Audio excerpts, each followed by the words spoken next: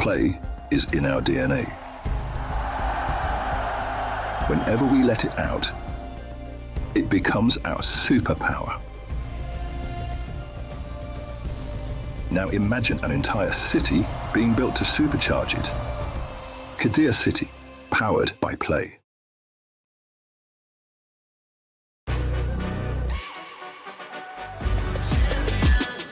This ain't no regular thing. I came for the ring, you know what I mean. You see my name in the lights, better get right, I'm champion.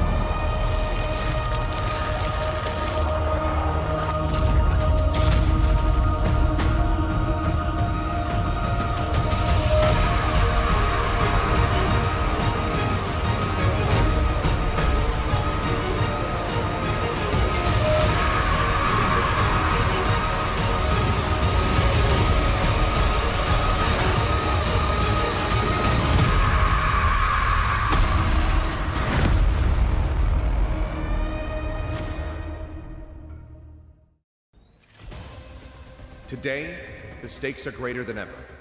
Every match offers teams a chance to qualify for playoffs, a chance to play in front of the French fans.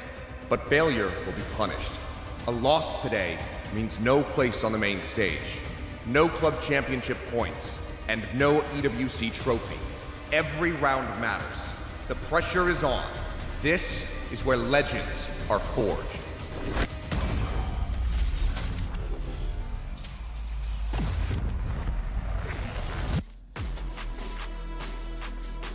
Hello everyone, welcome to day number 5 here at the Esports World Cup 2026 Valorant.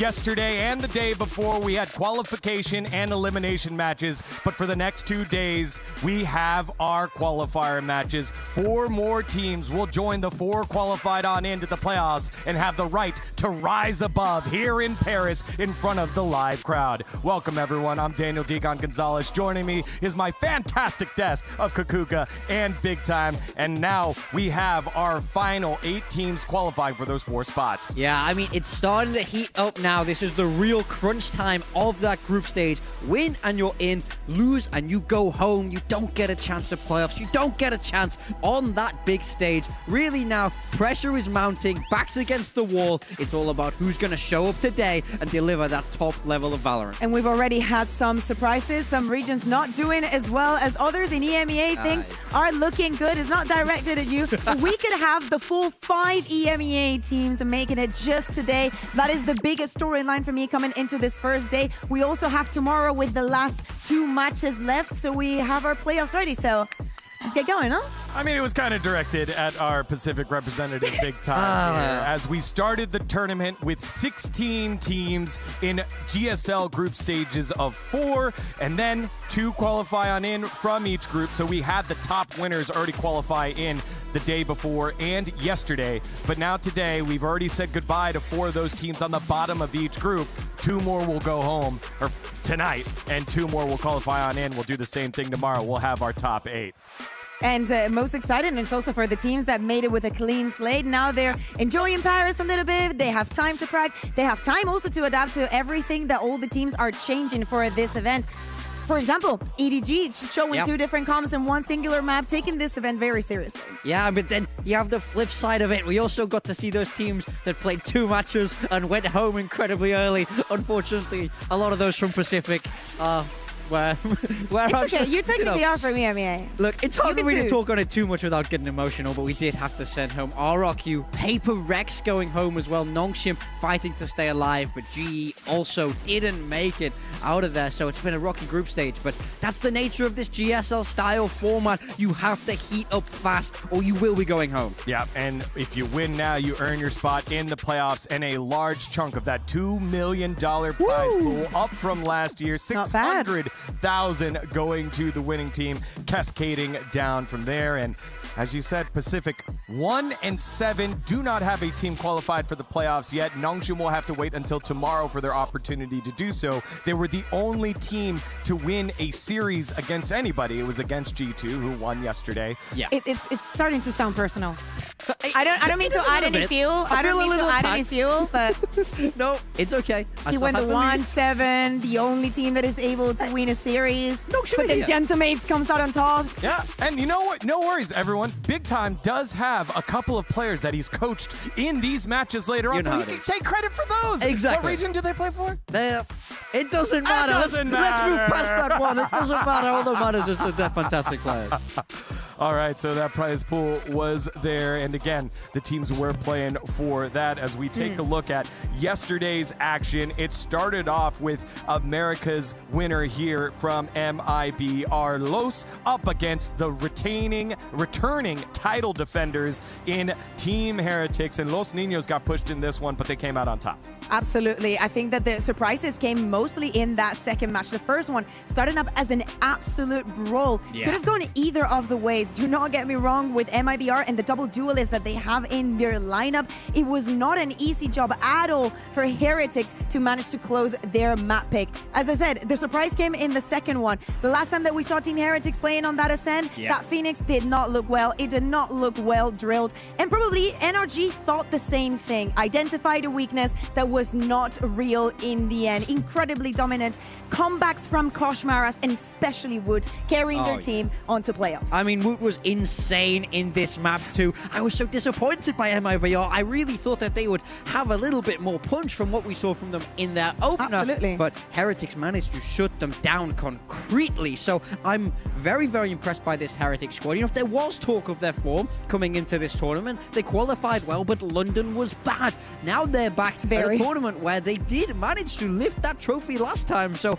maybe it's that little hometown advantage and they're feeling good here at the EWC. They were also honest, speaking about, hey, maybe for London, we focused on the wrong things. It did not give us what we expected, right? We put the work where we shouldn't have, and now things have changed. For the side of MIBR, though, I do still think that things are going to look good for them. They still have another chance of qualifying. Yeah, then we take a look at the second game here. G2 with a fantastic win there. Our old colleague, Baby Bay, managing to light up the server a little bit. XLG, though, didn't really feel like they were able to get into this series too much. No, I mean, we did enjoy what we could from XLG. I do think that at the end of the day, G2 are good at like making it out of groups and whatnot. They also have to bounce back from their performances. More specifically, the one that they had against XLG, because they chose them thinking that they were the easiest opponent coming out of London, but that was not the case. They do manage, however, to get their revenge. And us, well, we had to say goodbye to XLG. Yeah, again, just one of those things where it's well noted that G2 have had struggles at international events. They've been dominant in Americas in recent history. And XLG, part of that history because of London, as you said, to get that victory over them, who knows how far that might take them, that mental roadblock now being removed. But I also think that the feeling from those two teams that we had yesterday are different. I still think that G2 need to master and make some decisions, especially on this map that we're seeing right here with Breeze. We were hearing how Baby Bay was speaking about Jogemo, enabling him and facilitating most of those skills. But it still looks like a weakness if the teams know how to read into that. Nonchim was brilliant at it. Yeah, I think they got the job done, but it was a little bit closer than I would have liked, and I don't think the quality was quite there for G2. If they want to progress to those playoffs, and if we do see them on that big stage, I think people will target this map. So, yeah, I totally agree, Kukuka. I want to see them clean it up. Because if not, and if, you know, the teams were to have the chance of choosing, which I tell you they can't, maybe they would be the ones being picked out first, being like, oh, I see weakness here and there, and then it would be a very weird timeline. Yeah, again, just great to see G2 getting the job done here if you're an Americas fan for XLG. Something to build upon after this international excursion that they've had, including London, as they go back to VCT China. But that does set up the bracket here for Group C, as G2 will play against the team that defeated them earlier in match number 1. Nongshim Red Force, as Nongshim weren't quite able to get over the hump against Gentlemates despite having an insane 12-2 comeback victory in map number 1. You're thinking, okay, there's no way Gentlemates pull themselves back together, but the French outfit get it done. They will be playing in front of the fans here in Paris. And it was outrageous, by the way, especially if you're an EMEA fan. Seeing Gentlemates reach 12 and not being able to close the map, it's literal PTSD from last year. It happened over and over again. And honestly, coming into this tournament and looking at this Group C, it was going to be incredibly difficult for Gentlemates to be the ones making it out. And they make it out as the first seed. We were speaking about BBL and the surprises, one of the first teams that we're going to have today. But as I'm saying, their capability of bouncing back and actually getting that first slot, I hope that progresses throughout the tournament. And here's the Group D bracket. We showed you the match earlier with MIBR falling short against Team Heretics, as they are already now solidified as the 1 seed from Group D. And that leaves us MIBR and AGAL, who AGAL looked fantastic against Team Heretics, whereas Global Esports didn't really put up a fight much against MIBR. So we're kind of not exactly sure how things are going to stack up between these two squads. Yeah, I mean, that's the thing for me. I think this All Gamers roster is incredibly interesting. After that first game against Heretics, I was high on this team. I was feeling like, wow, they're going to run it. And then even after it, they had a 2-0 win against Global Esports, but now I'm doubting myself even more. I feel like they didn't play that well in that series. Yes, they got the job done. That's the most important thing. But I think we were closer to their ceiling in that Heretics game. So I want to see that opening version of them, even though that was the one where they lost. Yeah, so that was Group C and Group D, but then that leads us to today's action. It is the elimination matches here for Group A and Group B. As today's schedule up there for you, it is the Turkish outfit BBL up against Edward Gaming, the pride of VCT China. It is a rematch of the very first series here at EWC. And after that series is done, we'll have the reigning world champions NRG against the pride of France.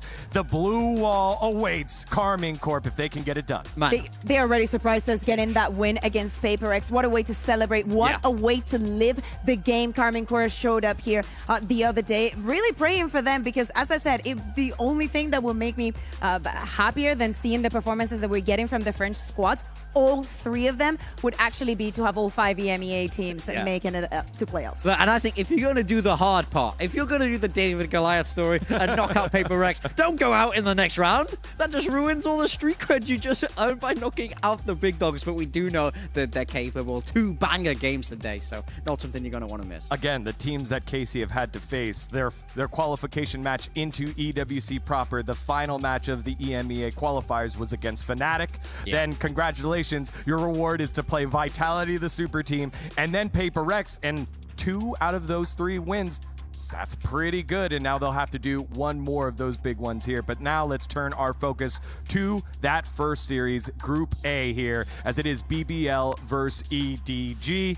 And again, this was a rematch of that opening matchup here, 2-1, a very close series that went to overtime, and then we're thinking, okay, that's it, it's over. No, this is when we got into the meta of, stealing other people's map picks because both teams were able to do it against each other. Yeah, I mean, very much so. I think for BBL, I'm not surprised if we're going to see a Lotus, and then if we're going to see an overtime on it once again. Seems to be their thing at the moment. But yeah, I mean, I love that this is a rematch, and I also love that EDG grew and learned from that original match. You know, they are filling in with an assistant coach here. That's always going to be a difficult thing to manage, but we originally saw Signed playing the Phoenix, playing these more aggressive roles, but since then, when he's played over across on the B stream there, it slowed down. He's on the Omen. He's playing much more supportive, and Jenny is the one who's taking over those roles, which is a change that I really do like. So I do feel like EDG are going to feel like they have a great chance heading into the rematch. And then BBL have the absolute final boss of Turkey that appears to be LaRock. After the performances that he's given us in both of the matches that he's played, but especially in the last one, despite the loss, with amazing numbers. Those are the two highlights for today. EDG changing things, adapting mid-tournament, getting things ready for the rest of the year and practicing them here right from the beginning. If you need to change something, then for the next one will be. It doesn't matter that we're with an assistant coach. We are going to give our absolute 100%. As you can see, the players were getting ready on the stage, so let's dive into the matchup. It is EDG here. They have had so many different bumps along the road. It had been such a long time since their ascendancy to the top of Chinese Valorant, but after 432 days, they got themselves the split victory leading into Masters London. And now, despite having a roster change here, they still are very, very dangerous. Yeah, I think this is the thing for me. On this Edward Gaming roster, it's Kang who's the star. It's him that, you know, has the most followers. His name is the one in the lights, but really, I think everyone on this team can pull their weight, including Signed, who's coming in as an assistant coach. We saw maps where this guy popped off, and I kind of felt like, whoa, is Smoggy scared? Is Smoggy scared sat at home thinking he's going to be replaced? Like, this is a roster stacked full of firepower, and they are really getting stronger and stronger from a macro perspective. I do feel like they're learning, growing as a team still, and the more they do that, just the scarier they become. It's EDG. It's impossible not to cheer for them. They made us dream. They were the first Chinese team that you were like, yeah, I am on this boat. This is who I want to be supporting. Kankan is a superstar. I mean, if you have any sort of memory here in Valorant, and if you have any interest in Chinese Valorant, of course, EDG is the team to follow and is the most with the most history. So, of course, if with XLG out, knowing that they had one less slot, I would like to have some Chinese representation, and EDG would be an absolute banger, especially with a sub. All right, well, we have more videos here on EDG and their road to EWC right now.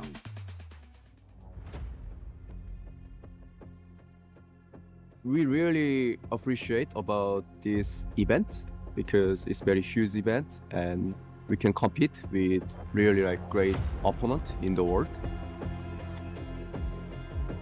We will do our best, but one of our main roster player cannot be here because of some surgery he had. So I'm not sure we can be really good. We will do our best. 我觉得不是很坏吧，但还没有达到我们理想的成绩。圣地亚哥的话，其实就是输掉了嘛。然后伦敦的话，其实我们本来有非常大的信心去拿下冠军的，那最后可惜就是自己没有把握住嘛，没有达到最好吧，但也还可以接受。我觉得当时是奥特曼来到之后，在磨合，我们在适应教练的风格吧。教练组的分工其实也比较不明确，就大家团队里面都比较混乱，感觉。 最后还是差一点吧，尤其是打勒维尔坦，就是第3张图的时候，指挥的时候我没有扛住，我觉得可能会有点难，但我相信我们可以做到。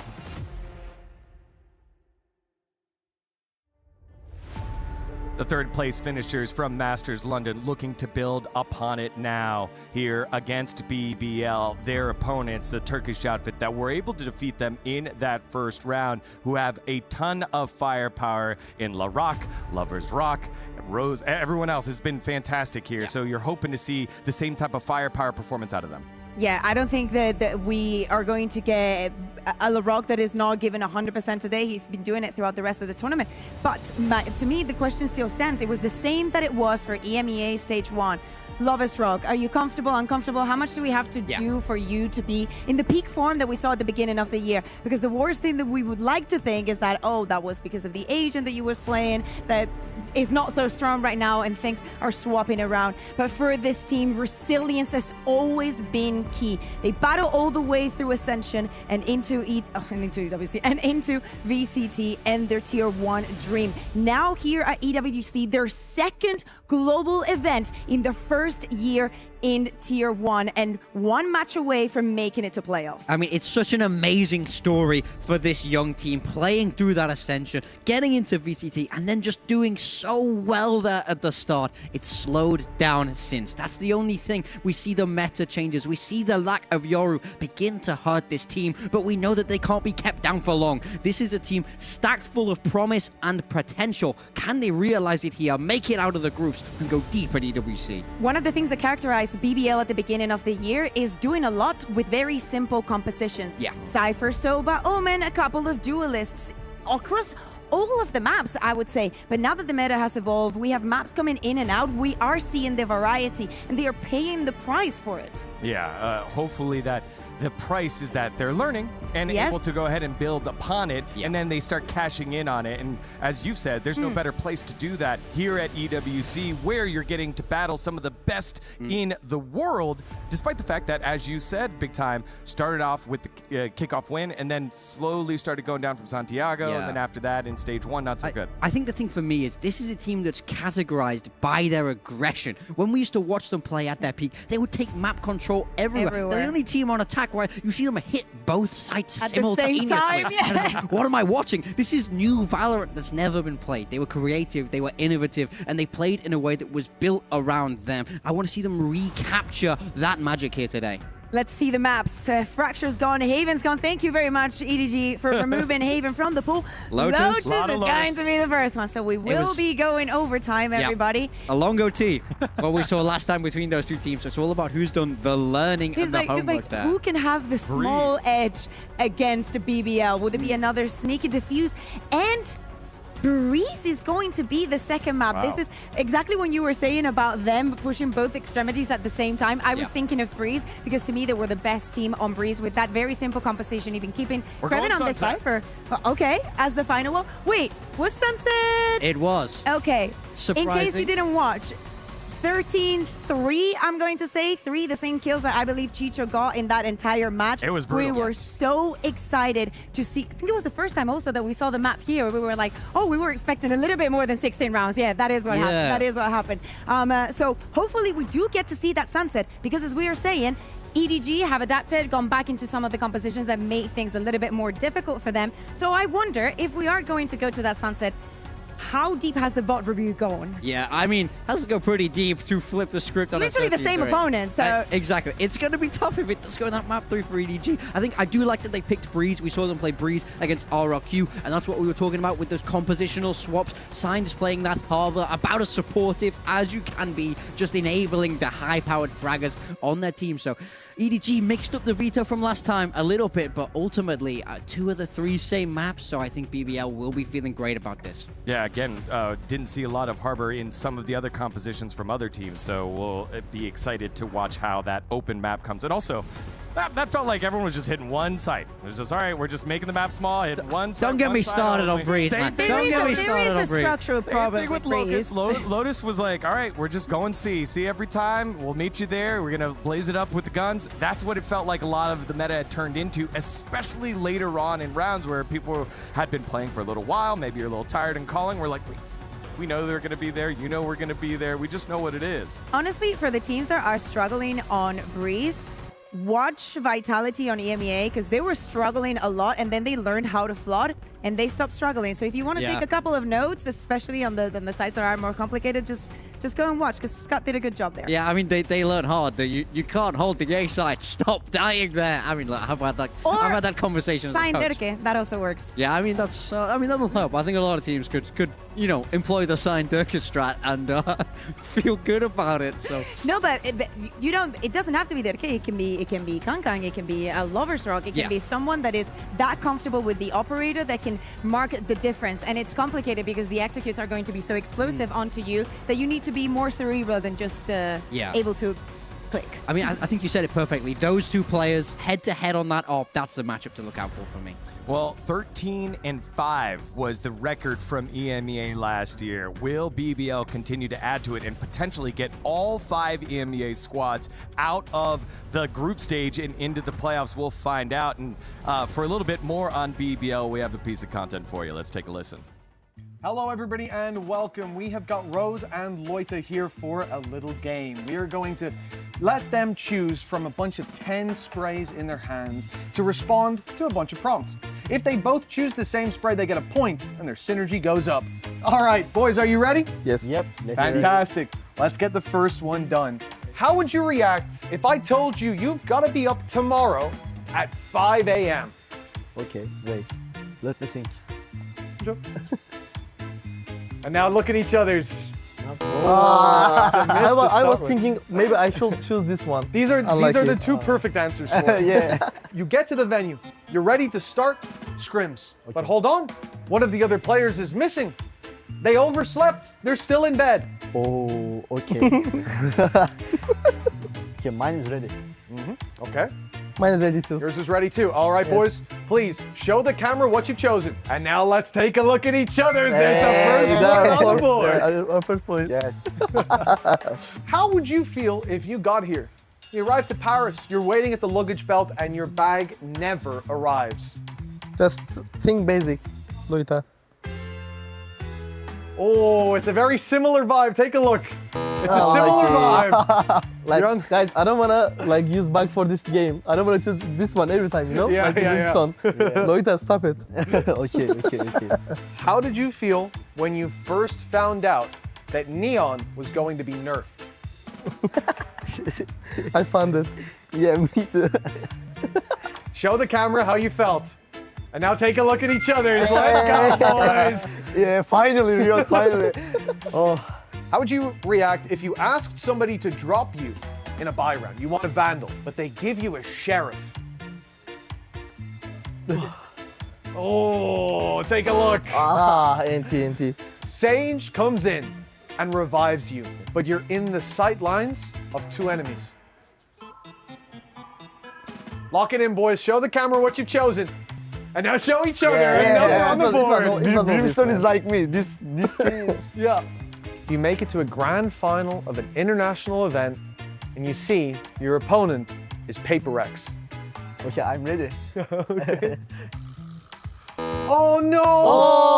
Rose just had that. He just put it back. No way. All right, you're about to go into an official match, and then Riot drops a patch, a big patch, the night before your official game. I think this one is obvious again.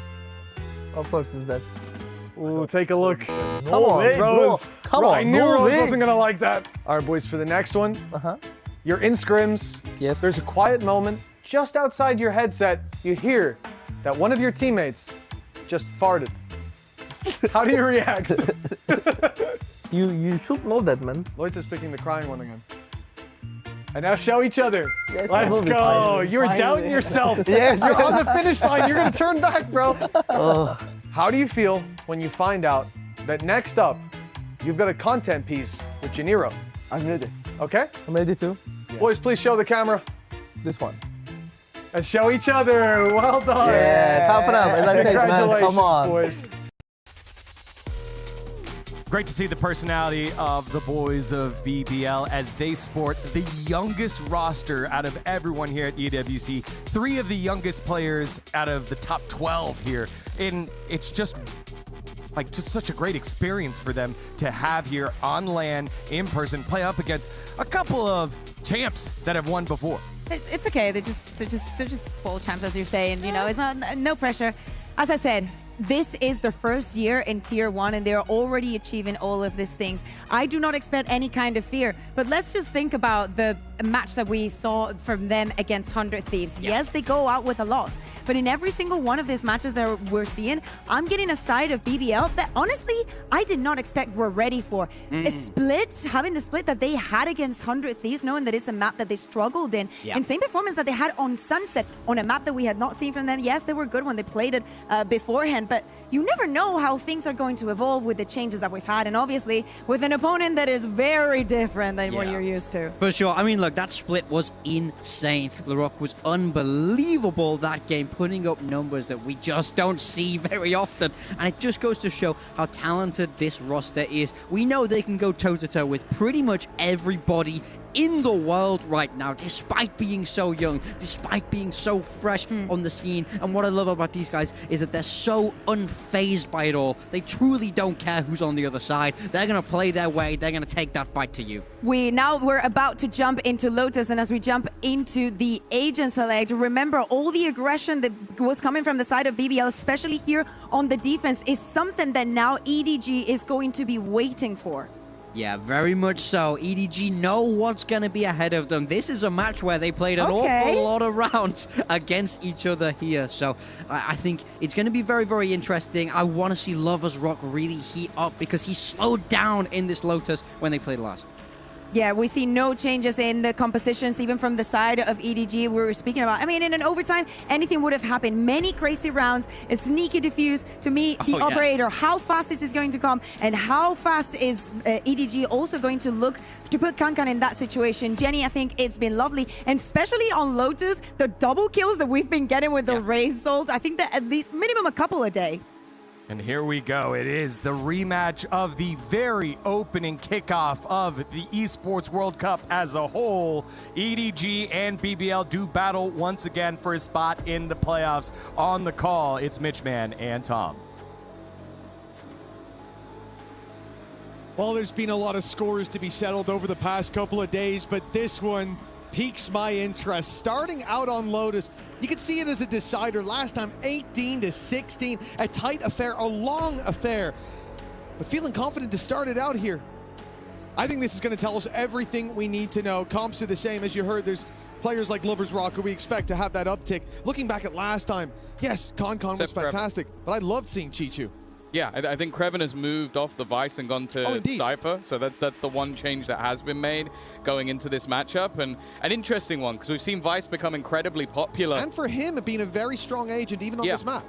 So I think it must just be based on what happened last time around, maybe going to try and, well, when you've got two players that can go over your utility, maybe you're going to try and switch things up, have some interesting trips, some reveals that might be able to help you catch on the way, or it could just be the aggression on the defensive side. Like, you know your opponent's going to be pushing, you want to have a little bit more safety around.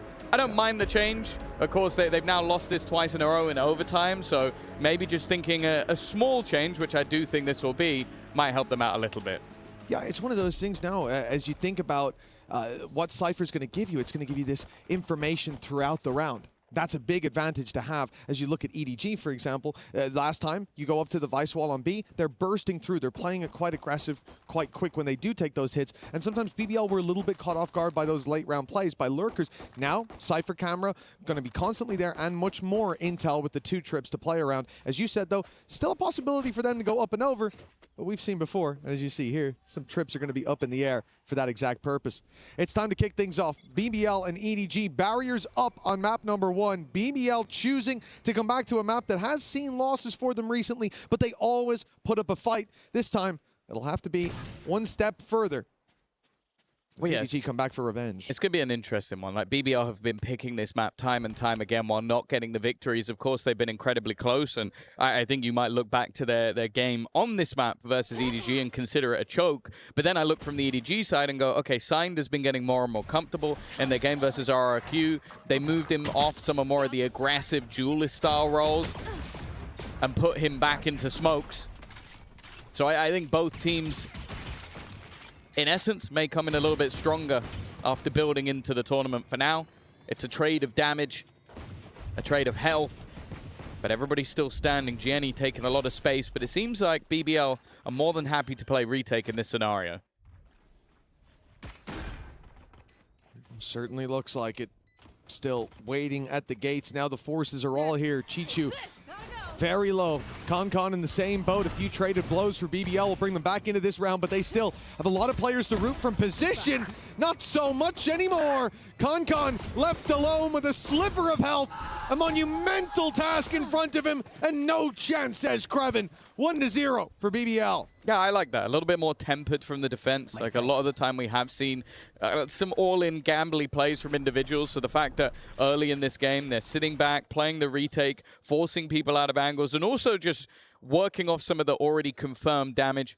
Of course, it is a pistol round. And I believe last time out, even with the OT defeat, they did still win both pistols. So it showed that at least in a lot of the buy rounds, EDG, in this map at least, were the better side. So I think still getting those strong starts is going to be important for BBL.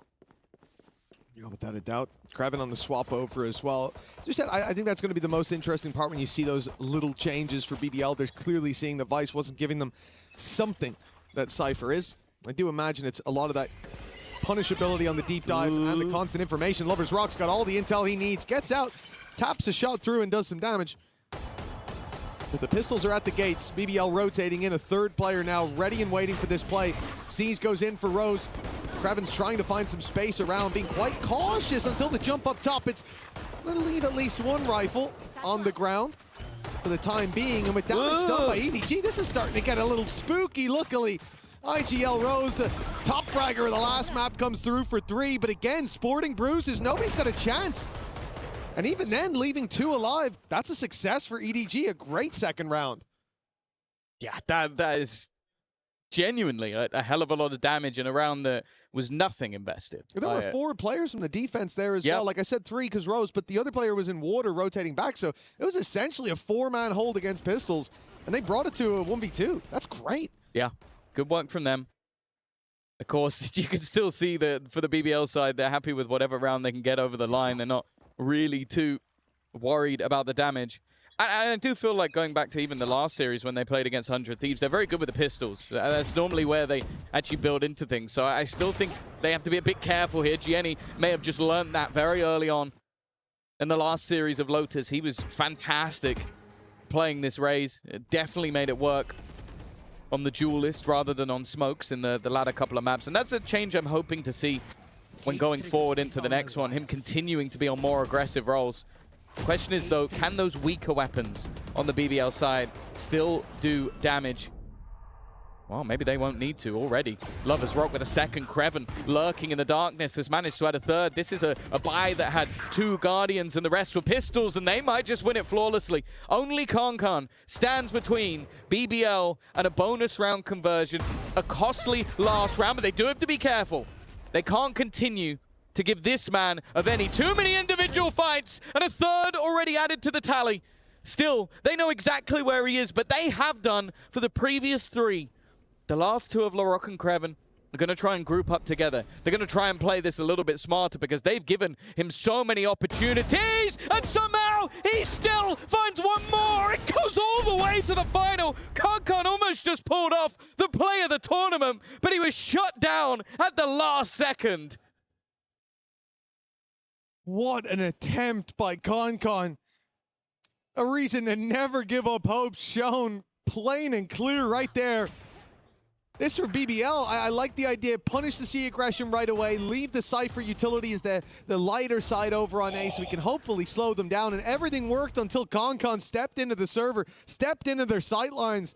And yeah, listen, you're on your feet. This is the signature of BBL. They always do this. Even if they're 10-0 down, they'll stand up when they get one. But that round right there, although it's a big win for BBL, it was very nearly a lightning fast start for EDG. It's certainly given them some morale to play around. The Blade Storm now a big threat considering what we saw just moments ago. Both traps have already been spotted. It really is on Concon, and with the trap catching him, there is no remaining hope. 4-0 for BBL, a swift end to this round. Yeah, I think it had to be a right-click usage of the knives for the first kill, and then the weapon wasn't able to be found by Concon. A much cleaner response, and I do look at this from Kreven, and even part of me goes, maybe it is just comfort. Like, if they're just getting past all of my utility, I'm going to just be fighting with nothing. So if I now switch up to a completely different agent with different utility that can give me opportunities, well, he's currently 7-1. So he's had a great start to the game on the C site. and he can just maneuver these trips every single time, although I believe that's the same as last round. Well, last round towards the seaside indeed. Here. The one before it was swapped up to A. It's going to keep BBL guessing a little bit. And now he starts with the more aggressive trip up close. Has to take it back as the nade comes in, and now it is the same old setup right back before. But a bit of a difference in LaRock. One away from a showstopper, and he is pushing his way up behind, containing them now towards this site. Rotation from Rose coming through. Nightfall will be there. If EDG wait a little bit longer, BBL will have a lot more to play with, and already there is going to be a problem as they start, I think, almost trying to bait out a trip. Yeah. He had the updraft dash backwards, but it wasn't caught. Now as they push deeper in, still that utility to deal with, and the Nightfall causing problems. They can't hear. Their HP low, and Kreven wrapping around, drops the spike. Now the wrap around all the way from B. But LaRock is barely needed. Kreven is off to a belter at the start of this map. You are seeing the differences. Now, one of the major problems that you have with Vice is first you can bait the wall. Yep. If it's up close. Last time. And then also, if you have a nade, you can destroy some of those vines immediately. So it puts you in a position where all of your utility's gone and, okay, you have a pop flash now. Yep. That's not ideal. In these circumstances, they're being delayed. He's even pulling back and putting back down utility, which you can't do otherwise, and basically making it very, very awkward for them on entry and surviving. 10-1. They've pushed his site in back-to-back rounds, and Kreven has not died. Kankan now going to be in with a hero rifle. Gianni with a showstopper. It's not been the hot start he would have wanted, and well, that hero rifle is already on the ground. The slide in, pass signs. He thought he had them contained there, a chance to punish, but it's not going to land. Showstopper won't either. For damage, sure. Lloyd is down to 17 HP, but still drawing breath. As now the flank, they'll become aware of it with the wall going up, but for EDG, they feel surrounded. The Seeker should give them direction to push towards spawn. They hope there's only one player there, but Rose is helping out alongside LaRock. Nade on the back of the Seas, it'll get around the corner. That's a big problem for nobody. He won't be surviving that, and with the shot from Lover's Rock, now it's only two left. Now it's only one in the form of Jenny. He at least finds the first and has the nade. That could delay, buy him a little bit more time, but there's too many bodies. And Kreven keeps on hitting. 6-0 now for BBL, and well, the changes have clearly worked. Yeah, even if it is just on an individual level for Kreven, I don't know what it is about locking in the Cypher, but he just is playing an unbelievable game. But it must be infuriating in this one because there was a lot of maybe unconfirmed damage, at least initially, but two players that were desperately low that they weren't quite able to convert on. And I think two players making sure that Signed couldn't get any further was a problem, and clearly a problem that EDG looked to try and deal with. A pause at 6-0 down. Now, I will say, normally at 6-0 down, I talk about death sentences. You're basically trying to recover the half. G2 yesterday made me start to question if it matters as much as I think it does, because they managed to bring a 6-0 deficit to a 7-5 defeat on the half. Yeah. Obviously, you can't get 7 if the others have got 6. But realistically, they then went on to win that map quite handedly. So a pause here could turn the tide, but I'm definitely feeling nervous for EDG. Look back to yesterday in Gentlemates, Tom. We looked across at what was our B-Stream stage, our second stage, and we said, well, that one's going to be over pretty soon. Was it 12-1? Well, things turned around over in that game as well. There was always a way back in. So far for EDG, the problem they're fighting shadows in the mist in the form of this utility. We saw 2 rounds ago, they throw the nade in towards C main to remove the trip. Kreven repositions it. Yeah. They updraft and dash backwards and attempt to bait out that first trip. It's not there. Already so much utility committed, and all the while, BBL are rotating in because it's becoming pretty clear that they want to take space there, or at least remove the util. Now that pause, I'm hopeful will change things. They've had trouble dealing with this setup so far, but now they've had time to think. And that's where EDG can be most dangerous. An op, though, in the hands of Lover's Rock, could unravel even the most well-laid plans, and it's not just him. BBL are looking to crunch towards A main. It seems like, again, the defense has the read, and the Cypher cam on C main, along with Kreven covering off B, is exactly why the Cypher is giving them all that intel that they wanted.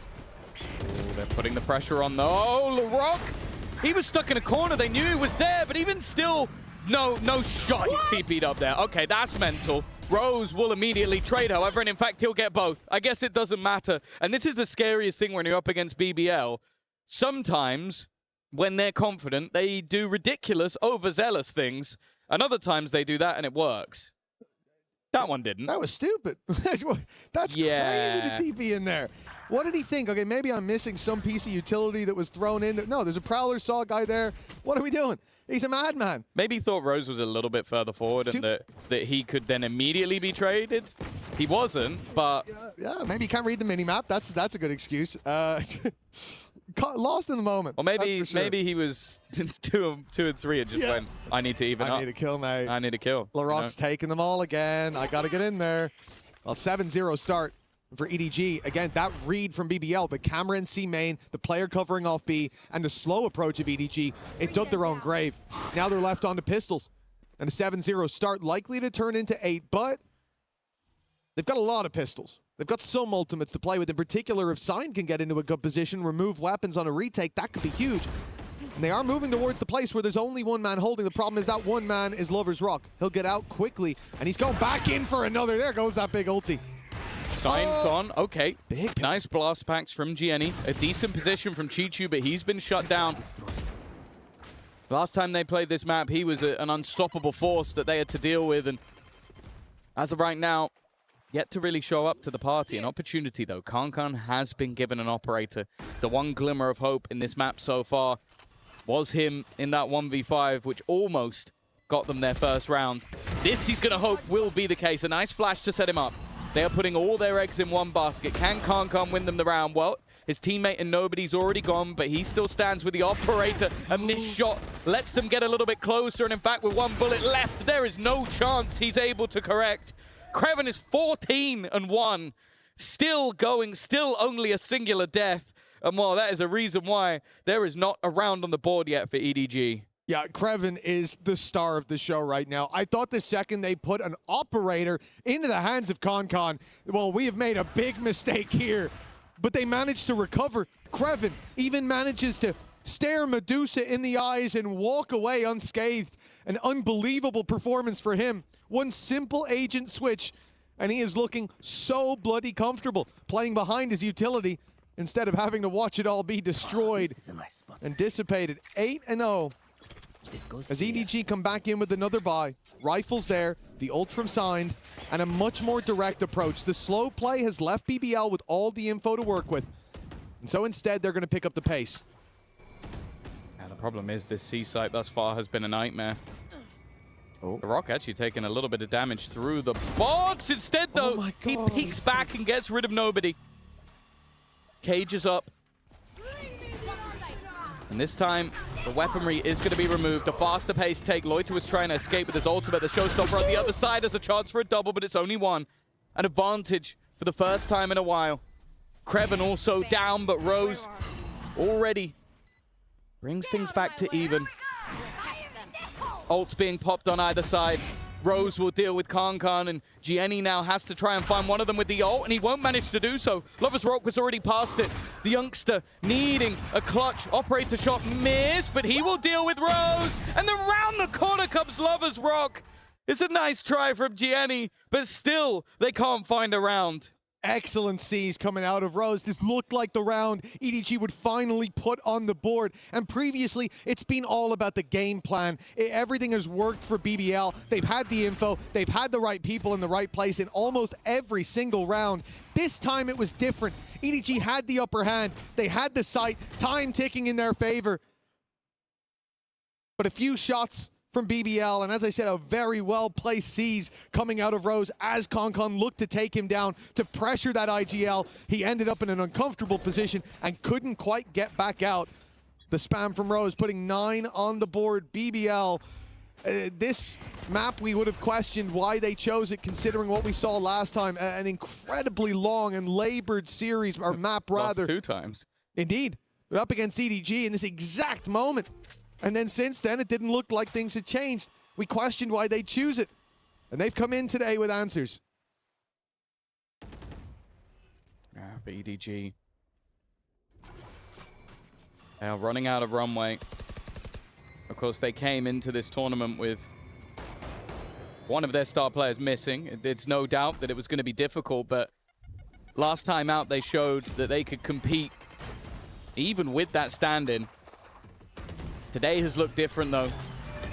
Into the C site they go again, and into the hands of Krev and Rose. In fact, Rose is running forward just to support Loiter. This is a slaughter.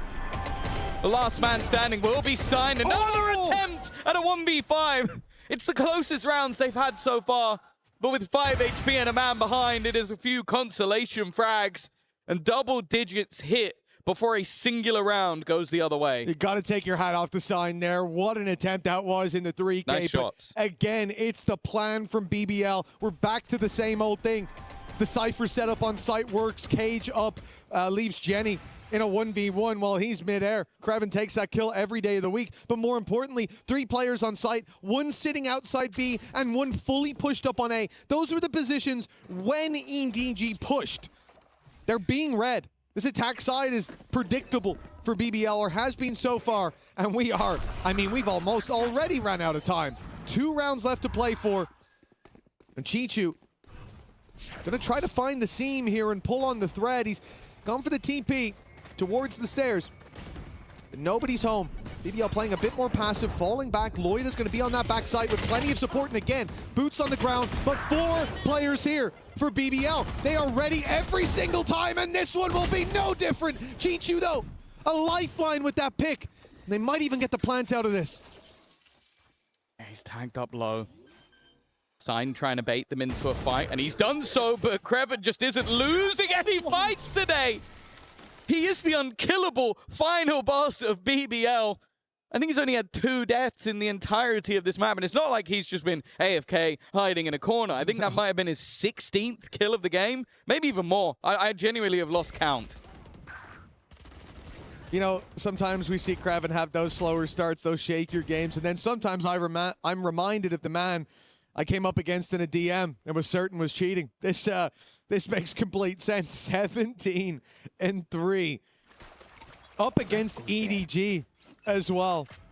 Considering how it went last time around for BBL, well, those OTs are looking very unlikely at this stage. It has been a dominant showing. Concon stepping up to the plate for 1, but only 1 as Loida shuts him down, and it's left to Sign 1 against 3. Last time he was in a clutch, he got 3 before going down. Doesn't have the spike. That's a big problem.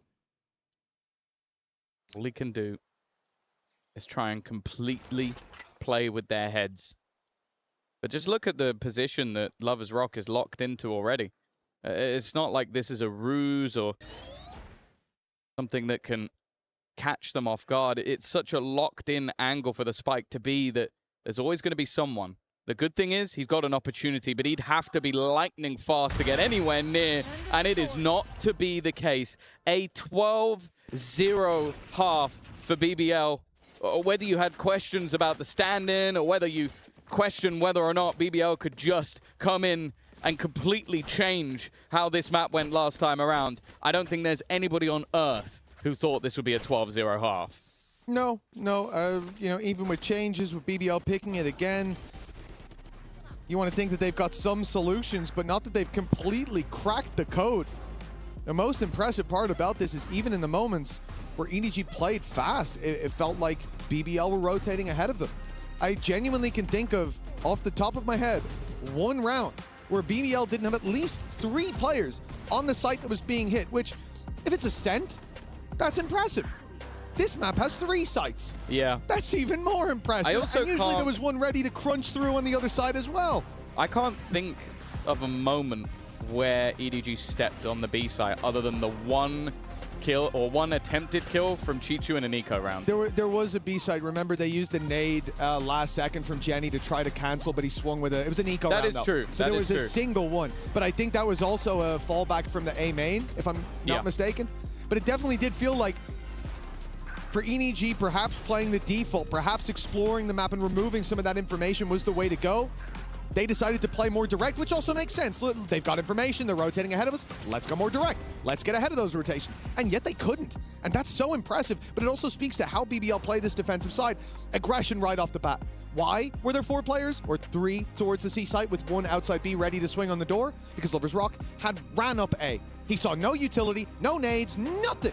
And after a couple seconds, he said, okay, I'm going into your spawn. And he's there on the Neon in a matter of seconds. They have the information. And when they go the other way, the Cypher utility gets the info instead. Kraven fills in B, 4 players on the A side. This has been a tough play for EDG. Well, and it's safe to say this tournament is starting to feel a little bit cursed for them in general. Last year in the group of death, only taking 2 defeats to Gen G, who went all the way to a top 4 finish. And then this year, coming in with a stand-in and facing off against a BBL that looked to be back in form, at least on an individual level. We saw them go missing in stage 1. A team with high expectations after a flawless run, kickoff regionally. And then EDG off the back of a very good finish at Masters London, unfortunately, are not able to show what we've come to expect of them. Sure, the excuses are there, but this is a completely different look for a team that has some incredibly good players. Oh, EDG come in here, 4 pistols. It's a confident buy, and, well, listen, if they're going to make 12 rounds in a row, they got to start it that way. For individuals to show up, that's all I want to see, because the comeback, although Gentlemates might let this one slip, I'm not sure about BBL. And they don't have that kind of history. It's a swing out on the back from Con. He's being spotted, he's being blinded, he's being naded, he's being shot, he is dead.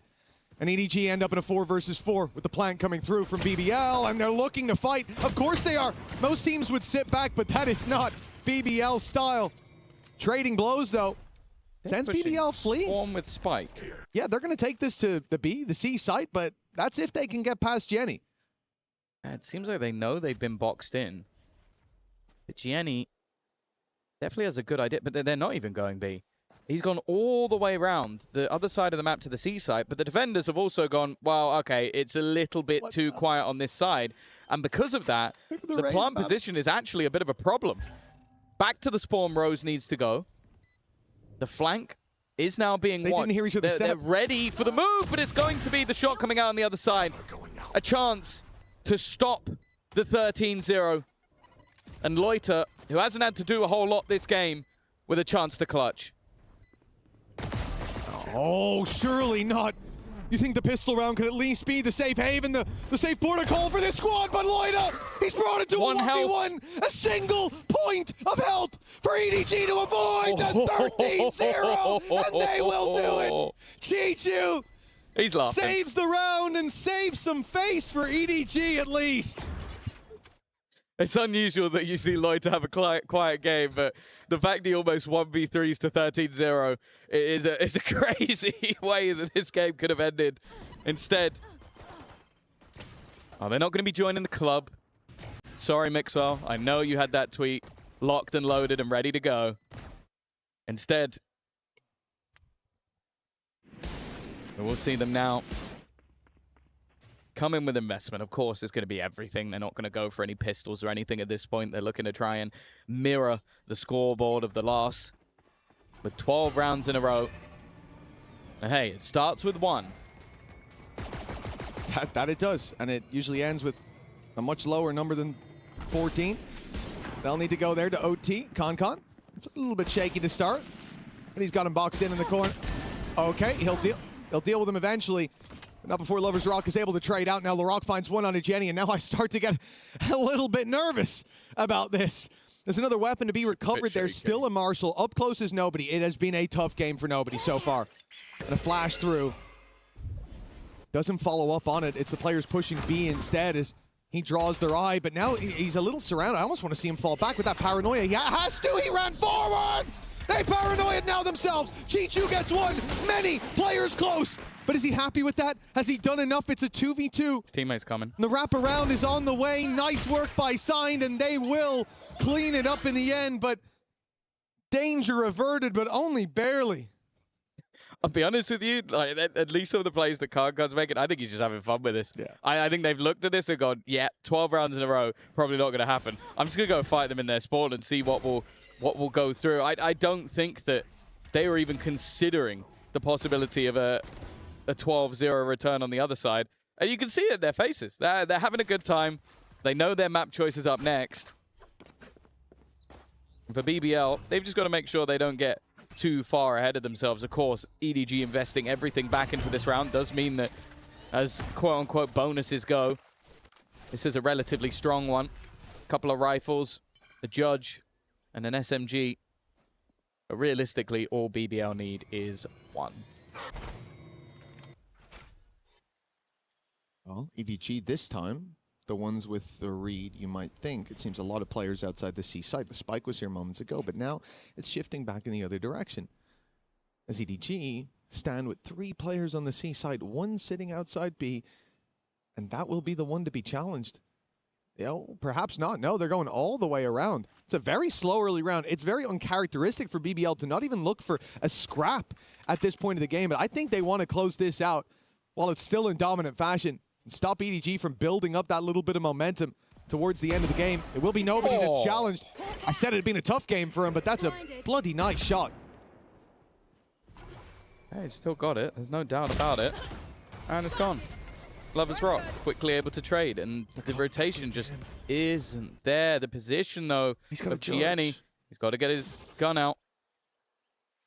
It's the worst gun for it. The trip's offline, so we can actually catch them on the cross, but unlucky to not get Rose. 8 HP. TP past the wall. Sign left blinded. He's trying to deny them, but instead he ends up being caught. Him staying alive with the wall might have even been enough to potentially change the round. Instead, Chichu's going to try and maybe even run in and deny the plant, but he's too late. And LaRock's now caught him through the smoke. It's down to Kankan again to keep them alive. And he's got rid of a showstopper at least. Rose is pretty low. He almost pulled off a 1v5 earlier in the day. This one doesn't seem so difficult, especially with Rose so desperately low. A chance to catch him through the wall. Just needs a singular bullet to connect, but Rose is now hiding behind the pillar. Not wanting to give his opponent anything, just trying to work off the time. Doesn't even care about anything else. It's ring around to Rose. He's gone all the way around behind him. He's just trying to wrap back around, and well, it might be a little bit closer, but I think Kankan has got this one at least. Yeah, BBL, though, giving them a lot of respect. This isn't just a round gifted to EDG. For BBL, they played this incredibly slow. They tried to push and pull the map. That rotation, again, great work from Jenny. Considering he had the Judge, I almost expected him to just stay tucked, but he almost gets away with a kill, and that HP definitely made a difference in that 1v1 in the end. So it was good work to at least get that damage, most importantly to get the information for those early rotates back. And yes, Sign might not have won the fight, but he kept him in position long enough Chichu could follow up. Sometimes all you have to do is give Kankan a chance. That's all you have to do. Like, if he's on your team. You give him a... Yeah. On the other team, probably shouldn't. Do your best not to give him a chance, but that doesn't always work. 3 rounds, 25% of the way there. Doesn't sound so bad. Yeah, listen, it's EDG finding the seam. They pull on the right thread. Maybe it all unravels for BBL, but it seems like a tall tale for the time being. 9 in a row needed. Chichu down in a trade to start this out. Great work from nobody, and Jenny as well. A 2K for them each, and 4 for EDG now. Relatively clean as well. Only 1 player lost.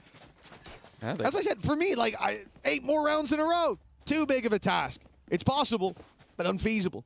But all we need to see is them pick up that momentum to start to feel like they're not just leagues below the squad. I think warming up into their own map choice is going to be very important. I think we've already seen that throughout this tournament so far with some pretty devastating defeats and then managing to turn it around. I think even look at BBL in their last series versus 100 Thieves, dominated map 2, still lost map 3. As long as their opponents felt like they were in it. But it does seem like the beasts from the East are now awake. And they're enjoying themselves while they do it. Some nice shots being connected by nobody as well. Gianni waking up. And you could see from the BBL side that this is now not haha, hee hee, funny. They need to take a attack pause to make sure that this one doesn't get out of control. Maybe even learning from the mates yesterday that, okay, we want to get ahead of this because the more EDG warm up, yeah, sure, 8 rounds in a row is still incredibly difficult to do, even just considering ult cycles. But if there was a team with a caliber of player that could do it, it is EDG. And plenty more teams I'd put below that caliber have done it here at this event. So for EDG, give them a chance. They will, well, they'll do their best to claim it. BBL, though, I think from the point of 12-2, you've seen that they're playing a tight game. They don't want EDG to get back into this. They believe it's possible, as they should. Kreven with the lurk has caught nobody. That's a big gap. Showstopper put through. Jenny's caught his head on the door, and he's a little slow, and the follow-up Paranoia lands, but a shot from Concon. It's not just one man pushing. No, this is a strategy from EDG. They're putting the pressure on from both sides. He's got his knife out. Oh, it's a big mistake. Concon falls. And even with that great pick from Signed, it's a 3 versus 2. Spike on its way to C, and, well. Oh, hello. Yeah, well, you get the info at least. But this no is the early thing. flank. Because Signed was spotted on the other side of the map, that was the immediate call from Loiter that, okay, I can now TP into the back of that site, past all of his utility. It's a gap that was exploited. And now the remaining 2 players of EDG look to fight for survival once again in map number 1. In the decider matchup, one team goes through to the playoffs, the other team will be eliminated. Signed maybe a little bit ahead of where BBL expected them to be. Good Paranoia, but the trade immediate onto it and a lot of damage being done, but it will not be enough. A stellar first half out of BBL and an incredible turnaround after playing this map twice in the last few days, losing in overtime in both occasions. They have come back versus one of those teams and had a 12-0 defensive half, and they managed to get the job done on attack. The man on your screen, Kreven, was one of the big parts of that. An incredible C-site hold with the swap to the Cypher. Of course, with EDG, it will be their map choice coming up next, and they need to bounce back. I mean, Kreven was holding C and B practically every round. They came direct, they came slow, they tried to push and pull, but nothing worked against BBL. The info game here on Lotus looking leagues better than before, and any past problems will be left there. Now, it's time to see if they can close the series or if EDG can dig deep and bounce back in the reverse sweep. Before that, though, back to the desk with Degon. Thank you very much, Mitch. And yes, EDG staving off being on the wrong side of history, but it's just a consolation prize to get those 4 rounds on attack or on defense to try and make the scoreline look competitive, because it was 12-0 and we were frantically looking up different stats, history, through lines to 13-0s in a competitive match, especially of one of this caliber, and it was tough to find any. I didn't have my laptop, so I literally had to go on my phone being like, yeah, I'm going to scroll through every single result that EDG has ever had in history, and I could not find a single 13-0 that was not going their way. So yeah, 1 pistol away, and do not forget, Loita almost closes that out in their favor. Do you remember at the beginning of the map when I was like, oh, they play such simple compositions at the beginning of the year. They were so good at it with the Cypher, the Silver, whatnot. Kreven moves from the Viper to the Cypher. The trips that he had on C to control that Kankan and Jenny could not do whatever they wanted to.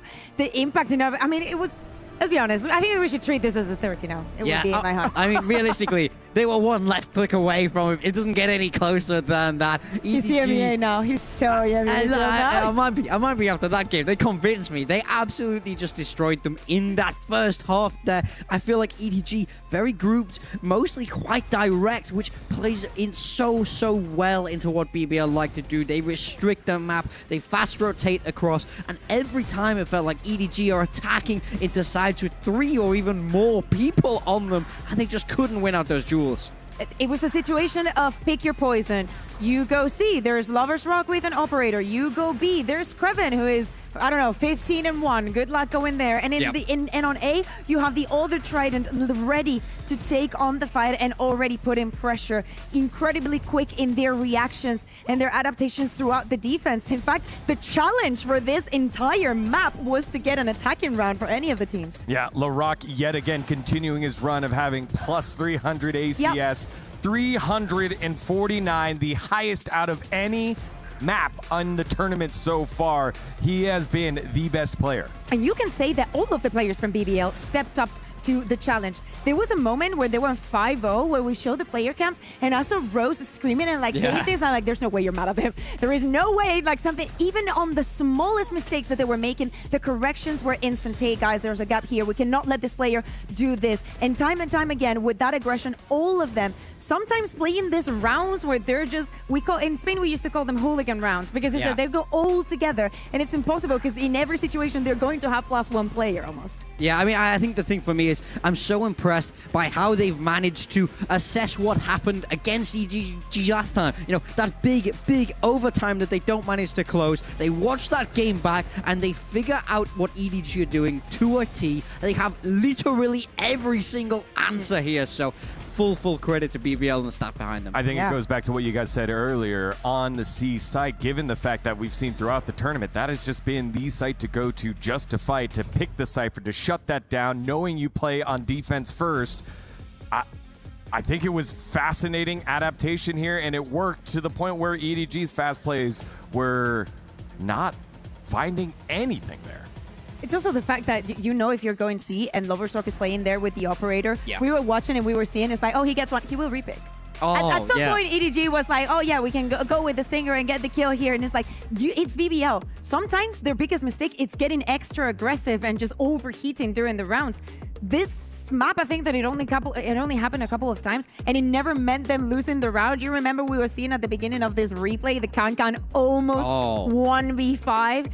We would have had a very different map, I feel like, if that would have gone his way. Yeah, but I mean, you can't help but feel for EDG. Like, the highlights of them are Kankang almost doing something cool, and then signed with the 3K, almost doing something cool. It's just not quite enough yet. I think the additional one is Chichu stopping the 13-0 with just that pistol there in the pistol round, getting the big smile. They were able to put something together, but not quite enough given the deficit they were put in early on. And we're going to see what they have cooking up here for map number 2, because it's going to be whatever they came with map number 1. You don't want to miss it. You're watching EWC 2026 Valorant.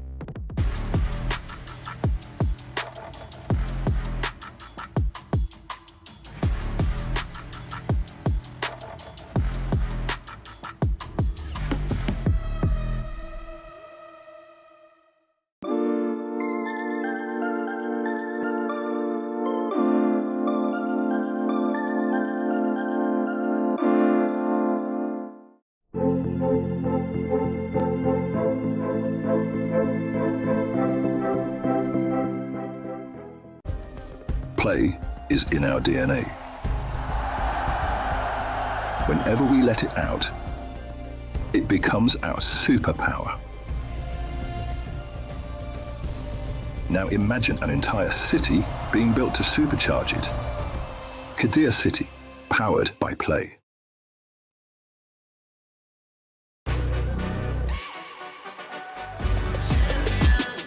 This ain't no regular thing. I came for the ring, you know what I mean.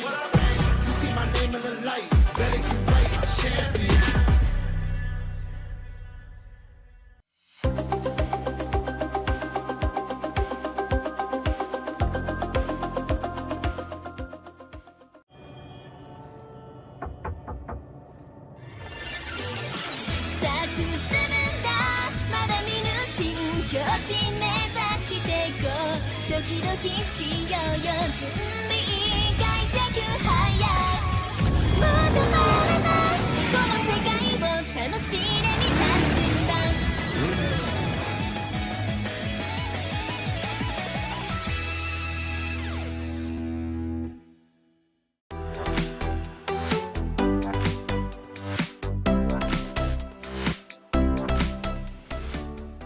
The human body was built to move, not trapped at a desk in one singular posture for 12 hours a day. It's time your chair evolved. This is Secret Lab Titan Evo.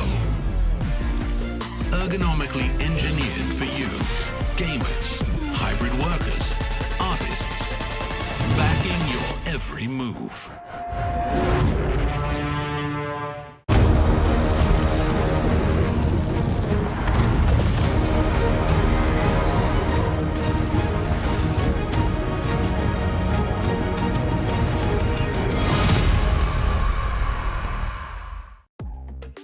Hello, everyone. Welcome back to EWC 2026 Valorant, as we had one of the fastest map number ones here in the tournament in our decider match. It was BBL taking down EDG on the Lotus. 12-0 first half. Couple rounds back to make the scoreline look competitive by EDG, and we finished 13-4, and we turn our focus now to our second map. Kakuka here alongside Big Time, and y'all, how do you recover from something like that if you're EDG? I think, yeah. How do I recover? Please. The good it was news so difficult. is I think this always looks like it's going to be harder to recover from than it is. I think it's harder to recover from close OTs where you feel like, oh, we should have won. If only I'd done this. Those kind of things can get in your head a bit more.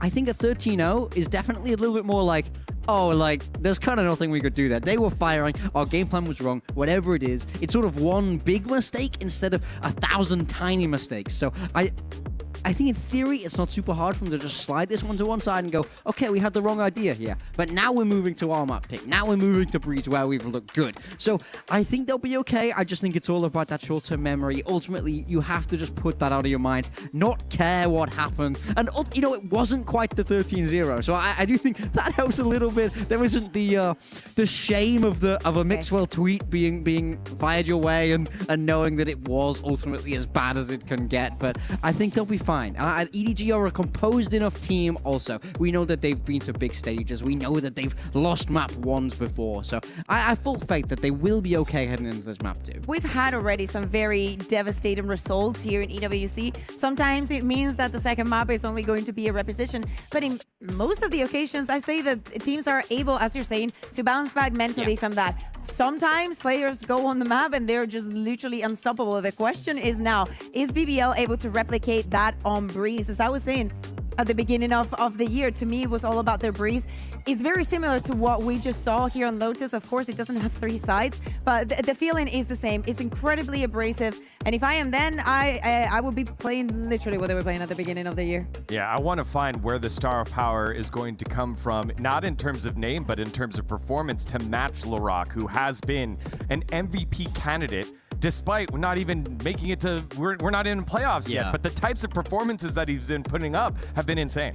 Yeah, we have to have that conversation, especially when after these 2 days and after the day break that we have when we jump into playoffs, we need to start speaking about these real serious candidates. But Laroc was amazing. And even though on that Lotus where, you know, some of these clutchy rounds that we were speaking, like the Kreven, the Loita, even if his name wasn't there, when you look at the scoreboard and you're like, overall on the impact that he had throughout the game, yes, it was still there. It was still leading the charts. Yeah, sure. And it's just incredibly reliable that I don't think that this happens. Like, yes, you can have a good tournament and it will be like, you know, in most of the matches you will have a good performance, but in all of them?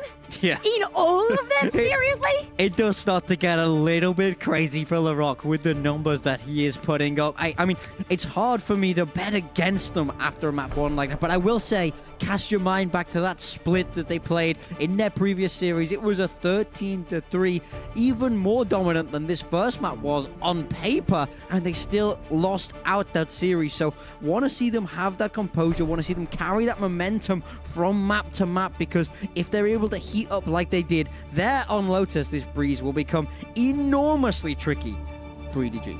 Yeah, let's dive into Agent Select, as Breeze is EDG's map pick, and they're hoping it goes the same way that it did for BBL's own map pick, but they can get something going here. Yeah, okay, so for EDG, this is more or less the same comp, but there is a little change here. When we saw EDG play against RRQ, Kang was on the Jet. He's now across onto the Neon. So I wonder, how do they feel like this is going to be able to stop BBL? Because I think Kang's Jet is fantastic. I think it's more about creating the situations. We saw it from G2, we've seen it from other teams. You put on the KO plus the Neon, you already have the Viper, and you add on a Harbor. So you have so many walls to put up on your opponent's face, and of course the flashes to be comboing with that, and you have nobody on the Soba that also combos this perfectly. This is a perfect harmony of agents to be playing here, Breeze. Yeah, no flashes on the side of BBL. We see this quite a bit on this map from time to time, but it's going to be hard to break through all those walls that you're talking about. Yes. That, you know, it does feel like a very targeted change to put BBL on the back foot, especially when the EDG are coming in for the retakes with that harbor. That's what I want to see. No fighting on the side. Have some discipline and take it to BBL at the right time. Will BBL qualify yet another EMEA squad into the playoffs, or can EDG force that final map number 3? Let's find out as we send it back on over to Mitch and Tom. Thank you, my darling Dagon. BBL versus EDG, map number 2. And after the first one, I don't know what to expect. BBL came in on a belter. I haven't seen Krevin with that strong of a start, and he continued it in quite a while. And for EDG, the bounce back is what they're looking for here. That last map was tough, but the second half, they were competing in. They woke back up, and I think BBL's setup was really the crux of it. This wasn't the BBL or a better team, but they had the better approach. Now it's on to EDG's map pick. Oh, wow. And it started out with Jenny's instant death. Yeah, he was trying to walk up outside of B, and they were just ready and watching for it. It seems like the defenders had a goal to get aggressive, and their goal is currently, well, it's looking like an own goal at this stage. They have already been shut down early, the remaining 2 players having to just try and piece the puzzle back together, but well, it's looking like there's a big hole in the middle at this point. Tom, when was the last time you saw BBL in absolutely any round with 5 players alive, sitting in their spawn with a minute left on the clock? I can't think of when that was. I'm not sure it's ever happened before. They're on a level of locked in that you don't usually get to see. Because normally they want to come out and disrespect at least a start. But we saw it at the end of Lotus. As I said, at 12-2, there's an immediate sign that these guys, they're playing like they can still lose this game. Well, Chichu's having a good time. He's got his little gloves on, and he's punching the body of Rose, so still giving it, that's for sure. But Larocque has shot him down immediately. Another pistol round under the belts of BBL to start off this first half. And I kind of want to talk about these 2 teams on this map in general, of course. I liked this map last time out versus RRQ for the side of EDG because I feel like the roles made a little bit more sense. You had that sort of more passive harbor for Signed. They gave the KO to Gianni, moving him off of smokes and allowing him to be a little bit more proactive, more aggressive. And then on the other side of things, it does feel like this map is very hit and miss for BBL. Sometimes they look like they can utterly dominate a half, like versus Eternal Fire, where they just go 9-3 on the attack. And then the next time, sometimes players go missing and they can get bodied. So it is difficult to tell if this is going to end up being a good choice for them. Of course, right now, I feel like a lot of what they ended up doing in the last map was kind of back to basics, go to more of what was comfortable for them. And on this attack, almost moving as a bit of a death ball, even in just the first couple of rounds, that could be a pretty terrifying thing for EDG to have to react to. We didn't know about the future of BBL after that first run. Their strengths were taken out of the game, were weakened at least a little bit, and we questioned, will we even see them at an international again? Certainly people out there did. BBL were aware of it. Well, there were lots of rumors of even player changes because it was like, okay, can Lovers Rock recover to the point where if he's not playing Yori, he can actually play to a decent level? And I'll be honest, I think a lot of those were very, very harsh to saying that we're not going to give him any time to overcorrect. Well, there you go. No damage done. That is a strong round for BBL. And again, what has alarm bells ringing in my head? Look how slow they were on that take. They waited for the drone to go out. They pushed together. They were spamming the angles they hadn't cleared. They waited for the reveal deeper, even with the advantages. And BBL are normally a team. We've seen it many times, especially off the back of a dominant win, that will come in and make mistakes because they usually don't get punished. And they give you a chance to fight back. Right here, BBL are playing tight in the first 2, but that was just pistols for EDG. Also, this is the real round. the bonus. Rifles are out, and hopefully more than 1 kill will be on the board by the end of it. Yeah, but this bonus round is incredibly strong for BBL. They have come in with rifles on every single player. The weakest weapon, well, it's arguable, is either the Outlaw, which, okay, will only be 1 shot to 1 player, but normally you might see an SMG or 2, so they have got their credits in a very good spot. And for EDG, if the last map is anything to go by, it does feel imperative that they get on this board early. Start to put the pressure on for the Turkish Titans. Well, already, nobody is going to spot things out. Doesn't have a lot of immediate support, so he's going to have to do a lot of this on his own, but he has already picking off Larocque, but the trade is immediate onto his teammate. Still, he holds the backline, but only for a second. Go, go, go. Fishing for those kills has worked out so far, and now it looks to double down on the advantages. Weapons recovered, and from a strong bonus round to an unbreakable one with Jenny. Your last man standing, one under his belt, a solid start. Good flash out of the smoke. Spams might have gotten him, but Loida was there first, playing anti-flash behind the wall and finding 3-0. That round now gets me even more worried. BBL looked like they're having a lot of fun. He wasn't happy with the quality of that fist bump. That's the biggest problem that BBL is having right now. Like, sorry, bro, you didn't fist bump me well enough at the end of the round. That was a bonus round. And again, definitely not a good sign. They seem like they are going back to, as said, a lot more basics. You're always going to have problems, I think, especially on the defensive side when you're a team with a stand-in, because you have to try and make sure you have that same sort of synergy you normally have while not having the same sort of synergy that you normally have. So if an opponent could just fast-paced take into sites, which BBL are excellent at, it becomes incredibly difficult for EDG to react in the same sort of way. 3-0. Similar start to what we saw in the previous map. Of course, it was a 12-0 defensive side half for BBL, which they eventually closed out 13-4. This round, not a whole lot invested. A Bucky, SMG, a few pistols, but expectations low. Decent cove, but Lover's Rock was already ahead of it. The chance for the pistols to thrive normally in those choke points. Now it will have to be towards the site. The wall at least allows them close with a flash through, and that's a good pickup for Jenny. Concon's there as well, but the push is coming in on the other side of the map, and nobody's fallen without anything to say for it, anything to show for it. And a plant now for BBL puts them back into this 3v3. They're not happy though. No, this isn't the passive team that we've seen in those first three. It's aggression now out of Larocque. I think he's 5-0 at the moment, possibly even more. They check. And it was Loida, sorry. Larocque's been slower, but of course he's delivering again in the corner. And perhaps we're seeing into the future, a fourth for him and a fifth on offer. He will find it clean as can be for Larocque.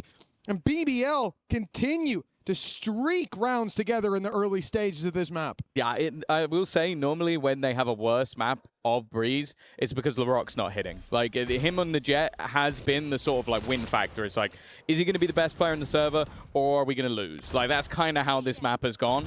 There was once, I think, where Rose, like, clutched every round for, like, an entire map, but that... I'm not expecting that to happen again. And the fact that we currently have Loiter, Lover's Rock, and Larocque all on 5 kills, 2 deaths between the 3 of them. Now I want to see a response. Now I want to see something from EDG to make me believe this is going to be a close series in the early fight. It's shaky, and they're already gone. They're already dead and buried. Both Signed and Jenny gone. The lurk from Creven almost feels like an afterthought because there's going to be nobody left to lurk on. 2v5. A Hunter's Fury available for the post plant for Rose, and he is back in main, holding the flank. Speaking of which, look where Creven is. Yeah, that's what I'm saying. He is a defender and slowly boxing them in. There is nothing for EDG to do to win this round, short of spin botting, I think. And with Chichu left alone, the save has to be the call, even then. Look how quickly Rose moves. Back towards the spawn, players on doors. Chichu's going to have to fight to keep this rifle. And he's got a battle brewing on absolutely every side. Good work to find, too. Every kill here is an orb towards a Viper's Pit, and that will help massively in locking down these choke points.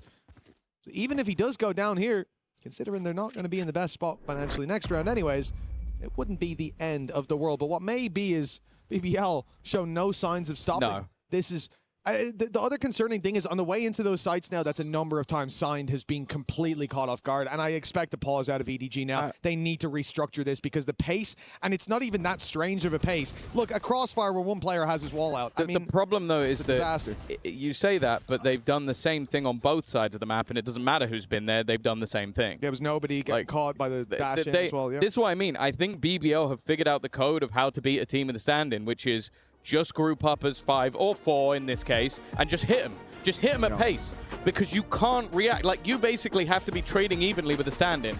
And if not, like you saw with nobody on the other side, he's gambling and they're putting players elsewhere to try and figure out a fix, and then if he dies, you've lost the site. That's the problem. It's very, very difficult to have, especially on the defense, that same synergy you normally would, the same reactions you normally would. And as of right now, BBL are just going 4-1 or 5-0. Let's just go into one site, hit it as hard as we can, and until they stop us doing this, let's just keep doing it. And wow, look at the current scoreline. They haven't been able to stop them doing it. So that's why the pause has been called. That's why a timeout has been taken, because this is now panic stations for EDG. If it keeps going in this form for BBL, they'll be the 4th EMEA team out of 5 to make it to playoffs. And EDG will be out. Beating a team a second time, often the hardest, but for BBL, it seems like they've stepped up in every facet. EDG, as you said, called that timeout. 5-0 down, and they've been put under so much pressure early on in this defense, but BBL also changed their approach.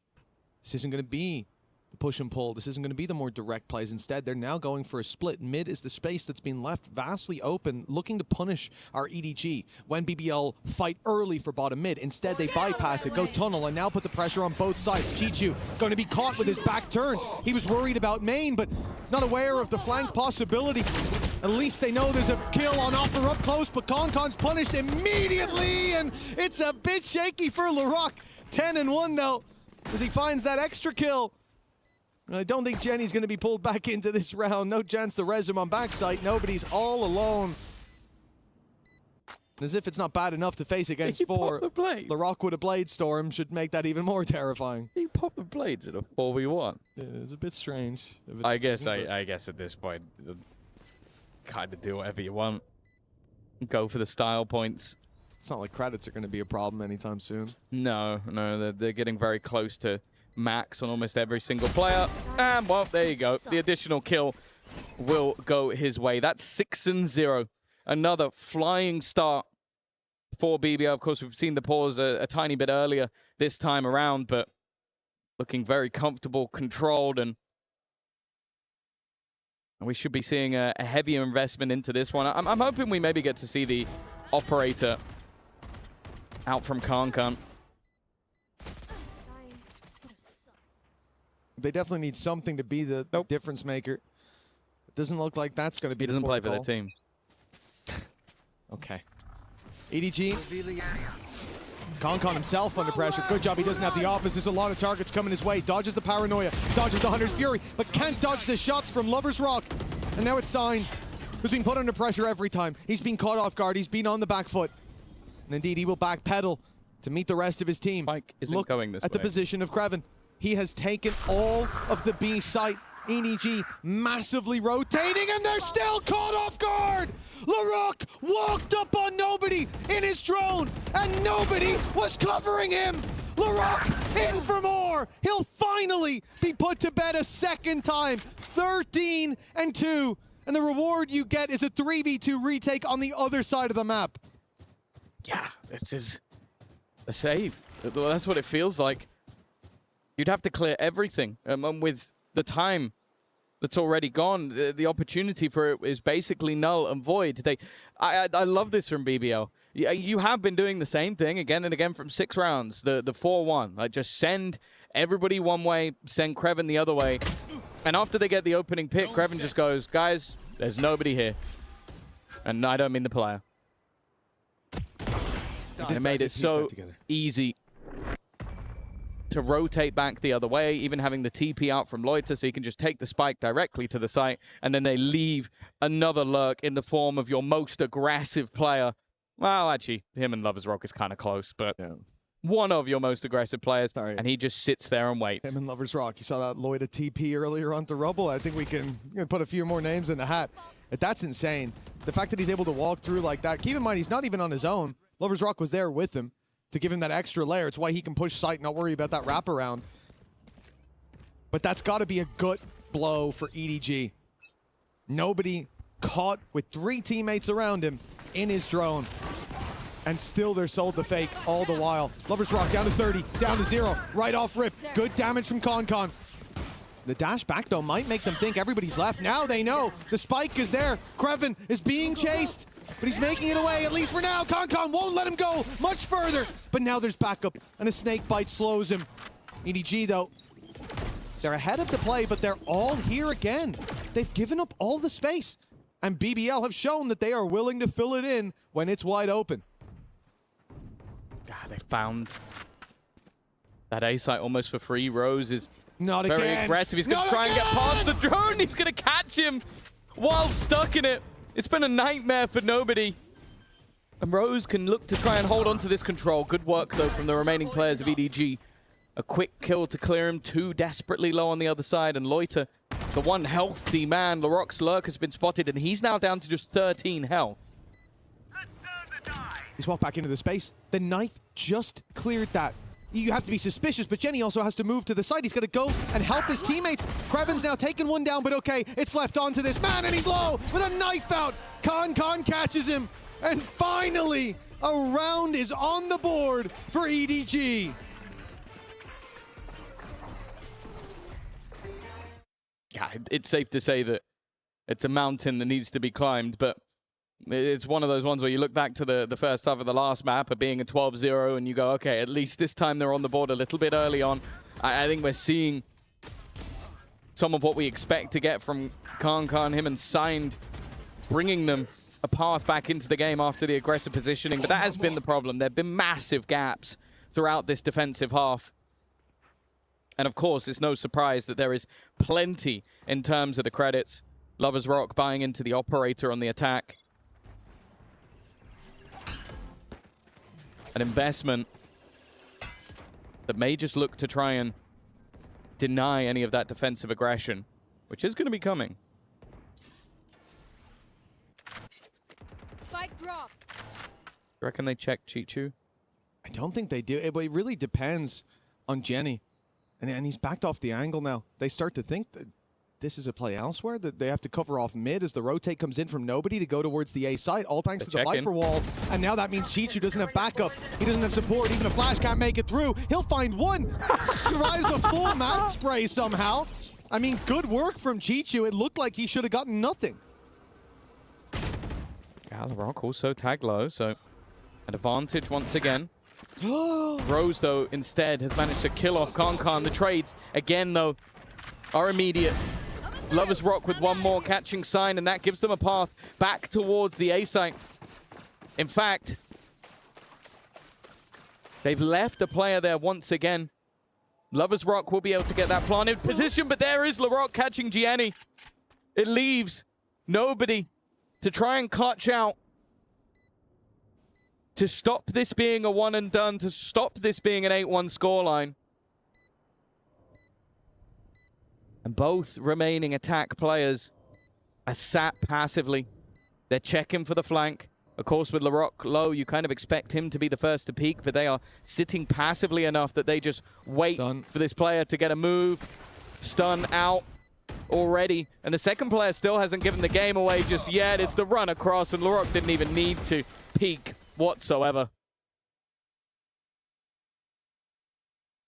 That's a really tough situation now for EDG.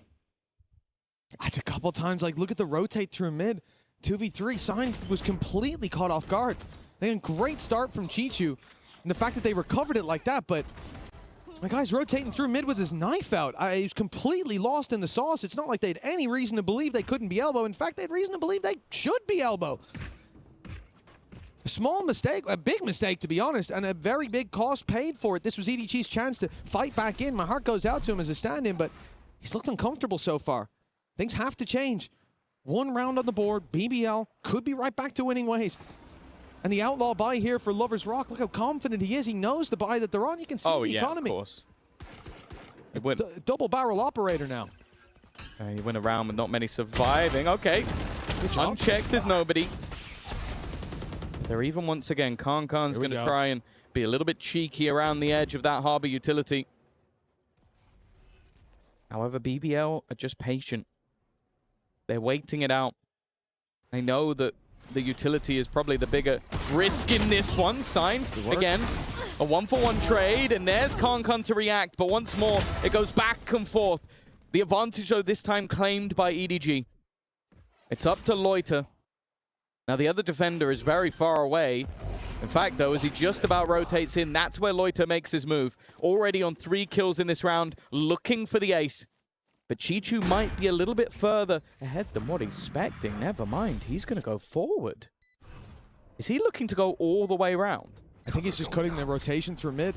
Like, that's not a position you're going to expect someone to be sat in this situation. It's usually like you've got players on site distracting, but instead he's tucked in. Luckily, Jenny is clearing it. The mistake there could have been costly. Especially early on, considering that plant location, he'd have to move. If Jenny falls early, all advantages slip. But he does well. And I think a lot of that comes down to Chichu. He was in the right place at the right time. He heard that TP be taken. So you know he's either spawn or making a play like that. Good rotation from EDG. Good cautionary rotation from Chichu. He stayed towards that site for so long, knowing that TP was online. Yeah, I think, to be honest, everybody finding their one, but then it's this kill. It's Gianni making sure that you don't end up losing that fight and then being very cautious on the rotation. It's a second round, but 8 is already pretty good on that attack side for BBL. And there's no guarantee that they're stopping at 8. Of course, buying back up once again, but this time the Viper's Pit is going to delay and deny a lot of that A control, but it's not going to deny them the orb, which instead gets them a Hunter's Fury, and they have a Viper's Pit for a potential post-spawn. I am, however, looking at Gianni with that null command. If you can deny a lot of that utility, you could make things a little bit tougher.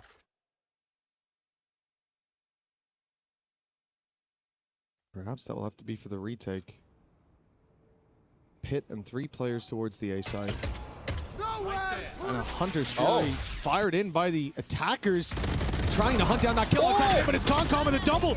And the escape back, never mind, he's back for more. 3 versus 2. Advantage claimed by Khan. And the round could be closed by nobody. This position is nigh on perfect, and the fact that he didn't help with the mid-fight makes you think that there's no way he'd be here.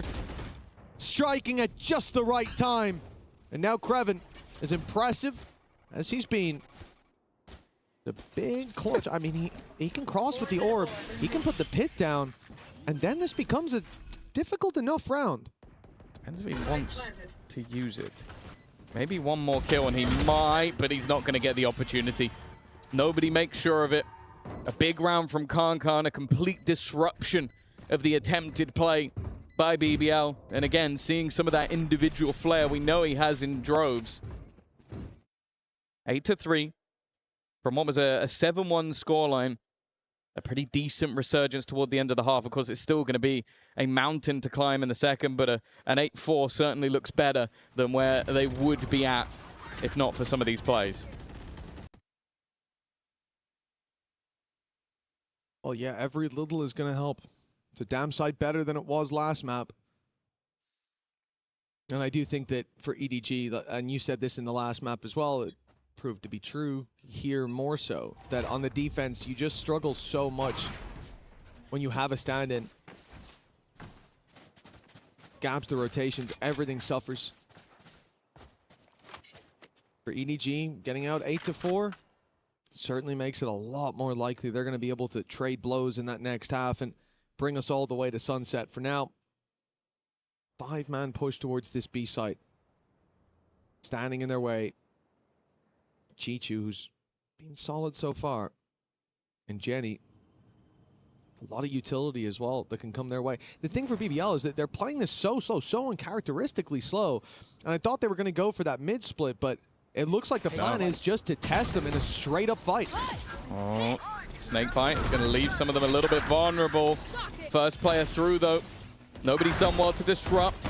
Trade back, nicely done by Chichu, and he's looking for a little bit more. The sight hold of B is his domain in this round, and Rose is now the last man standing, and the ult is there to finish him off. It took a little while for EDG to get going, but they've at least got themselves a minimum amount of rounds, and that early blitzing has turned into an 8-4. That's all they needed to do.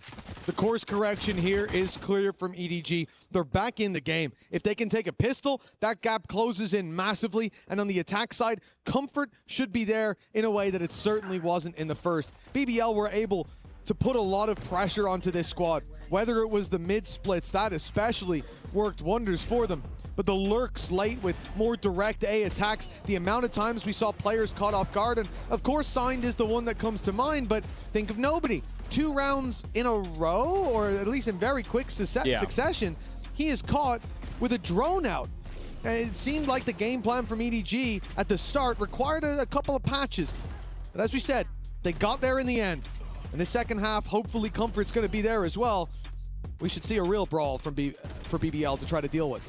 Yeah, I think it was much more difficult when you're going for those sort of death balls to really hold on to a lot of those early fights, and then the retakes weren't really working out either, especially with what BBL was doing of just late implants. Like, even if they sometimes had direct lurks in the form of Kreven, other times they would take a space, implant someone, and then leave. And that was definitely causing problems. On the defensive side, that's going to be quite a bit more difficult to do. And as said, like, you're going to have the same opportunity with Khan leading the charge and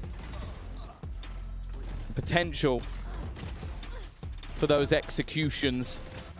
I'm also controlling the pace. I think that will help them out quite a bit, being able to have a focus on where you choose to fight. Of course, there's no doubt that the defensive side of BBL are also going to try and put the pressure on. They're going to try and take that space away from you, get up in your face, and I think it's going to be important that they do get a pistol, but also shut that down early. Make them doubt whether they can push middle or try and play for main, or have maybe even the operator controlling some ground. If you can do that, then maybe there's a way back into the match. But even at 8-4, even with those, 4 of the last 5 or 6 rounds going their way, it is still a hefty deficit. And without a pistol round, I still don't see a way back. I agree with you. Yeah, the pistol, I'm almost putting into their hands already. For EDG's sake, I want to believe that they can find it, but the slope steepens if that's not acquired. Presence of the A site. All 5 here. Knife sees no one close, and it's time to pick up the pace. Khan leading the charge, and Kreven on the other side giving up that space. They will play for the retake. But not that they have much of a choice. Yeah, direct stuff. Not wasting any time for EDG. That was the expectation, but now BBL going to be patient themselves. I'm liking the position of Chichu. Maybe a chance to catch someone, but timing here is going to be everything. If he goes back through the door, even if he doesn't, it's given the game away to Larocque that somebody is going to be around this angle. He's waiting for his teammates to make a bit of a move to buy him some additional space, and the timing couldn't be worse for Chichu. Literally the second he stopped watching, and because of that, everything falls apart. Khan is all that stands in their way from this second pistol round, but he's the man that may just be able to save them. Never mind. Loiter will find 3. And maybe a little bit wary about the time. He didn't want to give that defuse over. There was plenty, but yeah. Hey, better safe than sorry. I think Larocque was saying, can I have that? Can I? No? Okay. No, I need mine from the shadows, time. bro. It's ticking so quick, bro. I couldn't hear it. I need it for rotations. But that play from Larocque to sit for that long, if he literally the second he turns. If he could see his opponent's screen, he wouldn't have timed that as well. No. That was pixel perfect. No, you'd go right after he turned. Yeah, that's when you'd be looking at his screen. You'd have to turn back. No, instead, this is while he's half turned. It's like there was never any way that Chichu could react to that. And of all the times to get unlucky, 8-4 down in a pistol round, because that's what that is. The rest is not unlucky, but the first one most certainly was. EDG, okay. Shaky from Lover's Rock. Okay, an opportunity. Signed is the one to claim that scalp. And he goes pushing further, up close to the wall. Spam's now going to come his way, and he will be taken down as a result. They still have that Outlaw, though. Dangerous for so many of these players, and in the hands of Concon, it's damn right deadly.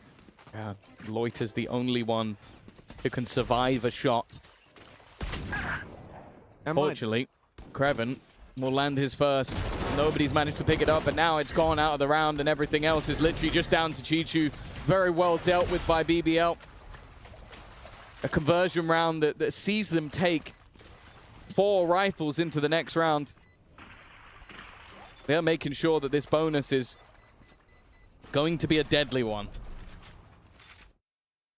Double digits for BBL so early on. This is really surprised me here today. And I'd like to look at it as the level of BBL has increased. I think they prepared extremely well for this game. Looking at the first map in particular, like that was... The Cypher change worked wonders. Like, genuinely, you'll never see a counter work that well. Like, at least 99% of the time, it's not as obvious that that was the counter and that was what changed it. But here, there was no way to argue it. But then coming into this map, I believed it would be a different story because it's not like we have that scenario to play out again. Yet EDG struggle. Now with the rifles in hand, this has to be where things take a turn for the better. And a turn for the worse for BBL. Otherwise, big trouble on the horizon. Paranoia. I don't think it caught Concon. It doesn't matter. Laroc's there, ready to defend his buddy. And now tucked in the corner. He'll strike from it alongside Rose. Shaky, but it gets there. In the end, Signed and Chichu surrounded, outnumbered. As that late play from Chichu comes in. He's got no one to meet back up with and 4 opponents to take down and no control of the spike. Any positives? Still got his orb. Wall's in the right place. There's 2 for you. He's alive. Got a rifle. So there's 3. It's a lot of good things going. And probably the biggest upside to having a rifle is that he can save it for the next round. Because if you throw yourself at this one at 10-4 down, we might as well just call it GG right there and then. You're not playing for the future rounds. You're playing to lose here and now. It's not that bad if he plays exits because, again, look at the economy. It's not like this rifle could save the day. And maybe managing BBL a little bit if he gets all 4 kills, for example, orbs towards his ult, and it will have an effect down the line on the comeback that EDG already need. But I don't want to see him running at the site. That would be a bit silly. Well, no, it seems like the plan is most certainly to try and save the gun. Of course, for BBL, this is a wonderful opportunity just to try and upgrade everything as they go. Go from what was good rifles to the best we have to offer. Every single one of them with that upgrade. And, well, they are going to go walking towards Chichu. I don't know if he ended up surviving that round. I hope for his sake he did. A lot of y'all are wondering, what are we going to do if he saves the rifle? I guess we'll never know. I think for EDG, at this point, rifle or not, the problems come down to something far greater than that. BBL are on form. And thank you very much to our producer. He did not survive the round, so the rifle will be removed in the end by that swing out from Rose. For BBL, 2 rounds is all they need to close this out. A 2-0 lights-out series up against EDG. The comeback for the attackers, well, certainly running out of runway. A lot faster than a Furious movie. With the smoke down, a reveal behind it. Maybe a chance if that can catch a few players, but it's not caught anything. Oh, my. In for the double. And Laroc follows through with the same. Again, Chichu's at the double doors late to the party, and it's already over. I don't think I've ever seen someone defend the site the way Rose just did. He ran out into the open. Like, that was genuinely like running into no man's land with a grenade. Just like, yeah, I'm going down, but someone's coming with me. I'm surprised he got away with as much, but it is literally just the surprise factor. Like, okay, at this point, let's just take risks. I've got 4 young superstars behind me that if I get nothing, it doesn't even matter that much. And it's safe to say they weren't looking anywhere else. 12-4. I think our analyst desk had a heart attack. I can see Morgan sprinting over here to the desk. They didn't think this would be over this quickly. And I don't blame him. No. Especially not on this map. And if it was, I thought it'd be EDG dominantly winning. A great start for Chichu. That's an important one. They've taken out Loiter as well. The wall has also blocked them from spotting the push-up. Concon maybe further forward than expected, and definitely so. Kreven dealt with the operator now. It might even be worth just taking through into the next round. They do have plenty of credits to play with, but that doesn't mean you want to just hand it over to the other side. Larocque, however, may still feel like he can go for something here. They're looking to try and hunt down Lover's Rock. He's creating a little bit for himself, but Larocque has gone on the other side instead. And now it's just if he could hold the gun, and he won't be able to. Great work from EDG. An A hit into an A hit into an A hit into an A hit, and finally they made one of them work. And I think realizing that BBL, if they are holding mid, it's from much deeper. That those rotations aren't necessarily the reason that Chichu's finding the free space in the late round, so he goes a little bit earlier. And this time it works wonders. Obviously alongside the Reckoning, which is robbing any information out of those players on site, especially the one that gets dove onto with the drone. It's a good read. Chichu was late to the party a couple rounds in a row, so this time they send him early. And a round on the board as a result. Is it a flash in the pan at the beginning of something we'll remember for a long time to come? 7 in a row needed for EDG in a game that they have been shut out of. They found 9 rounds across both maps so far. Aggression from Con shuts down the quick rotation, but they haven't seen that in the corner there was a little lurker. Kreven was waiting all the while, and now he strikes from the sidelines, leaving Con alone and leaving EDG with a trip home. BBL push through to playoffs. Yeah, well, we saw the organization do the same thing last year, but for this squad coming into what was clearly a tough group on paper. Sure, it was a weakened EDG, but it was one that still had some bite left in them. But today, utterly dominant display from start to finish. A 12-0 start in that first half, and they look like they might do the same in this second map as well. They didn't let their foot off the gas throughout the entirety of it, and I'm sure for EDG it is the second time at EWC that they will go out in the group stage, but it is a wounded team that I'm sure later in the year will come back much stronger. They came in here with a stand-in, and they did a decent job of it, but we could see the cracks there as expected. If EDG were on their full form, no doubt we would have gotten a closer matchup here today. But one thing is for sure, whatever power level EDG came in on, BBL have stepped up since the start of this tournament. They looked clean on Lotus, a map that had problems for them in every series so far. And now they've come through to prove that they didn't just patch it. Oh, they fixed it top to bottom. This ship has been rebuilt. Not even Decius could tell the difference, and now a 2-0. That's got to be them stepping into playoffs with a lot of confidence. Oh yeah, I'm not sure that anybody would like to be coming up against them, and they join the lone 100 Thieves alongside 4 EMEA teams. And you know what? I know we always throw to Digon, but I'm excited what this man has to say. The EMEA traitor. How you doing, Morgan?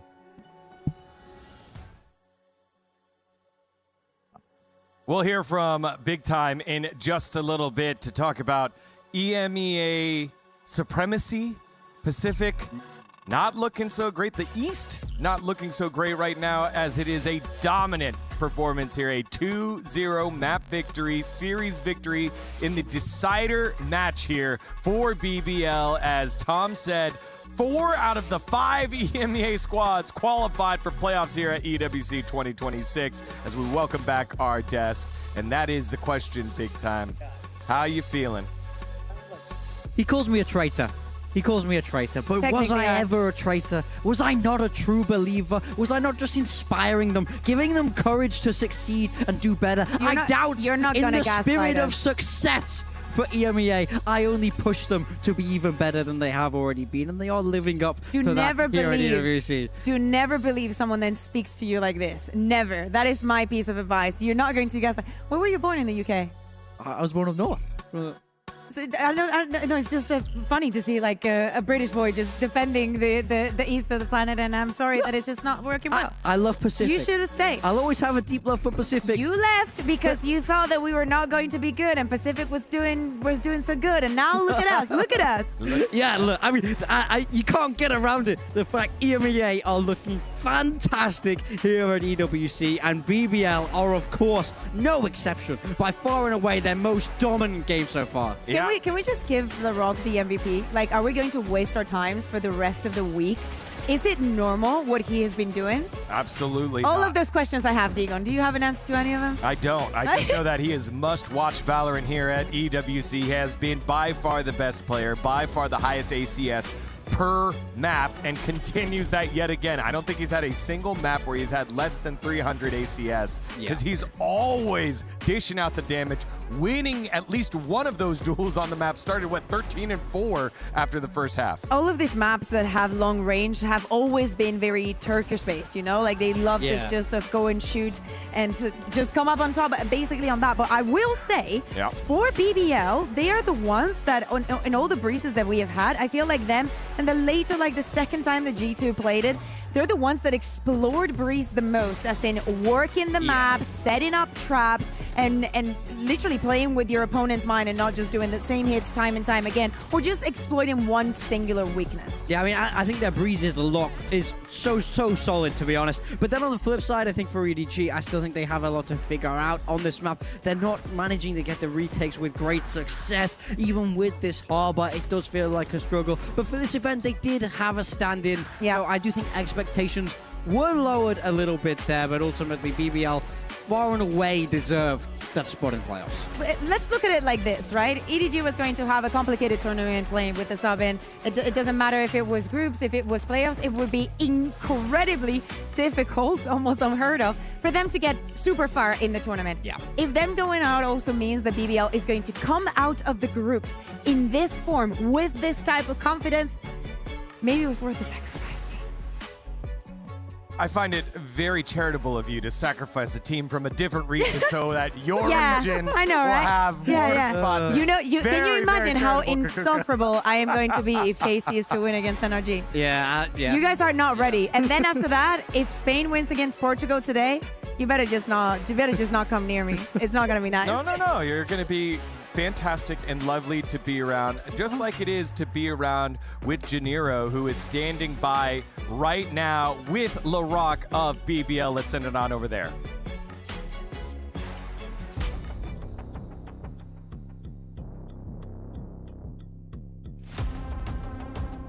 In the last games that we've seen you, what's going on? What are you having for breakfast? I don't do breakfast too much. Because of that, I don't eat anything. And I eat enemy team, I guess.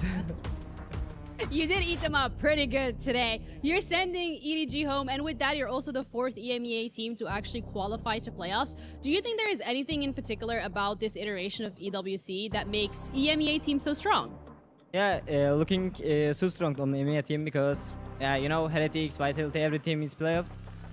I guess Karman Curb, I think just they can't go playoff today. I think Energy is win, but the other team are too strong. We're gonna see it, but BBL is the best. BBL is the best. I mean, you guys have a really good score so far. This was a quick 2-0, especially that first map. Looking at the scoreline, 13-3. I just want to know in terms of the confidence that you guys have found now that you're back onto this international stage, because after Santiago, it was a little bit of a struggle. What do you think has been the biggest improvement point that you've been focusing on that has allowed you to perform so well again?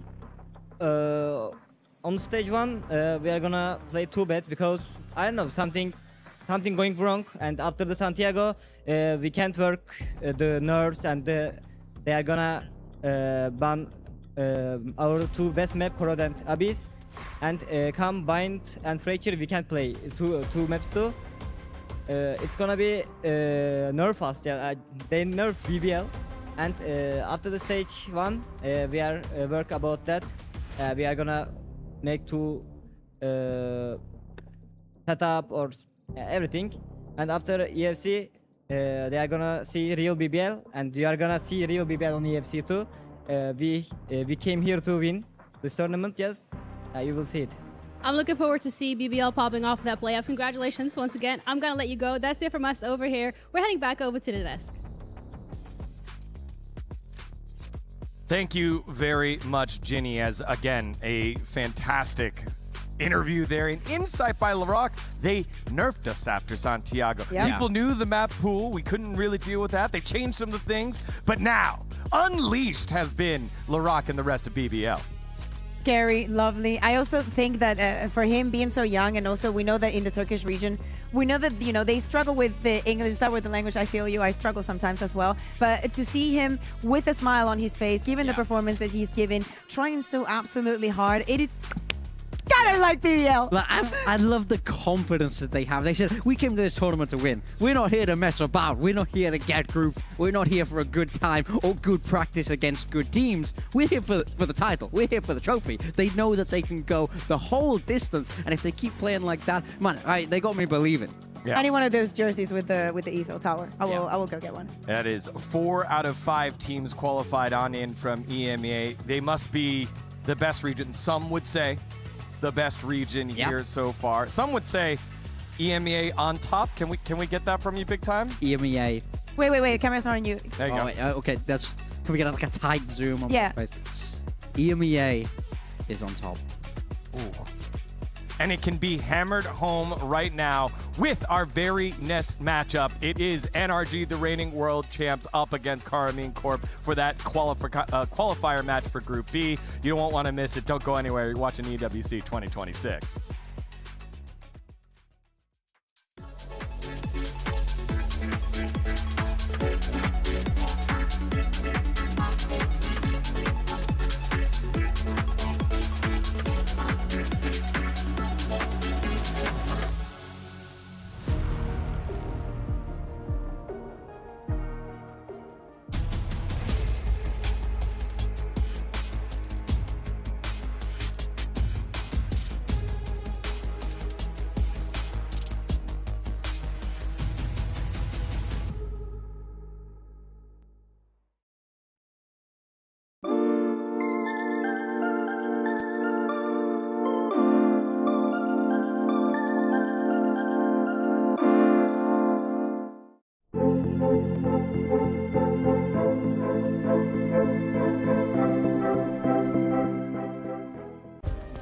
Play is in our DNA.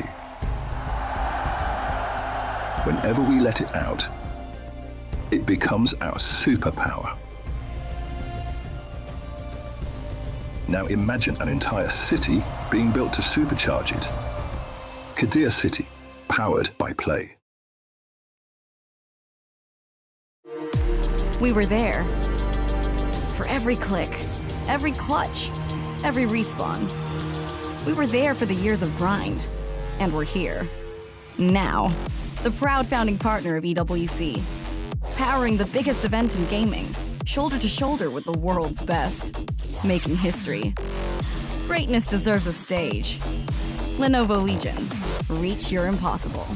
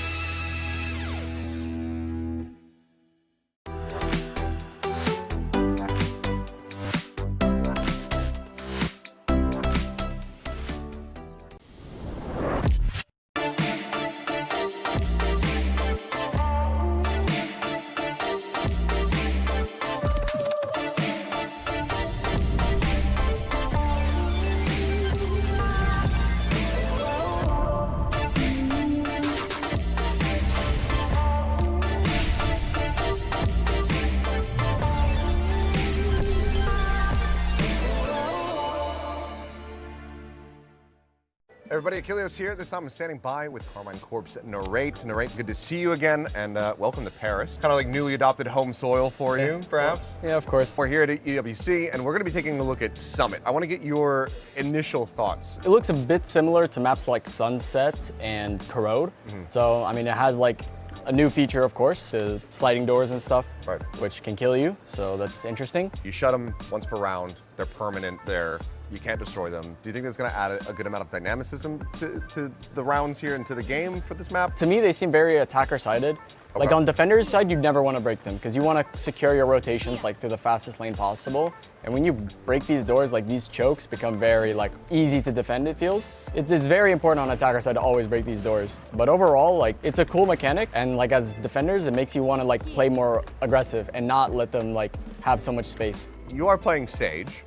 And some of this has been displayed before, but in case anybody didn't see the show match, we take a look at some of the silly little tech that you can do with Sage walls. Yeah, I mean, obviously I created this. Grim, I don't know this guy, like he just stole it from me. But pretty much like he showed this wall.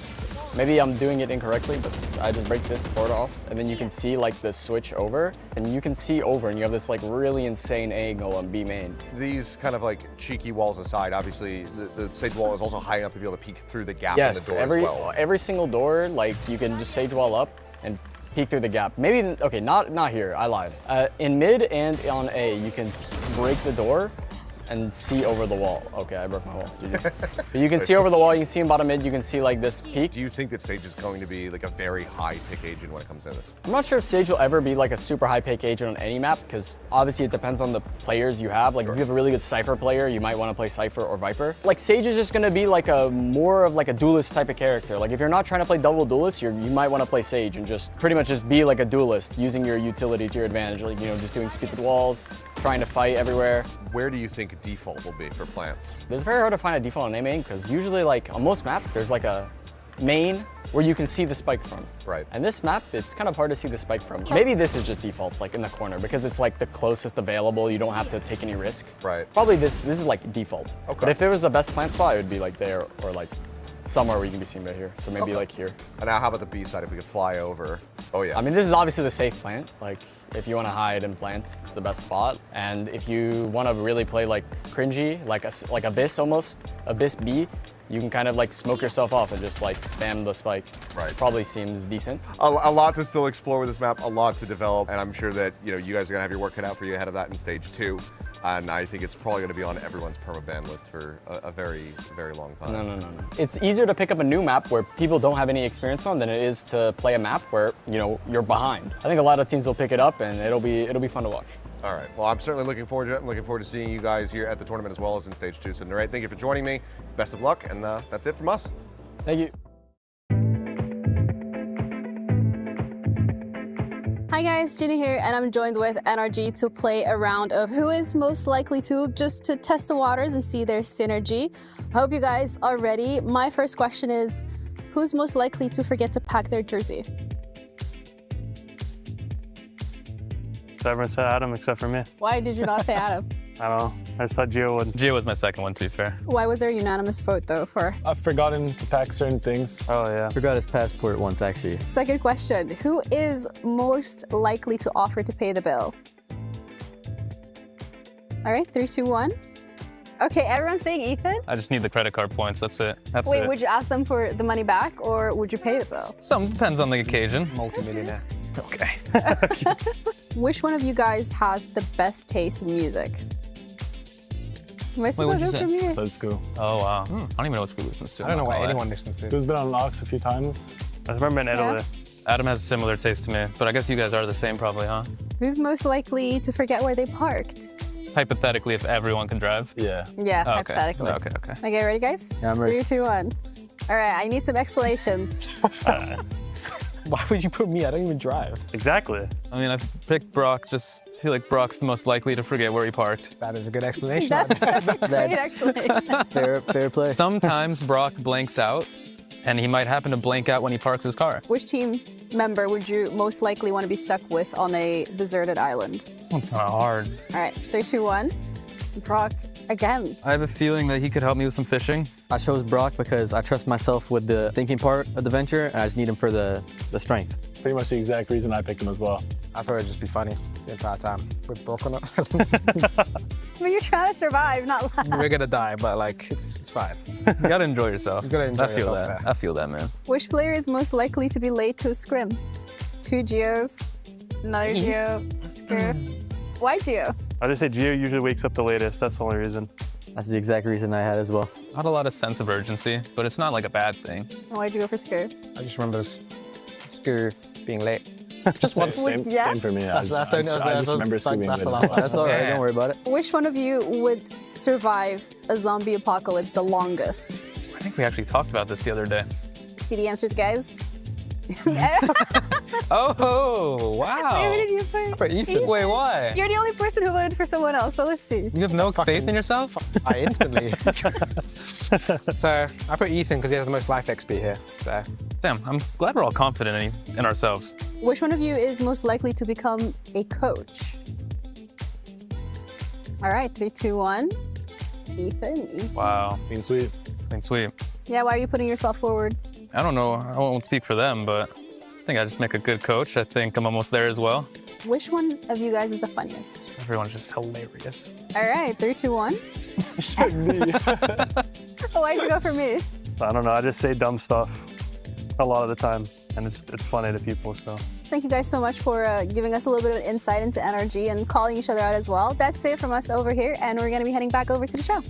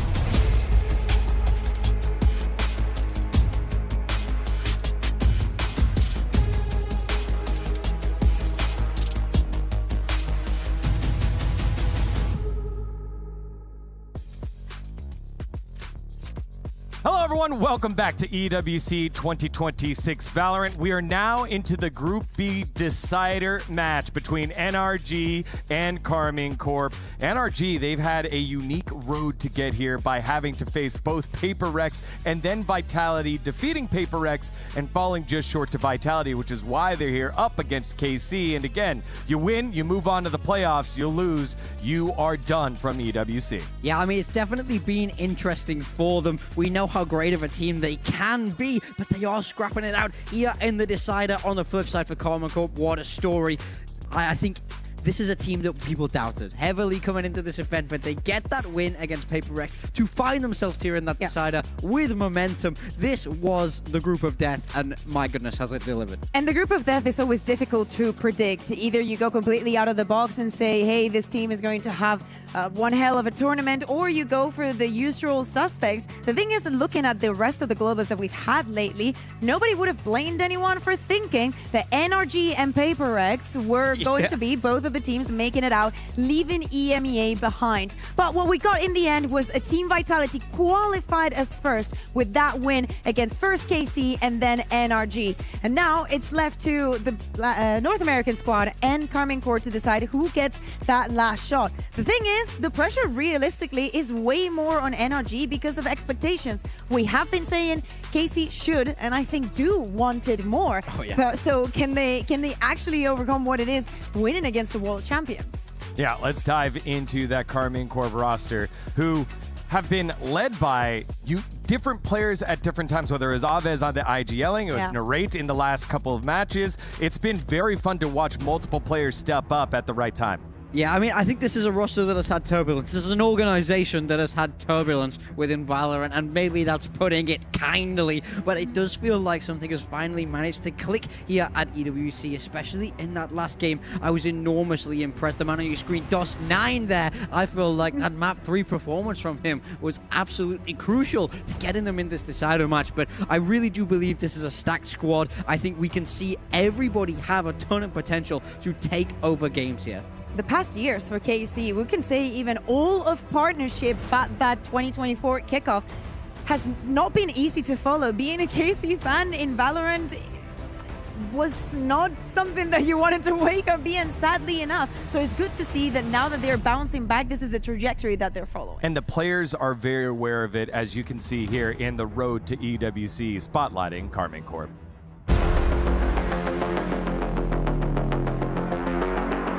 I'm very happy that we managed to qualify to EWC because it's a very big step for us. We don't really care about the enemies we're playing against. There's Paper Rex, who were top 2 in Masters, and also Vitality top 4. Of course, they're insane teams, but if we manage to get out of this group, then we have a high chance winning the whole tournament.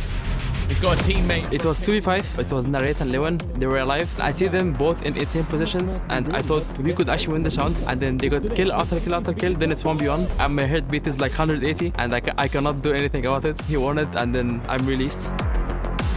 Going into playoffs is like my biggest dream I did back then in KCX, so it was very insane. There was 30k people just rooting for us, playing against Koi. It was the best moment of my life. No matter how good is the specs of the headset, you're still gonna hear if it's a big crowd, so they're gonna give us other momentum for sure. During stage 1, we had it was the worst split of my career, and I think for everyone in my team, and it was just super sad that we hard worked the whole year just to win something and we cannot. It was a good learning lesson for all of us, and it showed actually in EWC how well we learned from it. I think we had some issues with our momentum, I would say. We're getting overconfident, we're doing so many mistakes, and then once we do these mistakes, we get low confidence. And then it turns from up to high, and then it's very hard to play like this.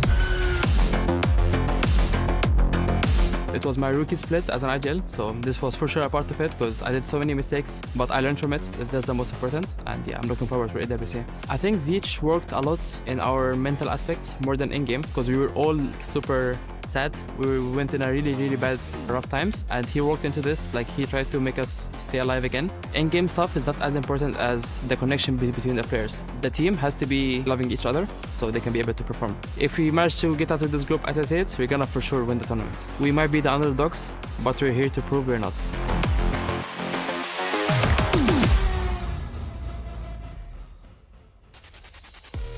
9th, 10th during kickoff, 11th and 12th during split 1.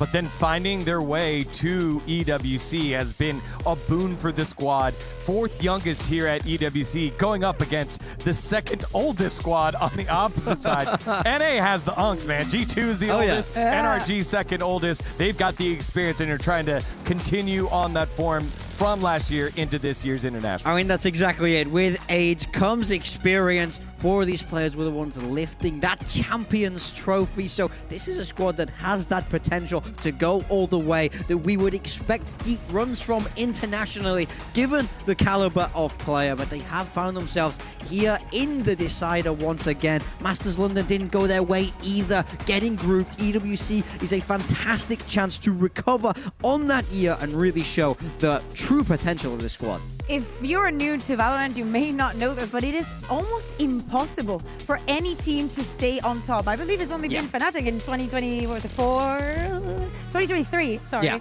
that managed to win 2 tournaments in a row. So it is already a difficult task to stay on top. So they could be, you know, the ones that are writing that book, the ones that can continue that. It is difficult that it's going to be from event to event, but you can have good years. You can actually build a legacy with energy. Am I still salty that they took Kiko? Yes. But, you know, they take good care of him, and I think that he is actually a great addition to this. I think that they've done more than proving what they're capable of. Their preparation all throughout Champs was beyond unreal for the teams that they were playing in. So many occasions, they read them like a book. And speaking about reading like a book, they have a lot of reps on everything, let's say. So speaking about KC and the preparation for this one, as we take a look at the map Veto, Okay. a lot of showings to go off from. So NRG banning Sunset. We saw Common Core pick this in the Paper X game, but they did lose it. And then you look at Fracture is the pick from Common Core, which is where they got that upset surprise win from there. So I do think if they lose, I'm putting this on you this time. Look, I mean, right now I'm looking at this Veto. If KC lose, I am putting it on you. I like it for Common Core. I like their Fracture, and I think Haven is a map that they always love to play. They go to it a lot. I will say NRG's Breeze is for sure one of the best we have in the tournament. I think North America are so far ahead when it comes to that Harbor play. I want to know how intentional this map Veto was, because my surprise was when they were not picking the Haven, right? For the side of KC. But if you're NRG, you expect, of course, that KC is going to pick it. So if KC wants to have a guarantee on playing the Fracture,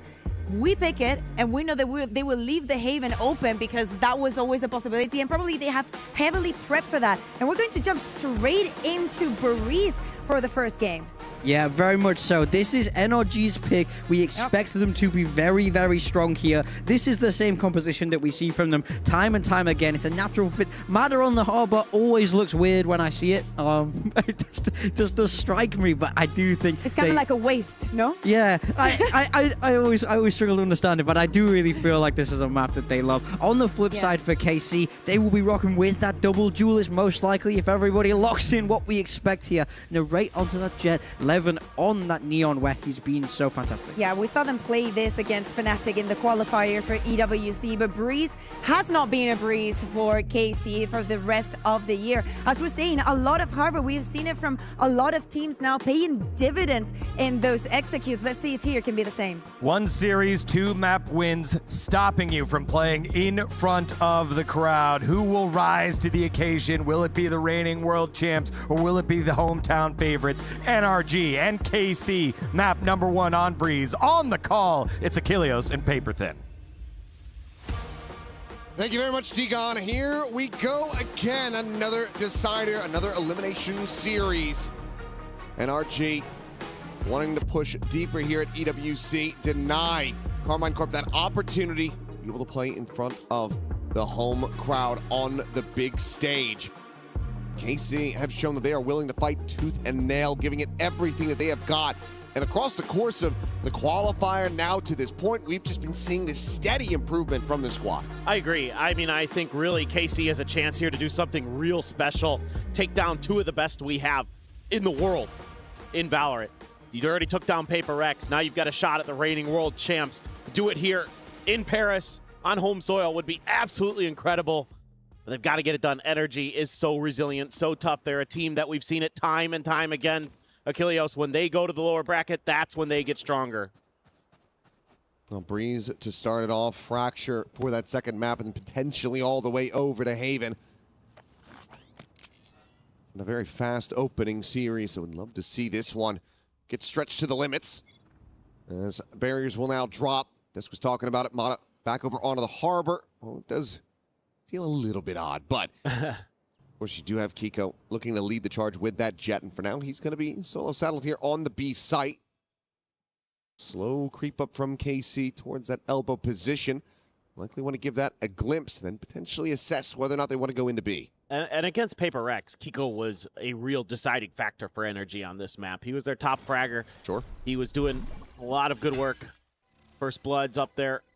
Recon does not scan Scuba in this position. Crosshairs down towards mid, but now sees a gun barrel. Is going to be able to catch 2 headshots as Levin and Narrate both will fall. Already immense impact going to be found. Yeah, that's a nice little position. DOS9 thinking about challenging it now. DOS9 was electric. That last map, their last series. And he delivered now. Scuba hasn't had much reason to leave. Now it's going to be spotted. Redraws the weapon, decides not to go for the snake bite. It's going to be Mata getting a piece of the action. Sugetsu will get taken down. Meanwhile, Kiko trying to line it up, but Ethan will be able to claim the kill. That is now Aves just down to 40 HP. Can't use any U-tilt, can't find the shot. Brock come away with that elimination. Scuba, the only casualty, because it's a very clean pistol to start for NRG. Well, you definitely have got to be happy with the way Scuba's playing here. At times he can kind of trail behind the rest of the team, but holding the line really nicely, getting that little bit of pre-fire. Levin thinks he can maybe accelerate past it, find a timing, get the shots to go himself and get a slide in there or something, but gonna be denied. Scuba, a really nice start, gives NRG their first pistol. Let's see what KC wants to do. It's just the eco 3-2 split.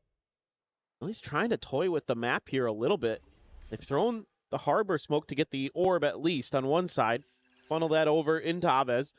Try to get that Hunter's Fury a little bit quicker. Scuba, once again, going to be called upon. And Jump Peak going to be going out. Snake Bite trying to slow down the approach. Flash up over the top as well. As that 0 point, all players going to be detained at the front of this pyramid. Widely locked into position. Ethan, though, turning away from the angles. They look to try to scale forward. A little bit of ring around the Rosie going to be coming through, but it's going to be the spray down coming in. Kill a piece of 3 players on NRG. I have the spike. Spike will be recovered. Aves and DOS9 just with these classics. Going to be struggling to really find any significant value here, given that it's barely been any damage suffered on the NRG players. Couple taps. Steering him back away. Aves knowing that he just kind of has to try to take a fight, but won't be able to do so. Mata will come away with the 2 remaining kills, and NRG get a flawless 2-0. You got to be feeling really good if you're an NRG fan with how that round went. Not just because it's flawless, but because of the way they play. They buy a ton of time. Scuba doesn't overstay his welcome, doesn't try to go for the big, 3K. Sees a lot of players coming his way. Instead, he knows he's got Ethan coming over to set up a flash, to stall out any attempt at a quick hit by KC. Keep them pinned behind those pyramids. Get the crossfire set up. Wait for the reinforcements to arrive. And then deal with their opponents easily. That was very, very nicely handled. Love the protocols. Over towards the other side of the map. Ethan does throw out an early knife looking for some confirmation. Doesn't get anything with a pretty deep one, so it's going to leave the heavy stack for NRG over towards B. Now, Sugetsu did see that, so he is aware that they don't have any info on that A main position. But for now, KC just sending out duos, looking for those picks. Something that was thrown over the top. Riding up through mid. Narrate going to be pushing alongside this Brock. Watching in towards that elbow position. Spot out onto one. Maybe both firing off shots there as Kiko going to be playing forward. Ooh, towards this, but Relay Bolt will get the connection, but can't quite chase deep enough nor fast enough to come away with that elimination. Kiko with the Marshal in hand will be able to find DOS9, so 1-for-1 exchange thus far. Rock Dart chucked in towards that double door position. It's just going to be a tiny smattering of damage on the Ethan. Meanwhile, though, Scuba continuing to backpedal deeper onto the B site. Catches Levin. NRG now back into a very strong position, but Aves looking to breach this and will be able to do so. 2 kills found, now just Brock and Scuba making their way over from B. Couple players very low on HP. 84 between Narrate and Aves. Sugetsu still at full with that Vandal in hand. Doesn't even have to be headshots on anybody except Sugetsu. Guardians do some damage. Brock finding the first, not quite ready for the crouch peek from Narrate. Scuba now on the swing. Will be caught off guard. Sugetsu playing out in front of Orange. Will be able to strike him down. And that will be a bonus not converted as KC are able to play ante. Yeah, I mean, still, this is really good ideas from the side of NRG. KC able to fight back, but I think KC walked into a few traps that could have really gone NRG's way instead. You know, with that second layer in the double doors with Mata, he had a shot just go over the head of his opponent there, Abez. So he couldn't get the kill. Had he been a little bit steadier with the aim, I think this very well could have been NRG's round. So I wouldn't mind seeing KC turn up the tempo a little bit. You got that Neon. Use that to your advantage. Try to use it to take some space. Push forward. Get past that pyramid, for example, on the A site. You know, it is tough going up against the KO because you got to be a little bit careful with the timing of those knives. Like, you can just throw them right at the wall, right outside of A main, and you can kind of shut down those quick hits sometimes. But got to at least put some fear into NRG there. Well, looks like a minor hiccup, so hopefully be taken care of rather quickly and get back into the game here. Do some final checks and make sure that all is well. But NRG is still going to be in a strong position. It's still a lot of damage dealt in the round as well. They're able to take 3 players out of the equation, so going to be a little bit rougher for KC to try to muster up a 2-2 score line. You see that seat get folded back up, upright position. Kiko is locking in and ready to dive back into the action. So Operator's going to be online. Tray tables up, electronic devices out. Let's go. There you go. You have a backup career if this one falls I know. through. Well, you know, that's what I wanted to be when I was a kid as a pilot. Oh, I wasn't talking about a pilot, but oh, Orb up and over the top. Not going to go for the dash, but it's still going to be able to find it. Gets the pop, gets the tailwind out. A thief in the night there is Kiko. That is a monstrous shot to be found on the sliding Neon. And off to a little bit of a rocky start here, 1-4 so far. That's frustrating for KC. I really like this idea. Use that Neon to try to create some space, create an unfavorable duel, but Kiko just better in the moment. This is one of the shortcomings of a composition like this. You don't have the flashes. You don't really have a great way to try to clear him off the angle unless you're committing the drone to that position, but then you don't have the drone for so many others. Right. Will just be the snakebite layer down here by Scuba. Still going to be ping reveal, but Kiko scaling forward, just swinging around that pillar. Finds Aves. Sugetsu now taken down. Skirting past this wall is Narrate, trying to get in on top of Mata. Might be able to catch him off guard at Nest. Warning pings to come through, but now Ethan considering a counter swing out into mid. Looks like Narrate will be safe for the moment, but it's completely split off from DOS9, who still has the spike in hand here on the B site. Just meanwhile, deep disconnected position here for Kiko with it up. The discipline from NRG is incredible. They're just so patient. They got that knife confirm, and they know they can just wait. Tap of the plant, the shock dart. Not to find any damage on DOS9.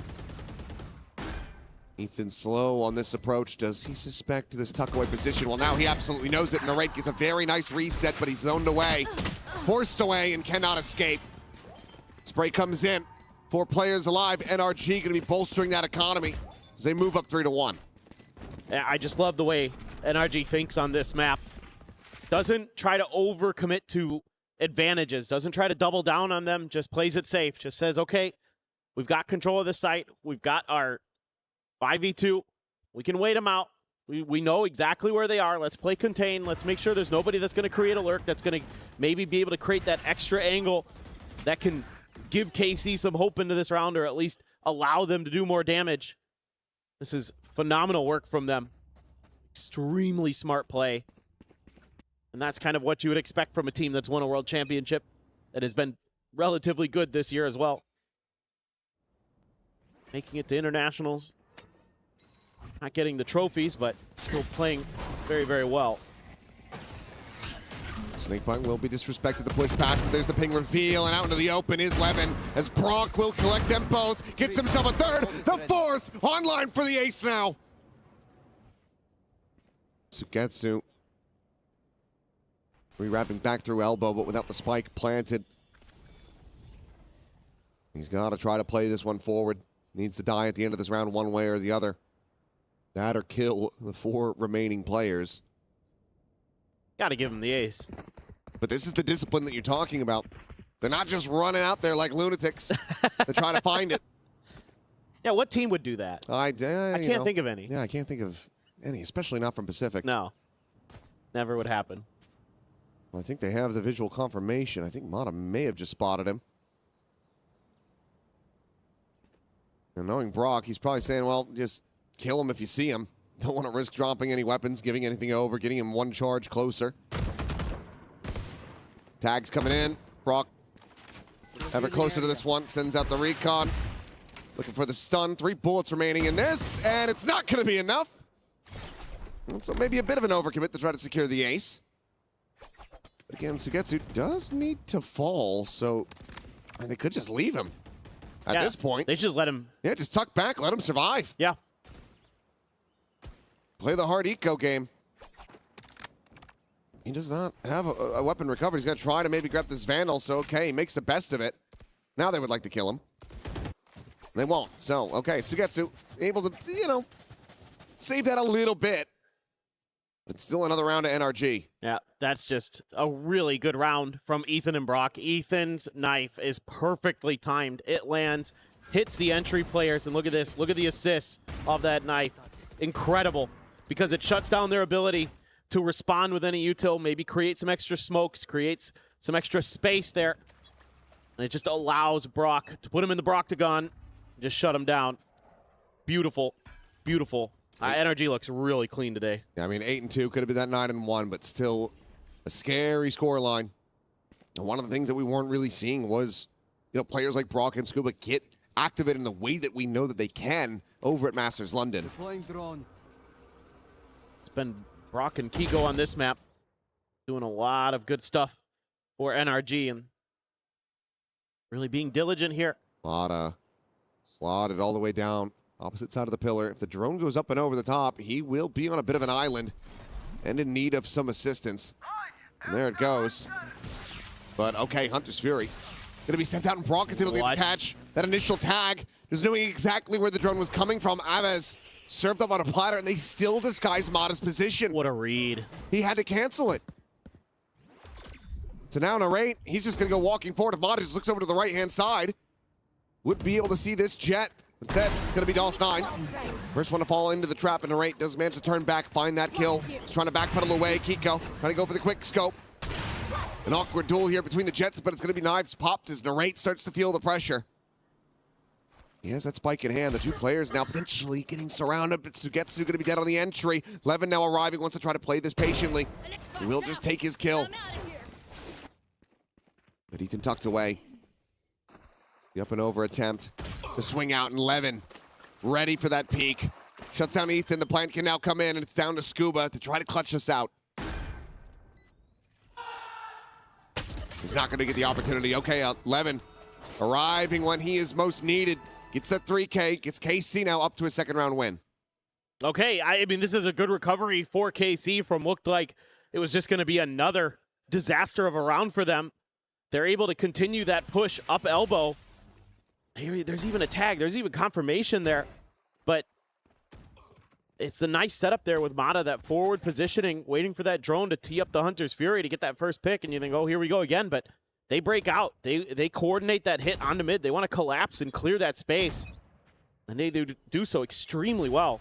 And NRG just didn't quite have the backup from Mata there in time. Just a little bit late. Going in off the Reckoning, dodged there by Kiko.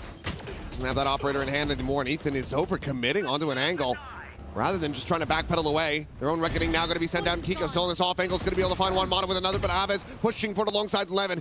Gets him back into a winning position. Spike in hand, still feeling not the most cozy to try to go for this as Brock to try to scale, and what a shot is that! Immediately destroys him. The drone out. Quickly canceled. He's worried about this potential ring around the rosy, scooping out with the greatest sight lines. Spot on the one, but even with the near sight, Brock wins that fight. Spike now straight, and DOS9 has his work cut out for him, given that he still has this operator in hand. Scuba not quite able to spot him until this swing comes in, and DOS9 just not going to be fast enough on the draw. NRG. A swift shutdown. It started off as a 4v5. That is just filthy stuff from Brock again.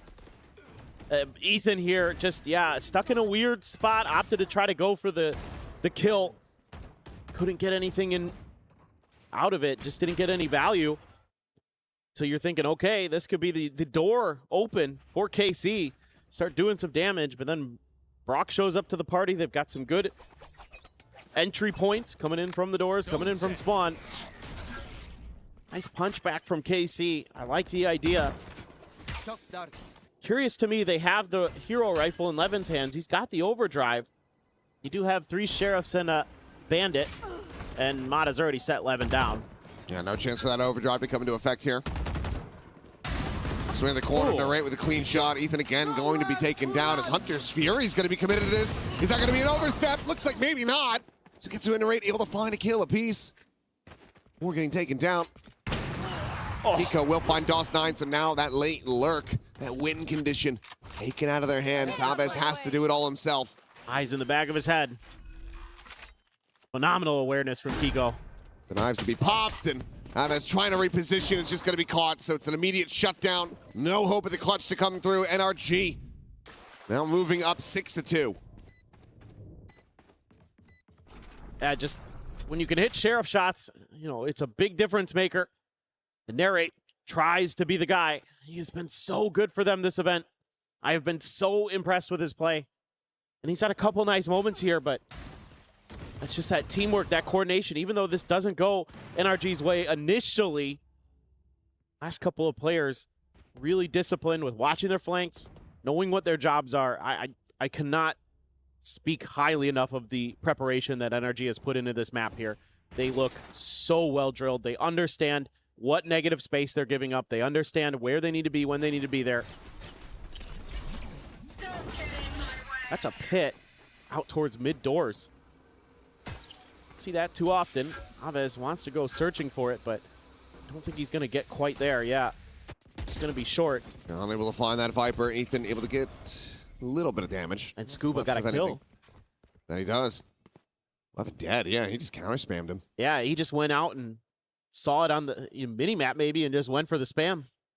They've dropped this pit, but already KC very much corralled in towards B. Could still go for a late pivot if Sugetsu's able to find anything over here, but with the double stack, it just seems so unlikely. Toxic screen falling. Tuck into the corner. Mata with the shift and reposition. 2 players going to be spotted off that 0 point. That's going to have them backpedaling away as Narrate will try to stick around here. Just tucked in. Wait for the rotations to come through. Trying to get a massive flank. Yeah, KC always wants to have that extra player behind, but so far NRG's been pretty good about dealing with that. This Soul Credence led to that, as that fragment went through. Scuba now, however, he's got the spike. They know that they got pretty good control here as DOS9 will still be able to win out that fight, but now the null command's going to be called in. Ethan looking to zone them away, and Sugetsu, it's just a bit too whiffy. The push now coming in. Kiko ready to try to shut them down. Finds the first, dashes back. Covers his retreat. The spike has to be recovered. The round is over. There's no way to work his way over onto the site to try to get that plant. Narrate will just have to opt to save this Phantom, carry that over into the next round. They end up losing this one on time.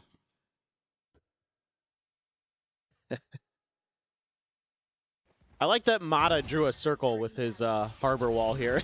Just love that. Create a little fighting ring for yourselves. I mean, if you want to put somebody in the Proctagon, yeah, that's one way true. to do it. That's true. I love it. Surround the Sova with it and let him kill off everyone who enters. Exactly. Now, first time out call. Yeah, first time out feels. I already thought there was one because we had that brief little tech pause, so that was not a real one. But anyway, I mean, it's so efficient from the side of NRG, and the way that they spread the map, the way that they, look for contact. They have all these little trick and trap plays set up for you that are, KC got through one of them with that Hunter's Fury round where they were able to get the round anyway, but, just like that pit round, Ethan's peeking from up top mid, and that's just like Scuba's like, okay, great. I know where they are. I have the crosshair angle for kind of where these players are going to be, so I'm just going to spam through there when you see them and get the contact. And we can maybe find a kill out of that, and they do. Because they're going to have to walk through some of that Viper util. They might be decayed. They might be in a precarious position, and absolutely they were. So now a little bit of an adjustment here for NRG. Look at this. Kiko now moving over to the A side. Meanwhile, KC, a little bit of a heavy stack. Not a little bit, a lot of bit of a heavy stack. Oh, that's a great shock dart. Yep. And now the walk forward in.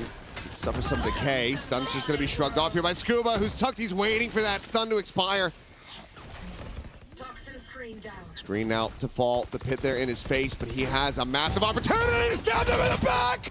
And Scuba finds a third! The wall to fall, but Kiko there on the counter peak. Levin going to be taken down, and DOS9 having to do it all. And he cannot. Oh, Scuba. What a brilliant play. KC never had an idea. And when they found out, they were not ready for the bad news. That's that classic trick. Hide behind the toxic screen. Wait for them to commit. 1, 2, and he gets the third. Ridiculous, Scuba. He just dives right in there. Incredible. I mean, again, but it's all these little tricks and traps that NRG has that KC has no response for. And it feels like NRG is a step ahead. Like they know what KC is going to do before they do it. That round right there, I guarantee they took that time out and talked about it. And now that's something you got to consider as KC. So don't be surprised to see Scuba find a way to try to punish that if they go B again. Which they may well not, because there's only 2 more rounds left in the half. He's using that same wall setup, and if nothing else, it's constantly going to have them thinking about it. Exactly. Meanwhile, a bit of a change up as Brock maybe to try to play in Mata. He's just staying flush against the box here at Nest. Don't already use. No way to really scout this one out. Fastlane going to be committed forward towards B. Now the push coming up into the Nest, and he's out watching for Mata. He pulls the trigger way too quickly. Oh. It gives him potentially this entire round for free. Scuba's still here to try to hold the line as the Recon will not be able to spot him out from here. Ethan at the same time. He's able to find Sugetsu on that late lurk, trying to work his way over. No way to interrupt this plant, but DOS9 even suffering some damage. Scuba is just finding so much! He can do nothing wrong. He is walking on water. Until that. But look at the damage dealt. DOS9 at 47, Aves at 45. Scuba has already done an immense amount in this round to try to set up Kiko and Ethan for success. I think Aves, well, now he knows for sure. Unbarrel was spotted, but Kiko finds DOS9. Aves has to win this fight and has to try to play the time. Shock dart out, fragment going to be exchanged on the other side. They have to start sticking this one right here, right now. It's not quite planted for him, but Kiko's not going to be able to hold this one up the half, so Aves will be able to clutch it. Gets KC a 3rd round win with a 4K. But it takes so much. Takes everything. I'm not even, did he get out of there? I'm not sure. I don't think he did. I mean, if it isn't for that early trigger pull from Mata, this is probably NRG's round. I mean, Scuba, again, love the way he's playing this. A little bit of an off angle. You know, they expect him to be tucked into that elbow position again, near that toxic screen. But he's a little bit further back on site. They don't even check him. They're just walking through. And then he can get one, spam through for a couple more. Phenomenal work by Scuba, but NRG even better to punch back, get a response. Aves will have his ult. Only a Guardian to back it up. Just going to see if there's going to be an Outlaw in here based on the economy for KC, but none to be found for NRG. Kiko just going to go with that Vandal. Mata with the op. And Levin's just trying to make a hero play. He knows that this pit's been evacuated, but he's still pushing through this harbor wall to his demise. Jump spot, and okay, does get the headshot there on a Brock. Lit him up. Sugetsu, they've done a great job containing him, not allowing him to find any value on this map. Oh, Ethan, he's hearing the footsteps. He's out a little bit wider, and with DOS9 so very low, the transfer becomes all the more easy. NRG looking to bring this half to a conclusion in flawless fashion. Narrate on the swing will die immediately, and it will be flawless at that. 9-3. NRG showing exactly why they elected to go to this map. Yeah. I mean, they are really good on it. They were able to get the win against Paper Rex on Breeze, But this was even better. This was a masterclass in a lot of cool setups, a lot of really good macro ideas, individual moments of brilliance, a few mistakes here and there for sure, and KC was able to capitalize. But overall, it just felt like it was on NRG to make the mistakes for KC to get round wins, not the other way around. You know, I don't necessarily think KC made mistakes per se. It's just NRG was a step ahead. Yeah, you can just tell how well drilled this is. Multiple layers for NRG to peel back as time went on from this defender side. We'll see if the attacker side is going to hold just as many tricks and traps, or if KC will be able to rally back into this, because they really need to if they want to try to make this a fast series for themselves. Well, and the scary thing for KC is NRG generally better on the attacker side on this map, so it isn't going to get any easier. But, I mean, we've seen KC be very resilient. We've seen them be able to challenge best of the best. They're going to have to dig deep coming into this second half.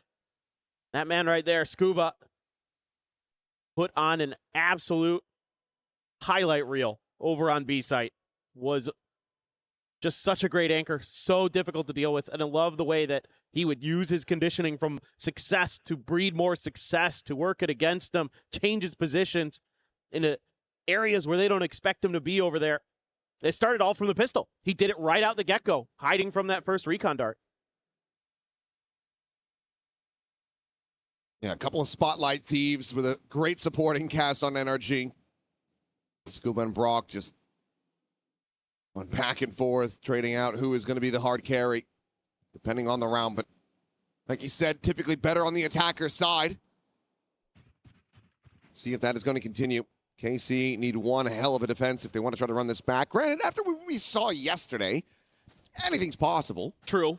The 212 recovery from Nongshim. Don't set.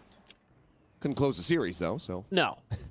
But it's one of those things that will be in everybody's minds the rest of the event. You know, like everybody's going to be like, well, you know, Nongshim did it. Oh, no. Okay, well. Scuba fearlessly still just storming his way forward onto the A site. Not going to be spotted out by Aves, but they're still very suspicious of this. Yeah, they're going to try to sell fake over here. Getsu's position now going to be known. Scuba striking, they're still able to find that value. The quick swing, the instant headshot, DOS9 dead. Now Spike going to be brought forward, and Aves trying to stay tucked away, but that recon will reveal him. Gets an immense amount of damage there on the Brock. With Scuba tagged up previously. The shock dart would kill, but he's unable to find it. Meanwhile, Kiko, massive backstab opportunity, slowly going to be creeping his way back through the defender's spawn. The rest of NRG, as tagged as they are, can try to hold this line. Kiko could very much benefit for it. There's Ethan trying to reposition, but they decide to spray and pray and will be rewarded. Right with one, but Kiko now arriving on the bridge. There's the one, there's the two.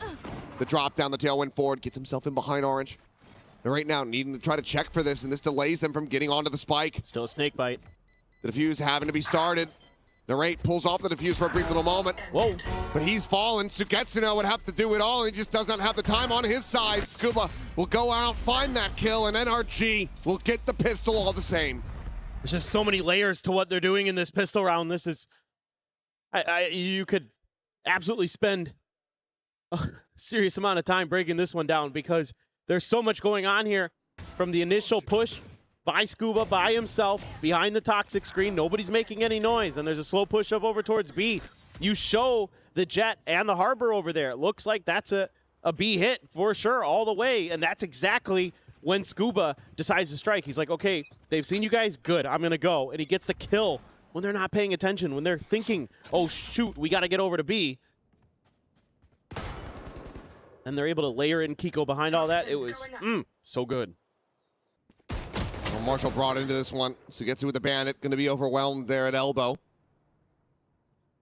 Only one shot to the shoulder. So Brock still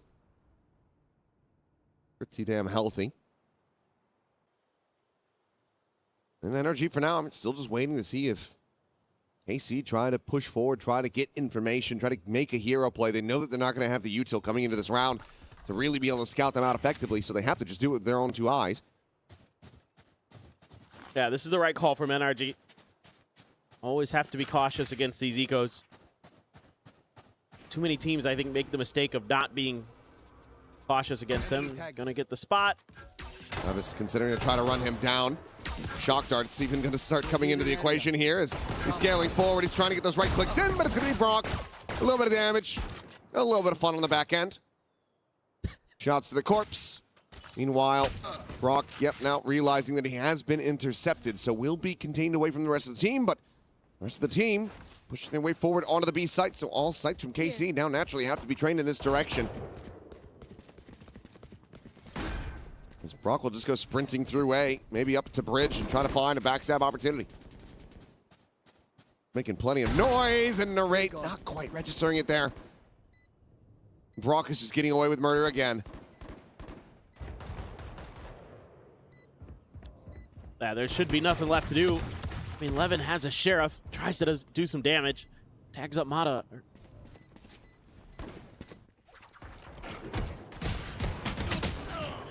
Nothing. Close but no cigar. I mean, Scuba's surviving with 2, Brock with 28. Levin will be able to find the finisher onto the Sova. Wants to try to find anything else that he could possibly get, but it will just be a bullet from Kiko. 11-3, NRG. Looking to just quickly wrap this one up, move on to Fracture. Pretty crazy to think that that's kind of been the story of the day today. And EDG just couldn't muster up much of a fight earlier against BBL, and here, so far, it's been all NRG all day. And I'm pretty concerned. I mean, going back to the previous bonus they had where they did some serious damage, KC again going to be facing some pretty hefty firepower regardless. How many of those players? 2. 1 tap to Kiko's Outlaw. Still Mata with that Bulldog. Couple Guardians in there. Brock, give him the Vandal. He's been damn good with it. Drone out. Ooh. Trying to find that punish. Would have left DOS9 absolutely wrecked. Still alive and kicking as Narrate, considering the check-in towards door, but nothing to be seen there. Meanwhile, 11 taking some space in mid. Deploying drone. Really going to be seeing much of anything here is Kiko sticking around, but yeah, will get pushed back, and Levin on the counter swing is able to find him. That was kind of the plan here for NRG. Leave Kiko to his own devices to see if they could get a little bit extra space over towards B. Wall will be falling, but Sugetsu's able to find that kill and drops back over to safety. Meanwhile, the pinch in from mid, still going to be coming through from Narrate. Brock finding one, Scuba going to be pinned, his position known, but Brock just double checking up over the top of the wall, still going to be able to find that elimination. DOS9, however, counter spraying, follows the tracers. Does manage to find the headshot. The jump up, and Scuba not quite going to be fast enough on that. 2 players survive. KC, once again, going to be preventing a bonus conversion. Yeah, but still, again, pretty good damage being done by NRG. 3 guns dropped there. And a little bit of armor damage to one of the other players. Sugetsu, nice quick reactions from him. Brock's going to have a Hunter's Fury already here. It's like he's going to only go for this Sheriff. Oh, what's he doing? Where's the money going, Brock? A Marshall. A Marshall. Couldn't clear the knife, so Levin going to be able to initially thwart any attempts at pushing further in towards A main, but a lot of mid control here being established by KC like this. Makes it a lot more difficult for NRG. Force them into the extremities. They go A. Feels like you're maybe willing to play a little bit more retake potentially. We'll just have to see. Who wrecked Mata? He's down to 15. He'll take that Marshall in a hand. That's a good question. DOS9 maybe? Could be, but tap at the door. Ethan trying to see if he can get a rise out of them, but it's just going to be that counter spam. Narrate. Chipping away at this KO. Well, KC's had some good reads. Some good angles to at least soften some targets up. It will be Scuba looking for that late lurk from NRG, the other 4 players. considering the big hit. Drone leads the way. Just Abez in the back. He's actually just spamming for players, just ignoring the drone. And nothing found there. Recon out. Going to be exchanged on both sides. Things not found. Kiko trying to find a target, and he will. Levin's going to be taken down as Abez cleans up Ethan. Deep position now for Kiko. Hearing these footsteps on the other side. Wants to play ring around the Rosie and catches Abez with util in hand. Going over to the side. Can't quite get the weapon steady, though. DOS9 will be able to take him out. The spike going to be planted. The Hunter's Fury trying to peel back some of this pressure as the rate goes up and over the top. And he will be able to find just about both of them. Brock's going to be completely surrounded, skirts back the opposite side of the wall. The kill going through the shock dart, softening up DOS9 even further, but now he is out of util. The lower player going for the defuse. Brock trying to get the spray and pray across, but the defuse won't be stuck as KC collect a round win for themselves. Still afloat, still denying that map point from NRG. Yeah, it's key that DOS9 survives here at the end because he can get that cove up, give himself a little bit of extra protection. Gets a little scrappy here, though, for NRG, taking a lot of damage early. That really hurts them in the long run. Really causes the players to be a little bit more cautious than they maybe normally would be. So, Blade Storm available for Kiko. Ethan goes for a Stinger. Brock has enough for the Vandal here. Based on the previous save, Blades just hopped right off the rip, and they're just going. Fast hit, looking for the change-up. Damage going to be suffered, spotted on the one. Kiko can't quite get that second shorty pump to come out, so Sugetsu staying alive for a bit.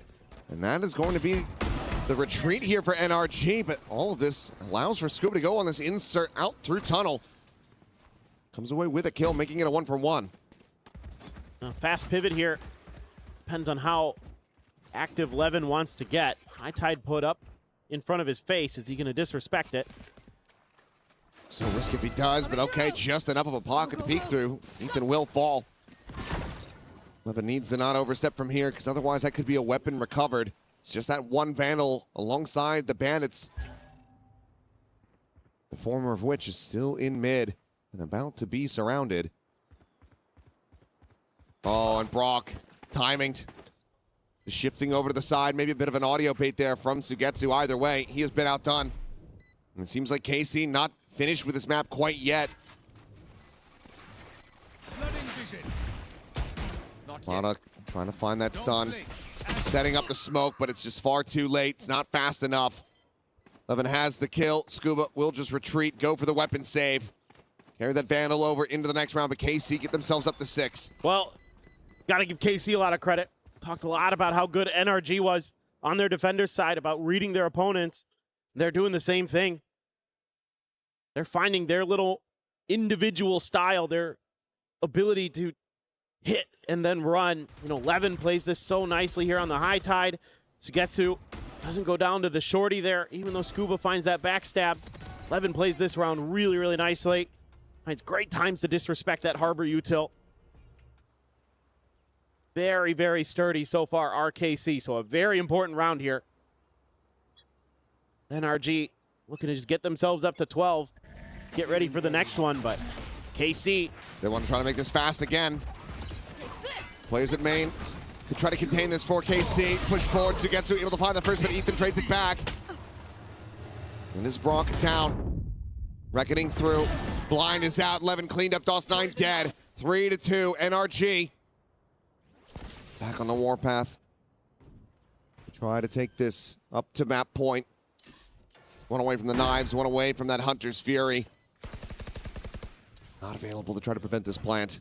Try to find a free, disconnected kill. Right, just swinging around the side. We'll be able to find one, makes his exit, gets him back into a 2v2. Suddenly it becomes a hell of a lot more doable. So swing in the corner on the raid, finds another. Ethan dead. Kiko having to do it all, and he shall. Outrun me. Gets the 3K. NRG now up by 6. Map point is theirs. Whoa, that got real close. KC just inches away from giving themselves a couple more rounds, at least sending it down to another eco potentially. Nice little trade here early. The setup, the 3-man stack through mid finds value. They find open space. A good read here by Ethan to get his team into a position where they can get that plant down quickly. Now facing the full might of KC's ultimates. literally everything available. Meanwhile, nothing super close for NRG. Scuba not too far away from a pit, potentially. Early pit ripped by Sugetsu. Oh, hello? Has to backpedal away from that one real quick. The knive's going to go over. Try to disrespect it. Others! He's killed Narrate with a Hunter's Fury. Oh, no. Well, it's a 1v1. It's a 1-to-1. It's an equal trade. As Levin manages to find the kill. And you know what? If you win the round, it is worth. Totally worth. DOS9 finds Ethan. Creeping out of Nest, but he himself surrounded, and Kiko able to strike. The Viper now out of her pit as Sugetsu spotted a 1. Slides back into this. Reinforcement's going to be coming in, but it looks like NRG might just be quietly creeping their way back out of this. Well, they should hear that, though. I think Kiko made noise. That's just an overdrive pop to expire. Levin not going to get the opportunity to use that at all. Now, KC realizing that the rotations have come through the plant now onto the B site, and Brock still well out towards mid. He's wary that the Viper's going to go through shop, through main. Not to be the case. He needs to try to join in alongside Mata sooner rather than later. But he's going to be able to confirm the presence of KC here. He doesn't push this fast enough. Beautiful. Exactly where he needs to be. Recon can be tucked away from, but Sugetsu's still going to be known. Attention split on both sides. The wall set up to try to cut this off. The catch onto 1. Eventually able to steady the spray. Snakebite over towards the arch side, but Mata's still going to be tucked over at backside. The stick having to come through, and Mata will be able to swing to perfection. Finds that elimination. It's going to be 13-6 NRG. Stumbling a little bit, perhaps a couple of those rounds, but for the most part, we're in full control on Breeze. Yeah, this is just beautiful prep from NRG. Great execution from the players. Scuba, absolutely nasty over on that B site. Brock as well, some highlight reel moments. Kiko, great with the op as usual. Really good individual awareness displayed by him too. Great map awareness. Again, I'm so impressed with NRG here, understanding where their opponents are, where they're going to be, when they give up negative space, when there could be somebody there.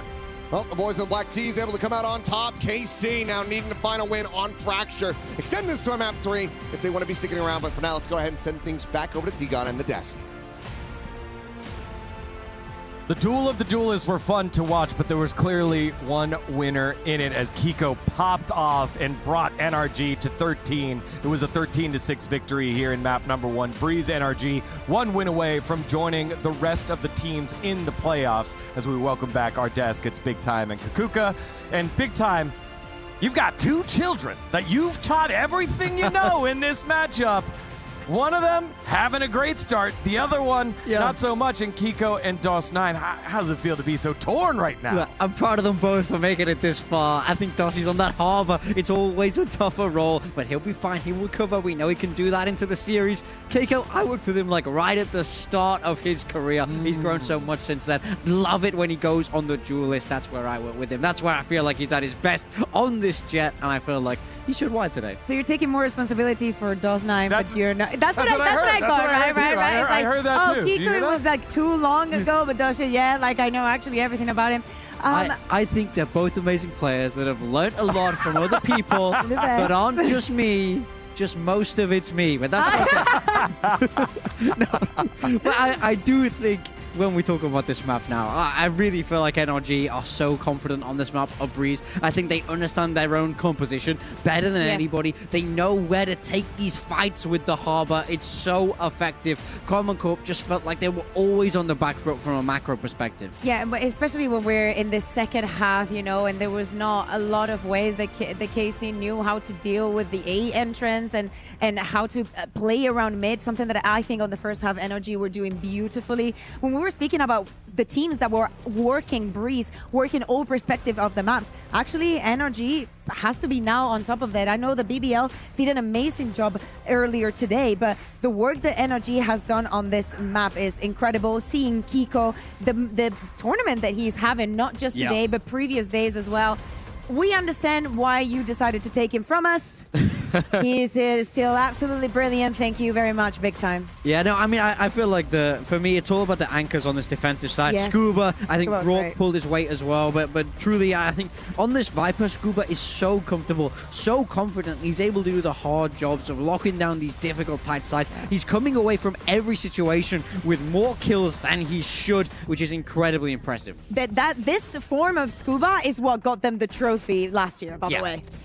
Yeah, Scuba second in the plus minus with 8 more than, I guess, the deaths that he had compared to Kiko, who, again, 22 and 9 was on fire here. And I like the point that you guys brought up. It was mid-control early on that KC had struggled with, and it just gave all different types of options here for NRG to execute on. Yeah, absolutely. I think that, especially with the harbors, I agree with you big time in the differences that we were seeing. I like the approaches also. If we look at the Viper setups and whatnot, there were so many things different from round to round, different between these two teams. So it's good to see that NRG is good to have a victory like this one, because it was difficult for them to even go up against Vitality. Yeah, I mean, for sure. I think Vitality proved their class in that Good game. are Vitality? I mean, I think they're very, very good. We have to talk about how great they are.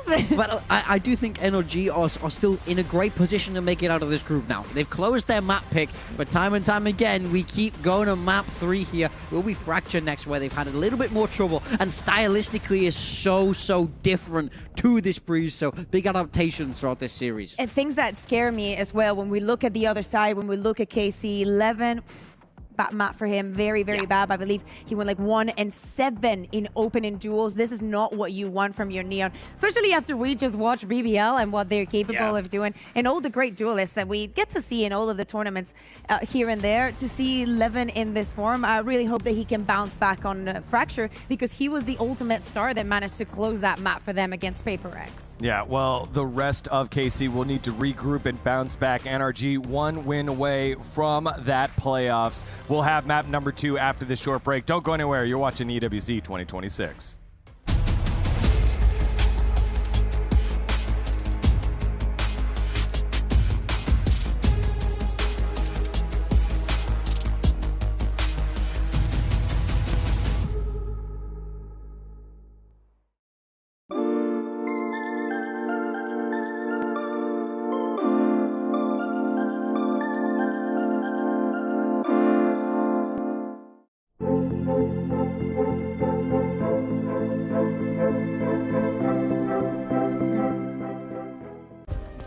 Play is in our DNA.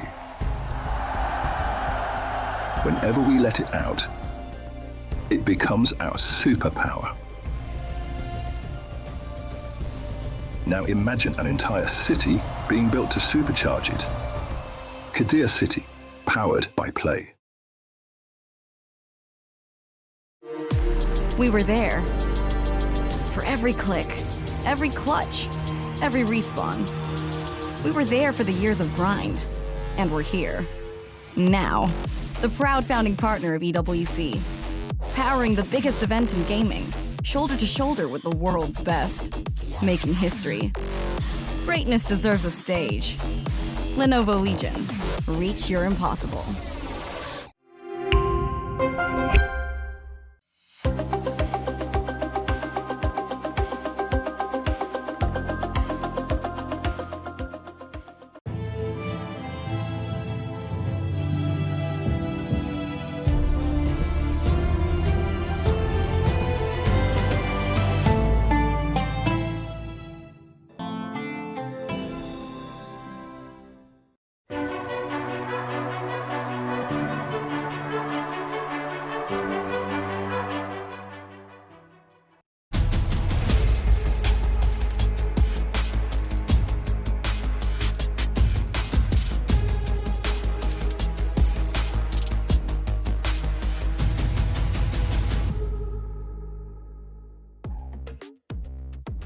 Hello, everyone. Welcome back to Esports World Cup 2026 Valorant. It is NRG up 1-0 over Karmine Corp. And now we move to map number 2, which was Karmine Corp's pick of Fracture. The unique thing about this is that Karmine Corp tried to gamble with their map picks against Paper Rex when they pulled out the Sunset and almost got it done, losing 13-11.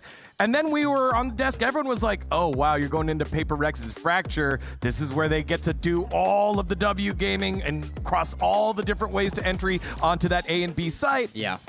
And then Karmine Corp won, and so now Karmine Corp get to use that as their unique pick here. Yeah, I mean, that's the story for sure. I had counted them out when it went to Fracture in that last series. But they really showed their resilience, and I think they really actually understood the map, probably even maybe more than they thought they even did, to the point where they play it, they win it, and they go, guys, maybe we should be picking this. Maybe we don't need Sunset. Maybe this is the one. And that's what it feels like. So hopefully they're able to replicate that performance that we saw from them in the past here today. Yeah, and also if we add on to the fact that Energy did lose this map against Paper X, you know, if I am able to win against Paper X and Paper X is with them to the old transitive property there, right? You know, I can beat A, we just B, hope that B, this C. is but the thing is, like, in Valorant, it's never like that, and it's always like rock, paper, scissors. It's not because you are able to win, you know, it doesn't work like that.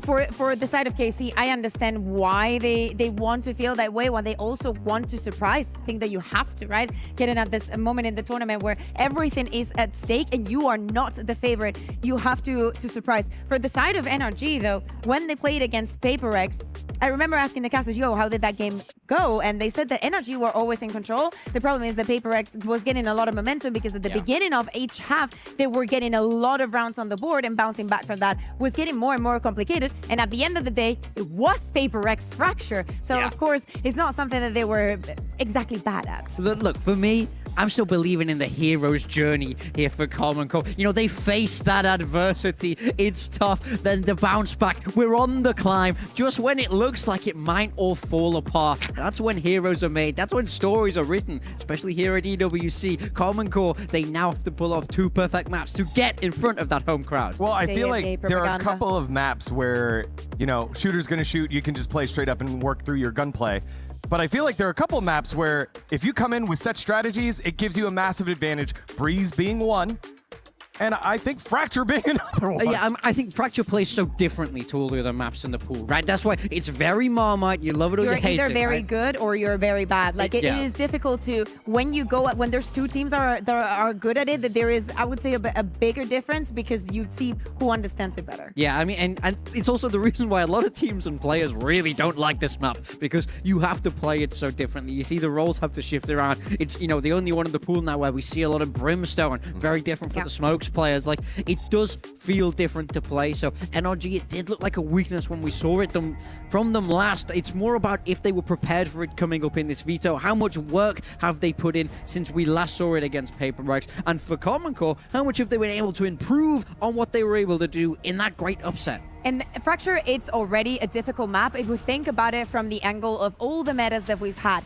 What has been strong, how Viper has been slowly, for some reason, leaving most of the maps now, how the double duelist is played, how you still have to manage to keep control of some part of the maps. Looking forward to see if we get Team Heretics playing on this map, because actually at EMEA, they had one of the better understandings. But on this one, I feel like I have to be on NRG's boat. I feel like they will continue that performance that they were having on Breeze, because seriously, they were just the better team. Wow, that's some serious EMEA doubt from you. Not me, the truest of believers. Karmine Corp turned this around. They run the bracket. You gotta stop believing people. Now is the time. I gotta give them both. I gotta give them both. All right, we're diving into Agent Select now. It will be Karmine Corp on defense first, running that double duelist, the same composition that we saw them run earlier against Paper Rex. Yeah, so this is both what we would expect from them. The only difference here is that Raze versus the Waylay. Now, for me in general, I like how Americas uses the Waylay. I feel like they're the most ahead in terms of that. Look for these cheeky set places. The Saturate can find a lot of value on this map, as well as that double dash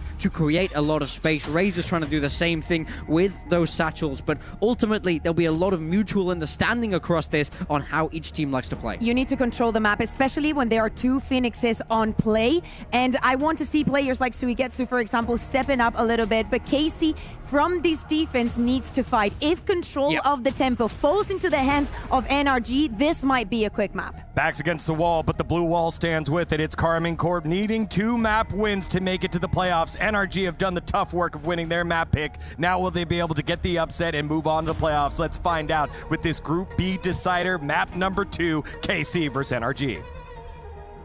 The fracture has been a tricky one for NRG, dominant regionally, but struggling whenever they get to the internationals. Dispatched on that map by Paper Rex, a 13-9 scoreline in favor of SEA squad. NRG not been able to find a win on it since playing back in Americas. Yeah, a little bit of a tough go of them for a map I'm sure they felt very comfortable on coming into London, but ran into Foot, lost to them. They've lost to Paper Rex on this map too. Whereas KC, on the other hand, just beat Paper Rex and looked really clean about it. Had some really good anti-ideas, I think, especially with their 8, with the Phoenix using his ult to often counter Jing's Ray's ult. Now, that's not going to necessarily need to be the case here. So then I look at Kiko, think, hey, man, did you see what he's doing yesterday? There's a Raze on the other side there. Maybe. You can try and mimic some of that, but we'll have to wait and see. But KC, I just thought, had a really good general idea of how to play the map. Like they controlled space well. They took their moments. They were countering whatever Paper X wanted to do. They were able to kind of work the map in different ideas that kept Paper X guessing. So for NRG, was that what you saw the other day enough here to give you the read? Was Bonkar able to put together another masterclass? Almada offering up that Sheriff over to Brock, getting that into his hands, ensuring that he's able to have those 3 Sky Smokes as well.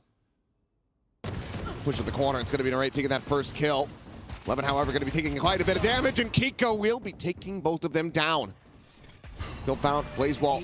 As well as that Haunt going to be chucked out, Sugetsu just to say tucked into the corner, but likely would have been spotted.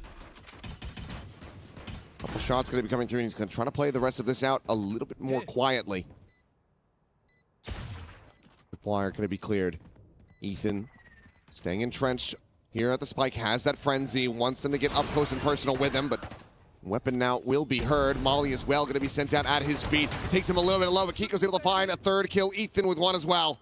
And now it's just Sugetsu tagged to 24. Somehow try to pull a 3K out of the hat. Still has to re-clear the entirety of the site. Drops back down.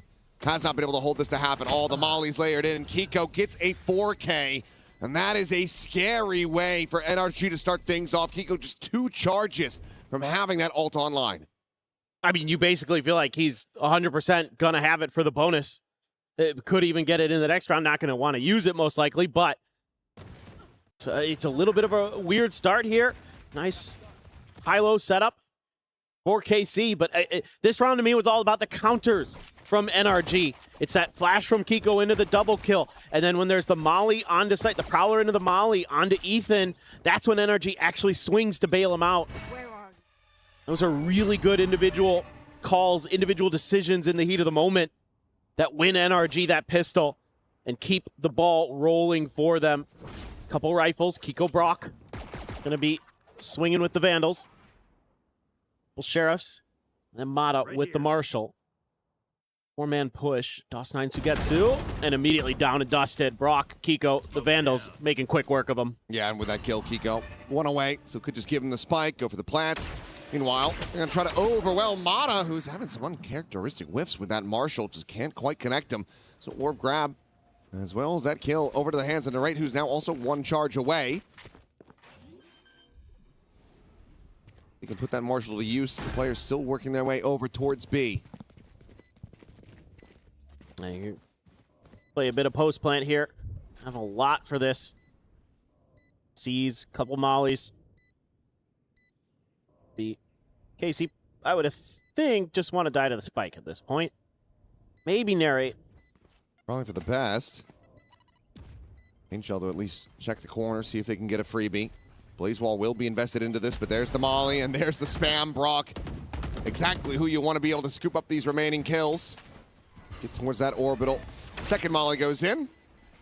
And Aves and Levin will go down. No one going to be giving him the angle. Aves will just fall to the spike alongside the Rays, and that's going to be a clean 2-0 start for NRG.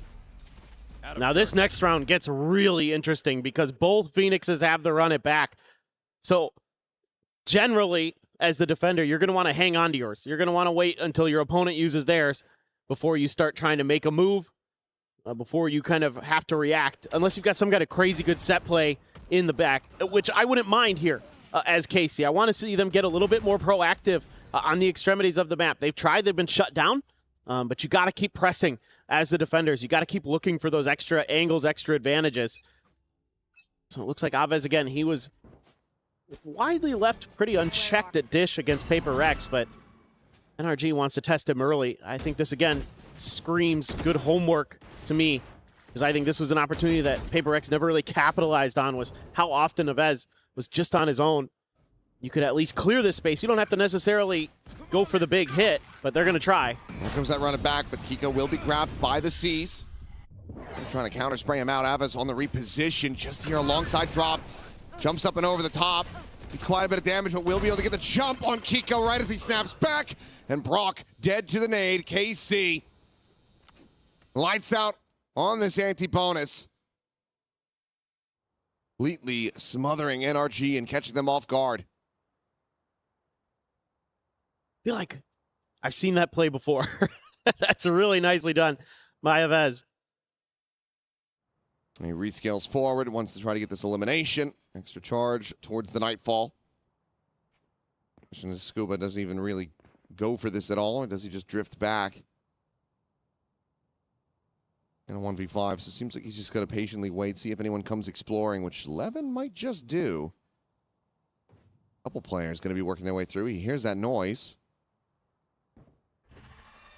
But with the haunt, that's going to force his hand. As here comes the spam. Sugetsu will be the one to collect it. And KC get themselves on the board. Yeah, this is what was working so well for KC against Paper Rex, was their ability to react to the fast hits in really interesting and smart ways. And also it's just the tempo that they're willing to play at. Like, you want to play fast? We will absolutely be matching that with our rotations on the defender side. But Aves doing a great job again, buying a little bit of time and then making a cheeky little maneuver while NRG is dropping down into sight, uses that C's to stall them out a little bit. They just want to press forward. They're just committed to that hit all the way. Aves plays it beautifully. Tees up, I think it was DOS9 who got a couple kills on the backside there. Big round. Speaking of DOS9, going to get his ult from that orb grab. Nothing spotted on this side. Prowler, I think, was not heard over at B, so the attempted fake not really going to be filmed for here.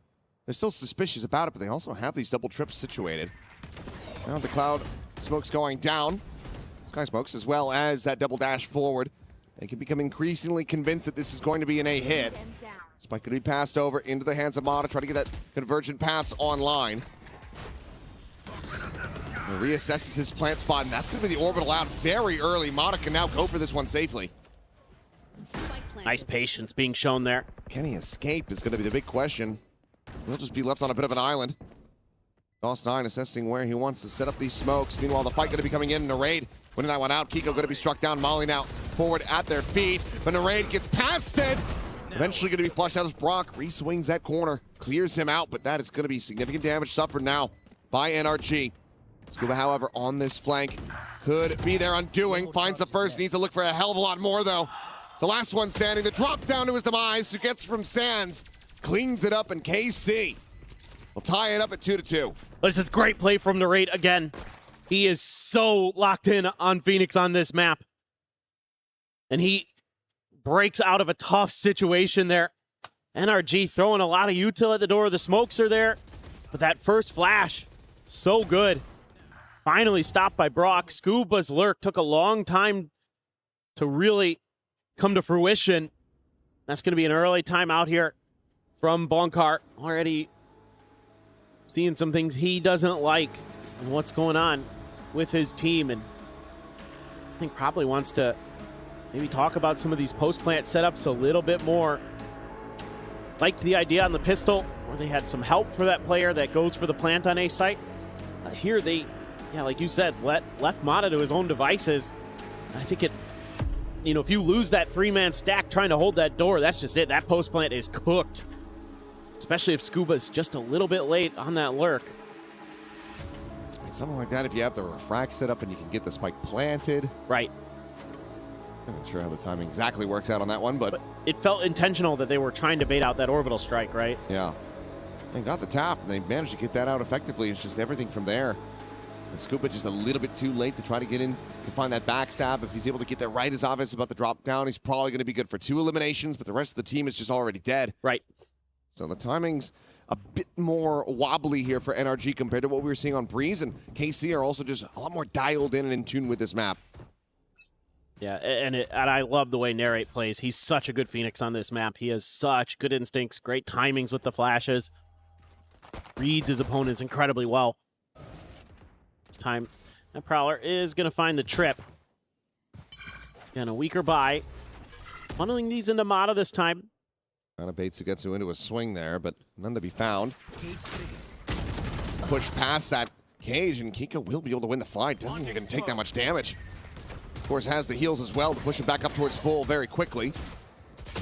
But spray and pray forward to Canteen. Dawson going to be struck down. Narrate, however, pushing forwards, looking for more. Nearly has him lined up. Can't quite collect it, but Aves still going to be good for one more. Nade to the corner. Kiko's going to be dead. No, he pushes forward. He manages to scale past that right before the explosion comes in. Meanwhile, Scuba unable to win this critical fight.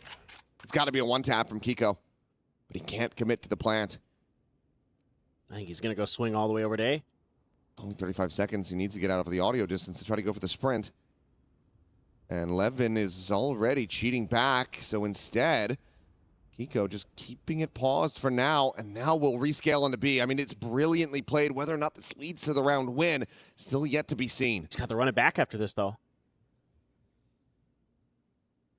Still trying to check around, but eventually we'll have to go for this. But yeah, if he can get the plant, get into a safe position. Problem is, Levin has both blast packs, so he can get on top of wherever he commits to this run it back from. Will he even get the chance? No, he does not. Levin will just catch him in transit. And KC with his defuse will move up 3-2. Oh boy. I mean, it's a hell of a go of it on what is effectively an eco other than the rifle of Kiko, which definitely found purchase in that round. Getting that first kill on Sugetsu. Absolutely insane.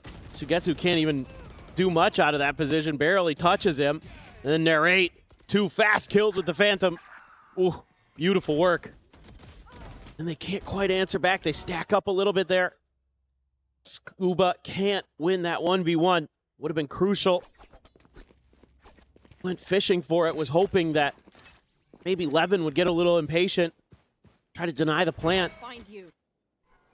Mata has the op now, though. Save up. Big ult available. 1 away from an orbital strike for Brock. Kiko and Mata sitting on their duelist ults, respectively. Narrate just spams through. Gets Kiko down instantly. That's the run it back on. You're kidding me. Just another kick to the gut for NRG. 3-player stack now on this north side, just hugging this tripwire. Still to be so worried about Array and Sugetsu here at B. There's just no easy way to try to get access to the site. Joke's over. Run it back, going to be committed. Narrate spraying and praying, trying to see if he can find anything before this one does expire. But there's the backstab. Levin arriving, is instantly able to find 2 players as Brock and Ethan will get taken down.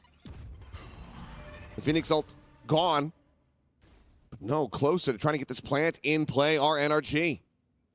Completely surrounded.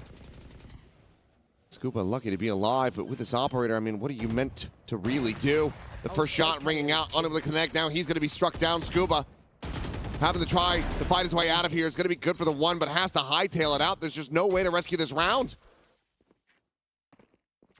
Now plant his feet, and looks like KC will show the respect that Scuba earned from that previous map's performance. They won't go chasing, but they say thank you very much. You just handed us an operator as well as a 2-round lead. I mean, it's just crazy work. The way that they're able to then maneuver on the map. They start just taking space. This is exactly what you wanted to see out of KC on this defender side. They have such a good feel for the flow of this map. Meanwhile, NRG looks a little rattled now. I mean, that is a brutal way to start the round, too. You throw up that blaze wall, you just get spammed right down, lose that key ultimate that you're going to have to chew another round through, potentially. They are going to buy into this. They had enough in the bank. Operator actually not going to be carried over by KC. They opt to not go for it. Are we looking for some kind of wombo here? Convergent paths into the orbital strike, potentially. Ethan starts out on the north side of the map, looking again for KC to get aggressive, but now opt to play a little more default. Boombot's not going to see anything here, though, so they're going to lean over towards B. Scuba starting to clear sewers. Starting to feel a little bit uncomfortable for NRG, like they're already behind the curve in this round. Trying to spread the map. They're trying to sell some attention. See footsteps sent out by Ethan. That isn't a ton of info there, so I don't think KC makes much of a change. That's a quick backpedal, a haunt towards that north side to make sure they're not getting pinched here. So for now, because nothing's spotted on Dish, they continue to just leave 3 players on B. KC have a very strong understanding of exactly what NRG is doing. They're in pole position to counteract this. Let's have so much map control. Well, they'll run it back from Kiko. Is going to have to go hard in the paint. This paint shell's going to be sent out. Showstopper looking to go up and over the top, but Kiko will be able to find the one that orbital strike now going to be called in towards Canteen for the push forward. Delsign able to find those 2 kills. Ethan and Mata both struck down. Now they have to rescale forward. 13 seconds remaining in the round. Brock, the spike in hand, trying to commit in for that plant, but it's going to be Kiko at front. Jen, who's able to find one. But he cannot escape. The round is over. The spike just cycled to the ground repeatedly as Narrate arrives exactly when he needs to. And that costs them so damn much.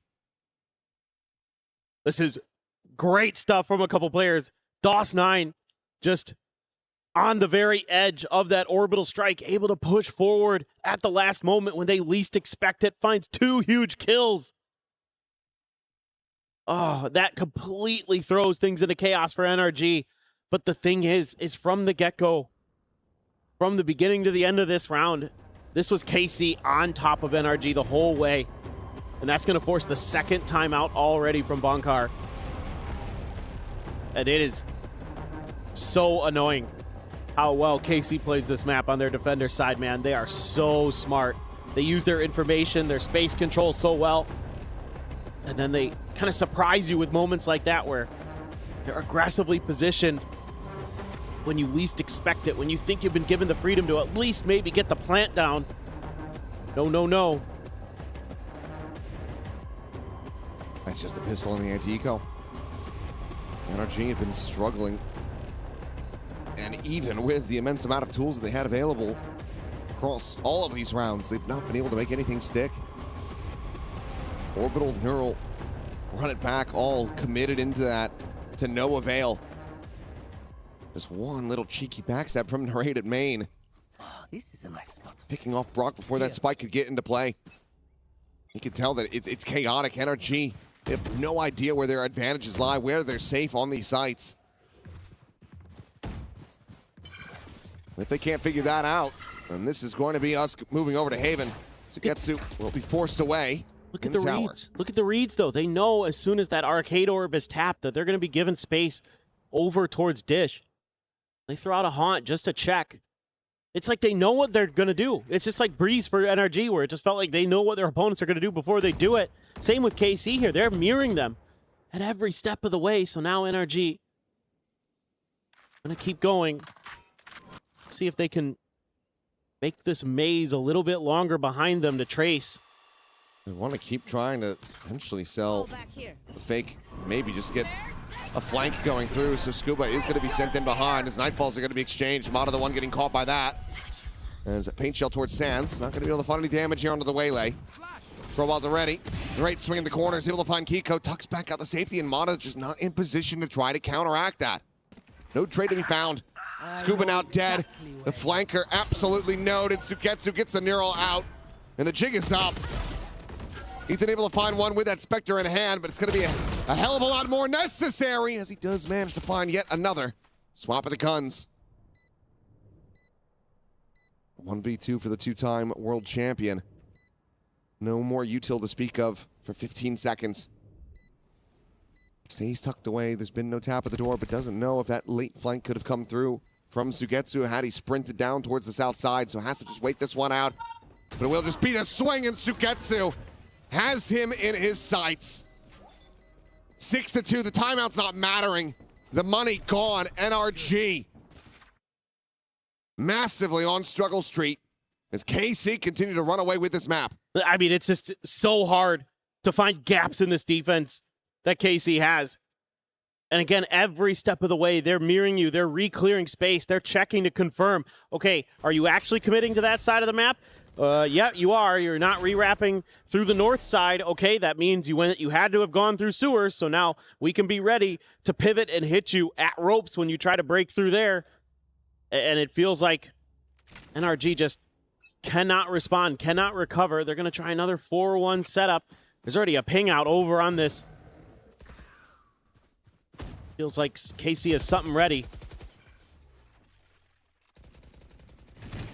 It feels like NRG are just out of ideas. 4-player push to Arcade, trying to grab the orb, trying to make an exec happen, but Narade just peeks out. He manages to find a second one as Ethan will also get taken down. Lana works up into tower, grabs that Phantom. Now you've got Levin encroaching on the north side, still going to be contained by that trip for now. Spike will be recovered. Scuba trying to just slot forward.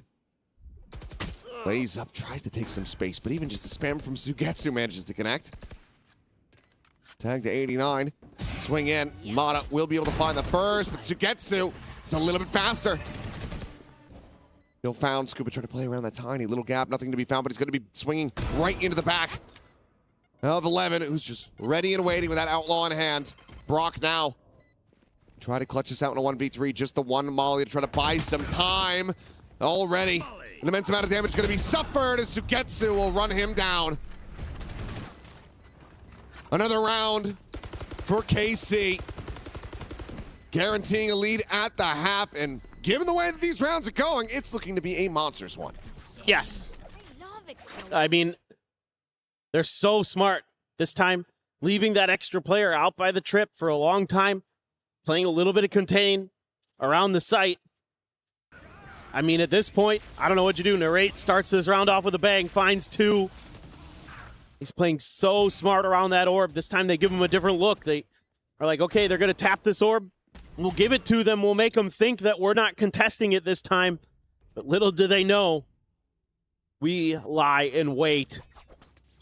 That's 7 streaked together. The buys struggle here for NRG. 2 Phantoms, 2 Guardians, and a Bulldog. 11 holding that tight angle. Man, I don't know what he saw there, but he was ready for that. That was just a timing.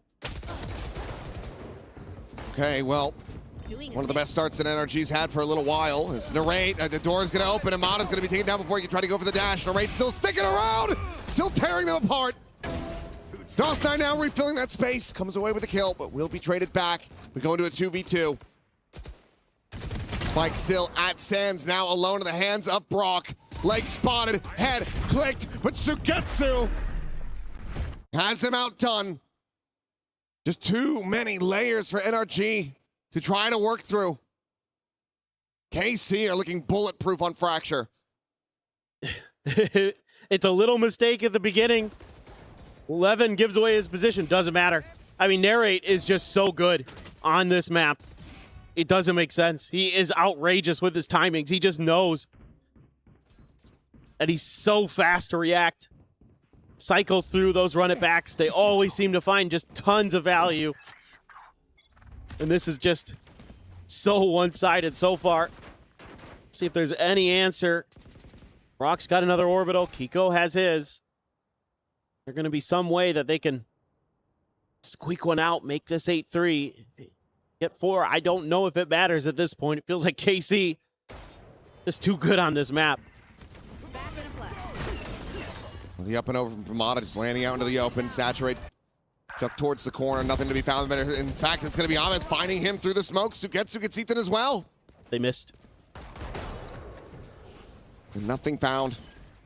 Run it back, committed to no avail. Only a smattering of damage onto the enemy Fade. And the space that you would love to have for a post plant is very much taken away as Brock will fall. Scuba only able to find the one, but nothing more. 9-2. KC continue to beat them back, continue to demolish. They're looking to make this a 10-2 scoreline at the half and quickly get us into map 3. Oh, yeah. This is feeling like lights out. I mean, NRG's been forcing buys. They've been trying to scrape together some kind of round, some kind of way in, and they just can't get much. I mean, run it back used. They at least still have the orbital strike.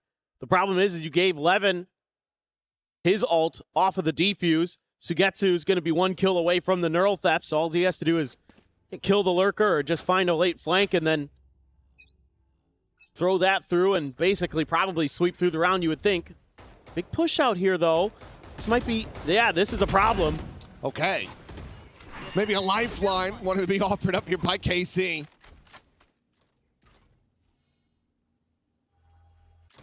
It's beating the hell out of NRG so much that they started to get depressed about it. Deciding, we'll give you a couple kills.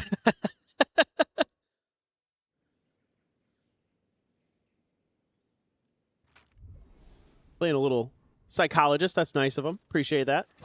Well, it's both duelists down. It's a showstopper out of the equation, so one fewer thorn in their side. But, I mean, we've seen so many conversions already from KC that even in a 3v5, I'm not convinced that NRG have this one in the bag. No. The best news about this is you took out the showstopper. Like, that's actually the only reason I still have some hope.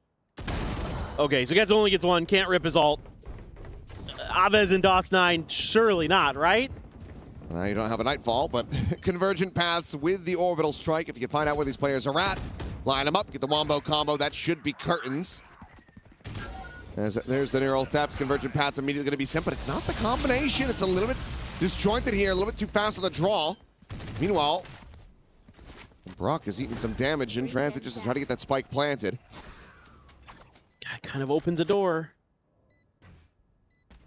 Silent push forward.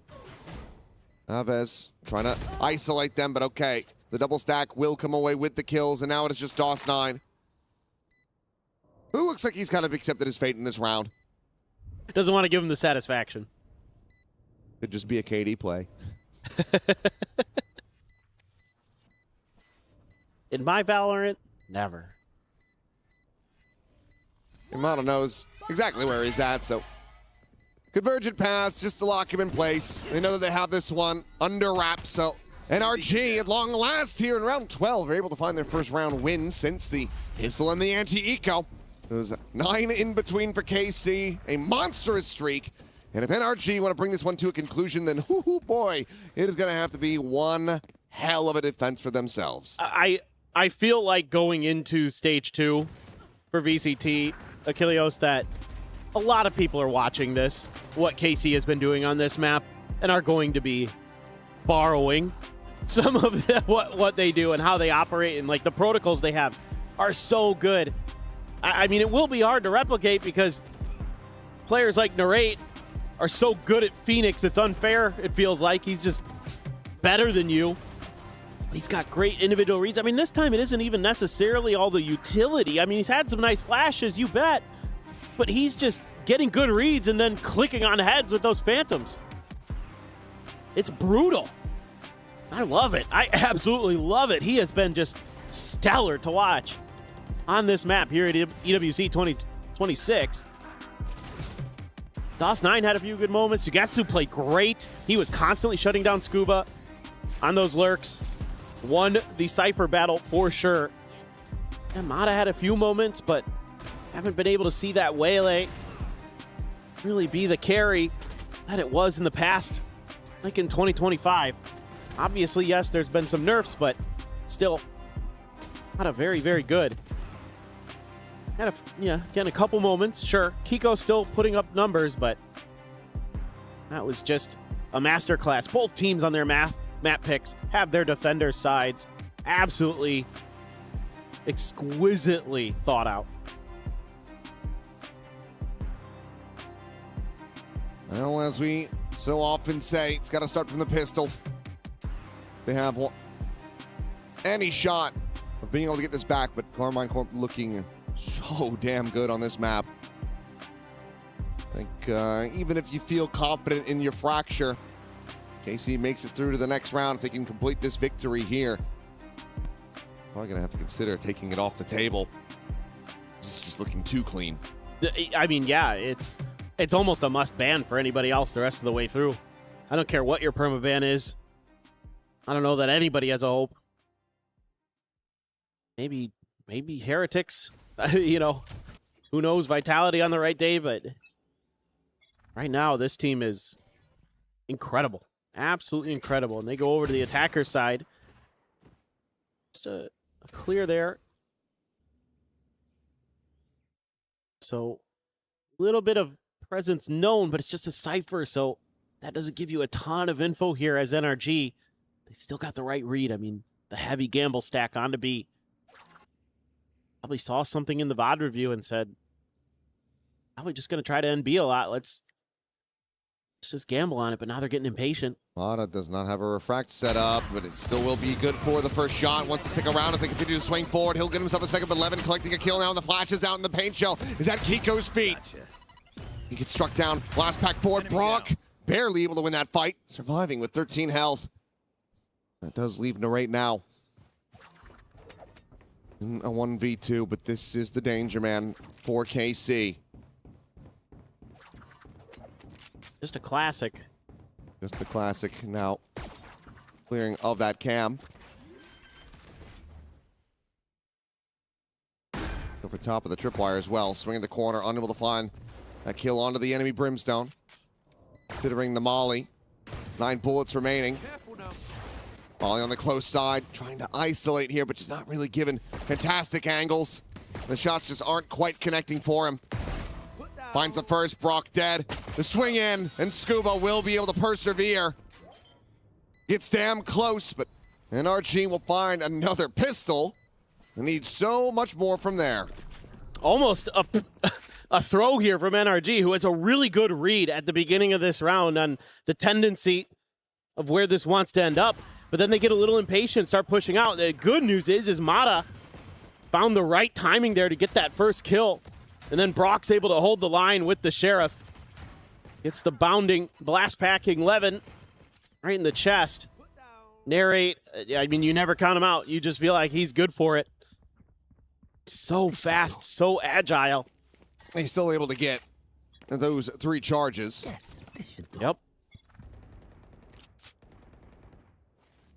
I mean, I'm still not comfortable as NRG. Like, this still feels like a scary scary situation going up against an eco. Levin's the only one who buys up. Oh, there's a couple bandits in there. I take it back. There's 3 bandits. From a distance, they look like classics. Also, I'm old and my eyes are bad. Leave me alone. Very true. Yep. Give me a break. There's a couple shots out and a triple push down through this double push rather down through this underpass. Orb to be collected, and right now 1 away from having the run it back available. And they're now going to take that as their prize and silently drift away over towards the A side of the map, where Mata not too far off, but still this back into a position with that outlaw is going to prove to be even more difficult. This is, in theory, plantable. It just depends on the timing here from Ethan. Nobody's going to open this door. They're just going to silently bypass it.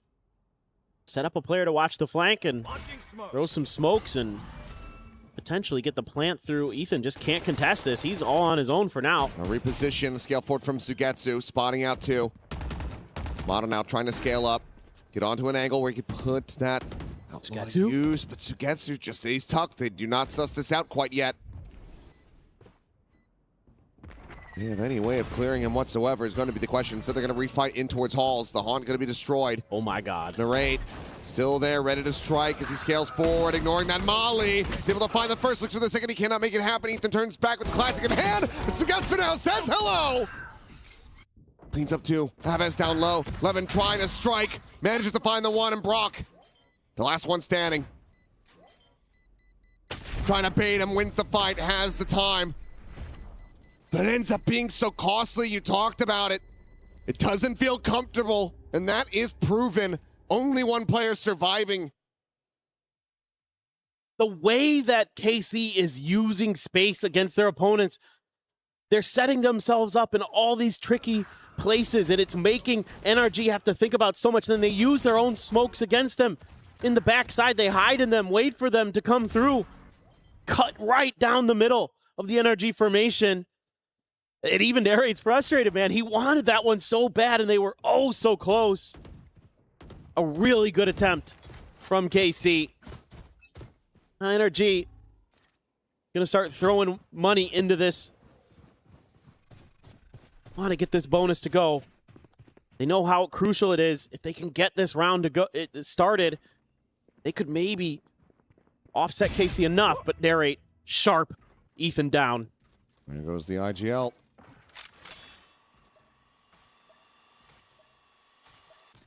Dead off the rip. Spot of that tripwire. Make his way back over, trying to reinforce this A site, because again, KC just starting to creep their way over here. Seems like they overall do have the right idea. It's just a question of, can they hold the line? Can they stave them off? Convert this bonus. Run it back. Push forward over towards Sanson. Just getting spammed a little bit, and he's able to find Mana through that smoke. Scuba able to snap him back. He's able to find Levin on top, but he and Brock will both fall, and now suddenly it is just Kiko. Just a Guardian in hand. Given the money, given how much they had to invest because of how close that previous round was, he has to save this weapon. Rotates over, can swap over to the Phantom, at the very least get that upgrade.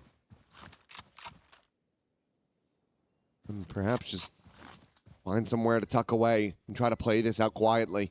It's going to be a 5-round advantage here in the hands of KC once again as they hit double digits. And look at the money. Look at the money for NRG. It's gone. They bought into this. They felt like they had to convert this bonus if they were going to have any chance in this map. They can't do it. So it feels like this is certainly KC's, and we will certainly be going to Haven. Just so impressed. Love the way this team operates. The protocols they have. Individual play. Narrate. Again, outrageous how he understands what's going on. Knows where players are going to be. Just seemingly has a vision in his mind. There is a technical pause, but my goodness. So good. So good. Well, hopefully something quick and clean like we had previously. Already. Edwin feels like he's backing off a bit, so hopefully be able to get back into this NRG. I mean, they're holding on by a thread. This is still possible. We know that this is a team that is capable of getting themselves back into a winning position. Just given how, if map fluency makes sense to say, sure. KC seem perfectly fluent in Fracture. Absolutely. They're linguists on this map. They're poets. They have more than a fluency in the language. They're experts. And it's just fun to watch them on the map because I'm just like, no, I get it now. I see, because you have that Cypher util over there. You know that they're not coming that way. Okay, you threw your haunt deep that side. You even left a player there lingering a little bit to get some info. Okay, now you can wrap down to the other side of the map and you can make these fast rotates. You're always all over the place. And you're doing such a diligent job of keeping track, of every single little thing on the map. And then you have some great ideas yourselves in some of these post plants and other things that we've seen that have been really, really devastating to multiple different opponents. Paper X, Kate, and NRG now suffering. And is KC going to be able to do it again? Lose the first map, run back 2 to take the series win. Granted, it was their map pick last time when they dropped the first map. But I think they realized, oh, hey, we're pretty good at this Fracture thing. And NRG lost to Paper X on it, so surely we're better than them on it too, right? Yeah, that is 100% correct so far. Sometimes transitive property does end up working out. It does make sense. And that is looking to continue here for KC. Up by 5 to get ready to go back into this. Just that one Phantom carried over by Kiko. Slight little investment of the Sheriff for Mata. But, I mean, it's just been few and far in between for NRG to be able to find kills in this map. You can see just how out-fragged everybody is at the moment. Yeah, I mean, Kiko's been trying, but... Pack it up! Pack it up! Move on! Let's go. Just go to Haven. Yeah. Poor Kiko. The Phantom will change hands. And the question becomes, can Ethan find value with this? He passed it on to Brock now. Can Brock find value with this? Ethan on that peak, probably wishing that he still had a Phantom. It's going to be zoned away. Molly down to 71. Mata at the same time. Taking position in halls. 2 players on the opposite side. And they're just going to back off. They say, okay, we've probably drawn all of them to this side of the map. We have full control of north side.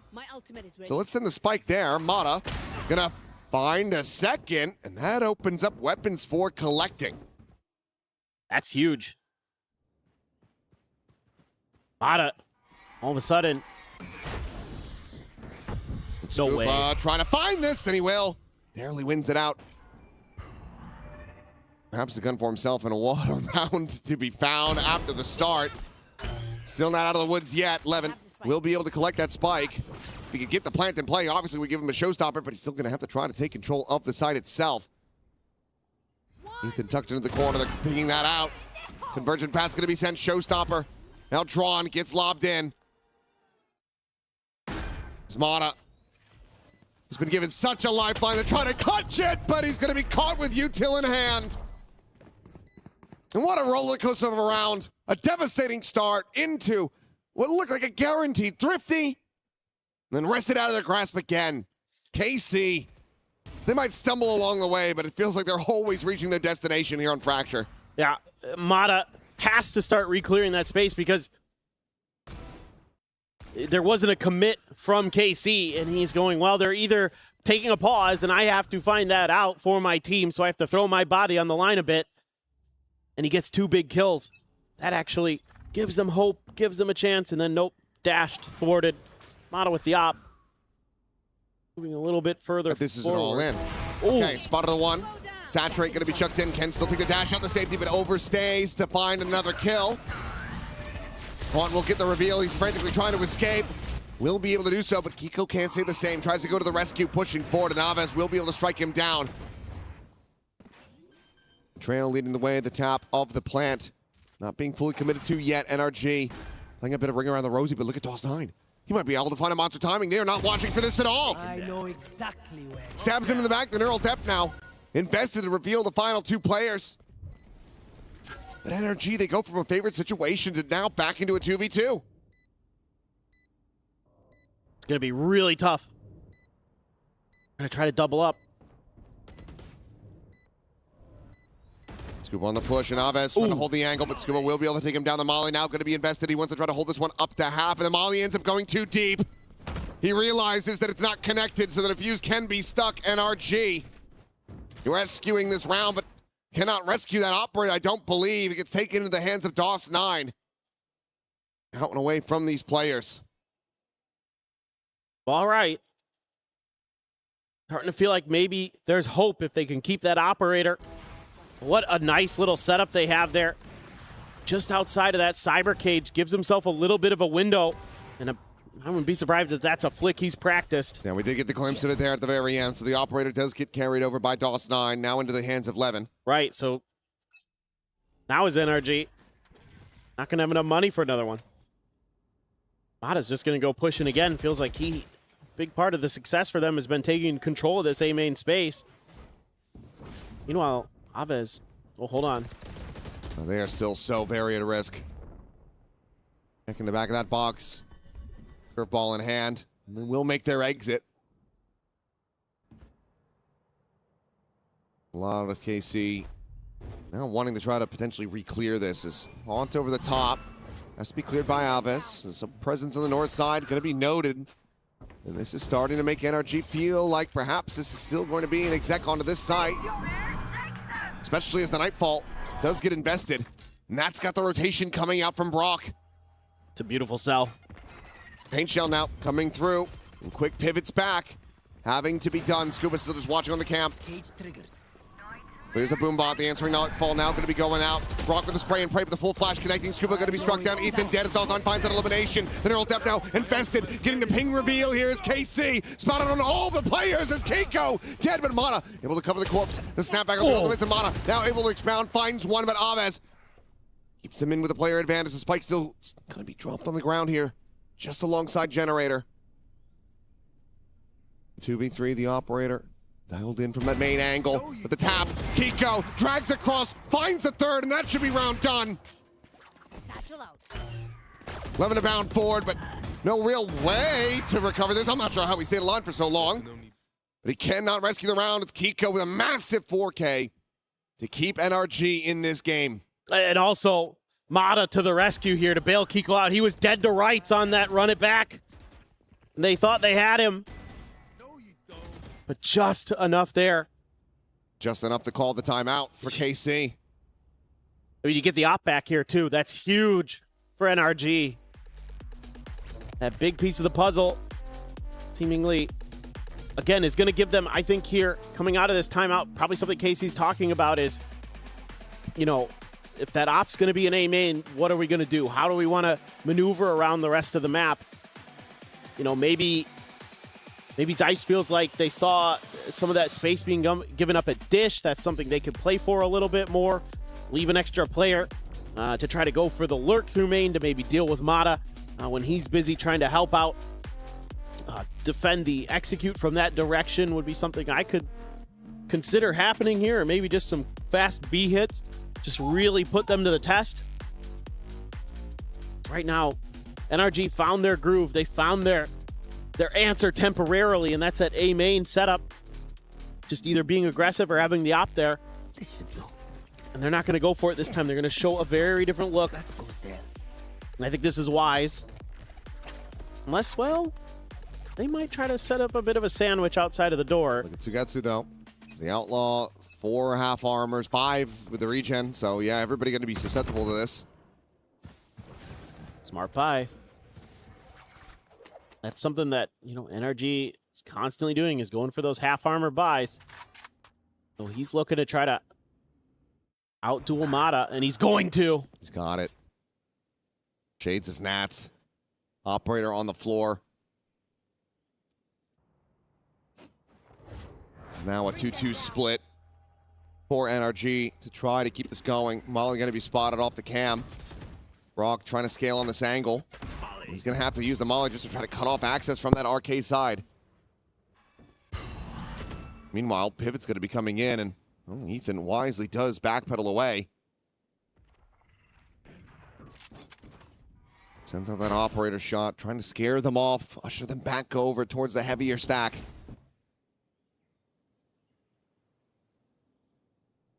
Ball in, the ride the tower, the jump on the corner, and Levin's going to be taken down. Back into a 4v4. Drop down from Kiko, playing this one very boldly as Narrate tries to take that space. Can't quite clear the corner, but still will be able to gain line of sight. Get rid of Kiko. Back into the player advantage, the back stab. Getting ready to come in, but Brock can't even hold his own against the player right in front of his very eyes. Aves comes up with the goods. Scuba dead, and Ethan now to just grab up that operator. Hold on to it for dear life.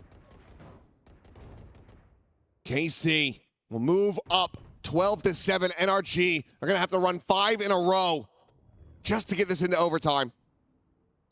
The money is just not on their side. No, let's see if he's able to even keep this. Sugetsu, isn't going his way just yet. Still a little bit time before it explodes. 2 are going to come. They have to know he's going to have the op. You have to be suspicious about this angle. And they are. No reveal on the haunt, and Ethan still trying to go for this peek and nearly gets punished. And now is none the wiser whether or not he has been surrounded. Will be able to retain this weapon after all.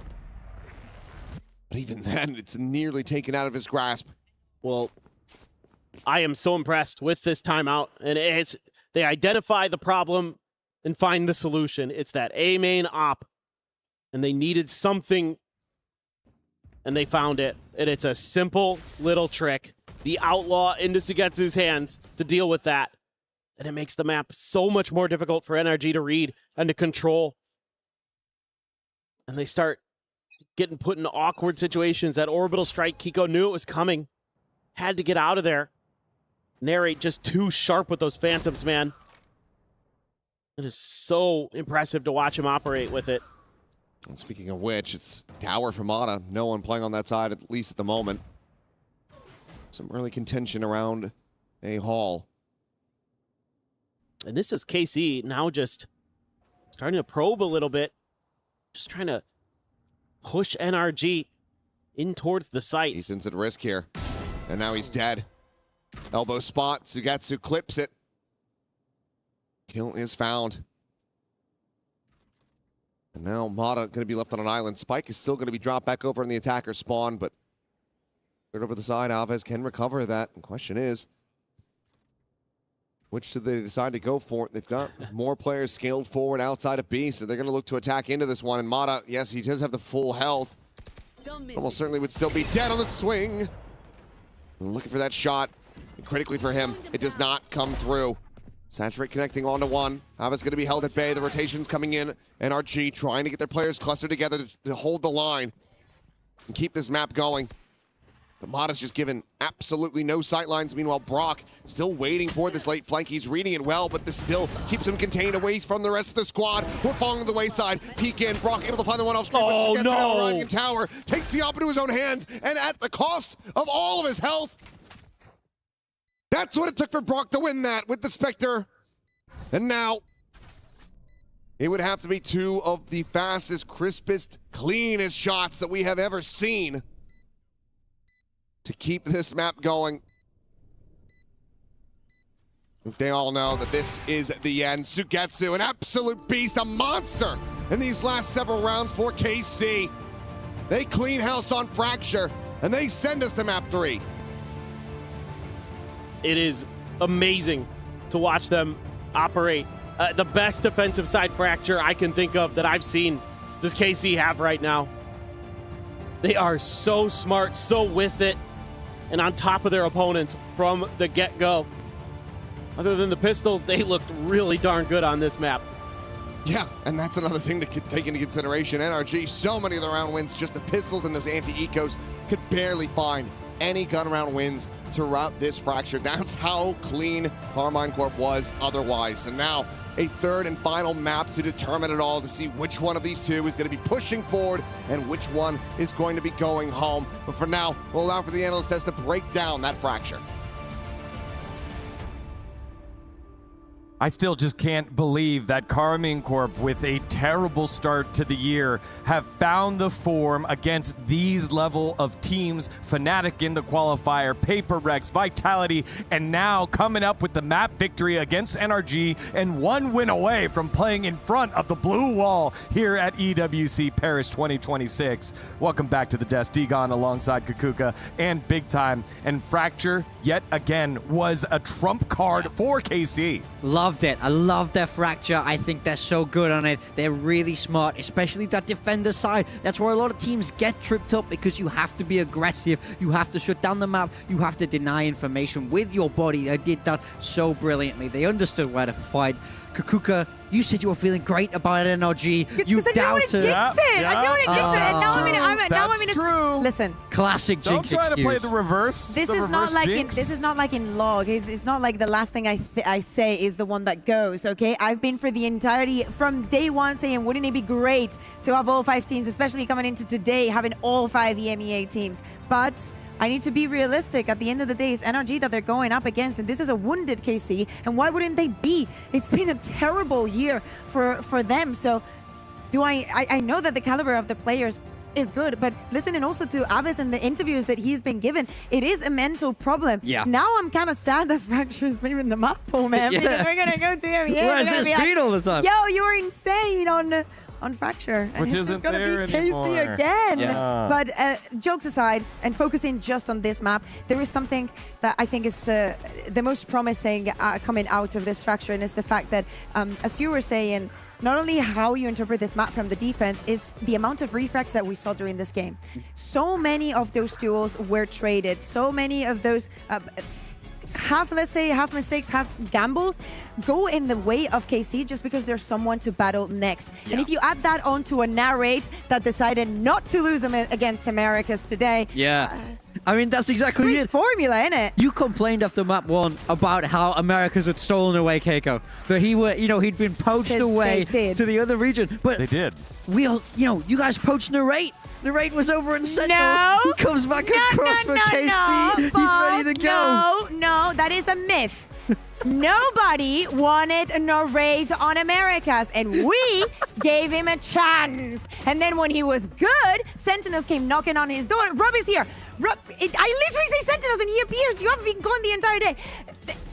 Anyway, and then when they didn't want him anymore, we took him back.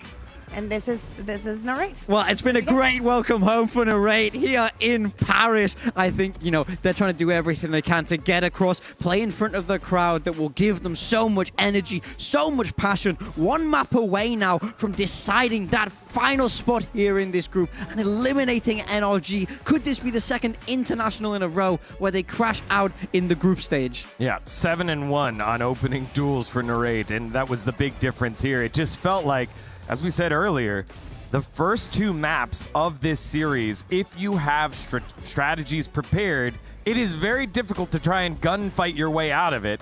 And this being KC's pick showed exactly why they felt comfortable on it, and it just never felt like NRG got in positions where they felt comfortable. Yeah, I mean, exactly. I think we spoke about how great NRG were on Breeze, and we also said Fracture's a very different map. You have to approach it very differently, and I feel like I'm always a little bit worried about NRG whenever they're not being able to play their signature roles. When Brock is having to play the Brimstone, things like that, it always just has me doubt a little bit that this team is running at 100% efficiency, and I think that's true. I think they couldn't go toe-to-toe with KC in this one. Also, to me, there was a little bit of a disappointment in this map. I kind of expected more from Mata, especially when we were talking about the attack. He had an incredibly quiet half. We were saying how when Breeze kind of like waste having here on Harbor just because of what he can do. But yeah, at the end of the day, did KC actually fund this? Like, did they pick the Fracture, not the Haven, to secure it, and then been playing the long game? Maybe. I'm on my knees. I'm on my knees. I'm on my knees, please. I'm okay. I'm okay. You look okay. We'll have time to go ahead and figure out if was this the KC long play. Give them map 1. We'll leave the map pool open, get Fracture, leave Haven there for the decisive map. Well, that is where we're going. Map number 3 after this short break. Don't go anywhere. You're watching EWC 2026.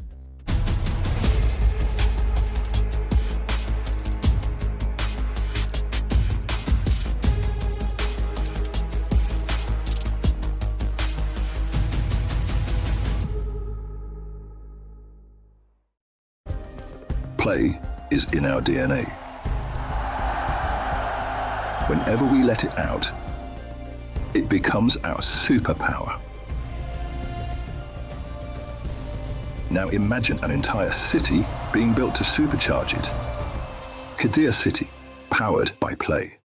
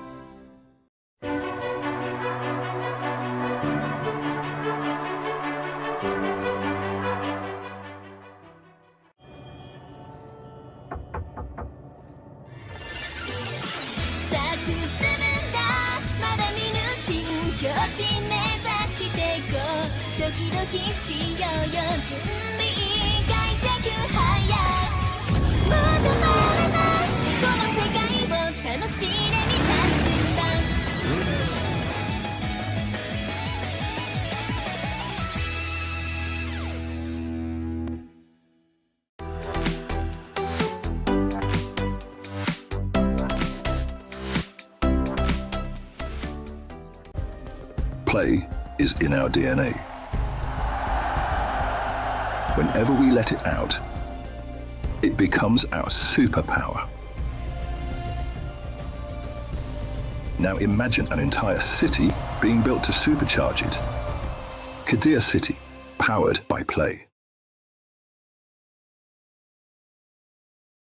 Getting us back here for a mystery 1v1 skirmish. This time we have Carmine's DOS9 in the seat, and he's going to have to try to guess who he is playing against on the other side. He has no clue. It is just one player who is one of the other teams. Could even be his own team. That you're saying. Yeah, what if I just list all players? I mean, if you got the memory to list off every single player that's here, then big on you. I think that would be quite impressive, but already sticking a rifle so far. So one more. We'll start getting the hints out. Okay. This player has lifted a global trophy before. Okay, Brock? No. Mada? No. Your next hit is that in the global tournament that they won, this player won MVP. Dambi? No.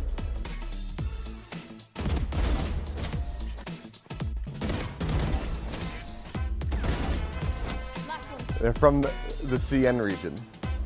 Ah, from China? Rarga. Oh, not that. Kang. Kang. They got one back. And Kang needs 2 to take it. Woo.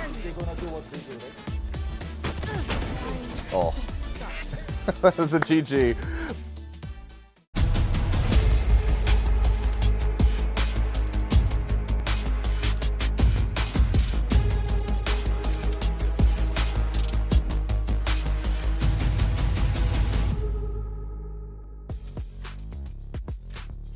Hello, everyone. Welcome back to EWC 2026 Valorant. Love that little piece of content that we had there with DOS9 going up against Kang. It was like 8-0 before DOS9 got his first pick. And then he got the answer correct as well. Digon alongside Kukuka and Big Time. And right now, DOS9 and the rest of KC on the cusp of making it to the in-person portion of the playoffs here at EWC 2026. But standing in their way is a different VCT champions team in NRG. Yeah. And he and the rest of the squad need to continue the pressure on. Otherwise, NA representation will go from 1 team to 2 teams. Yeah, but look, for me, I think NRG struggled in that map. We know that Haven is a map KC routinely will like to go to back in EMEA. It's where they feel very, very comfortable. So I think you have to ask bigger questions over onto the NA squad there of NRG.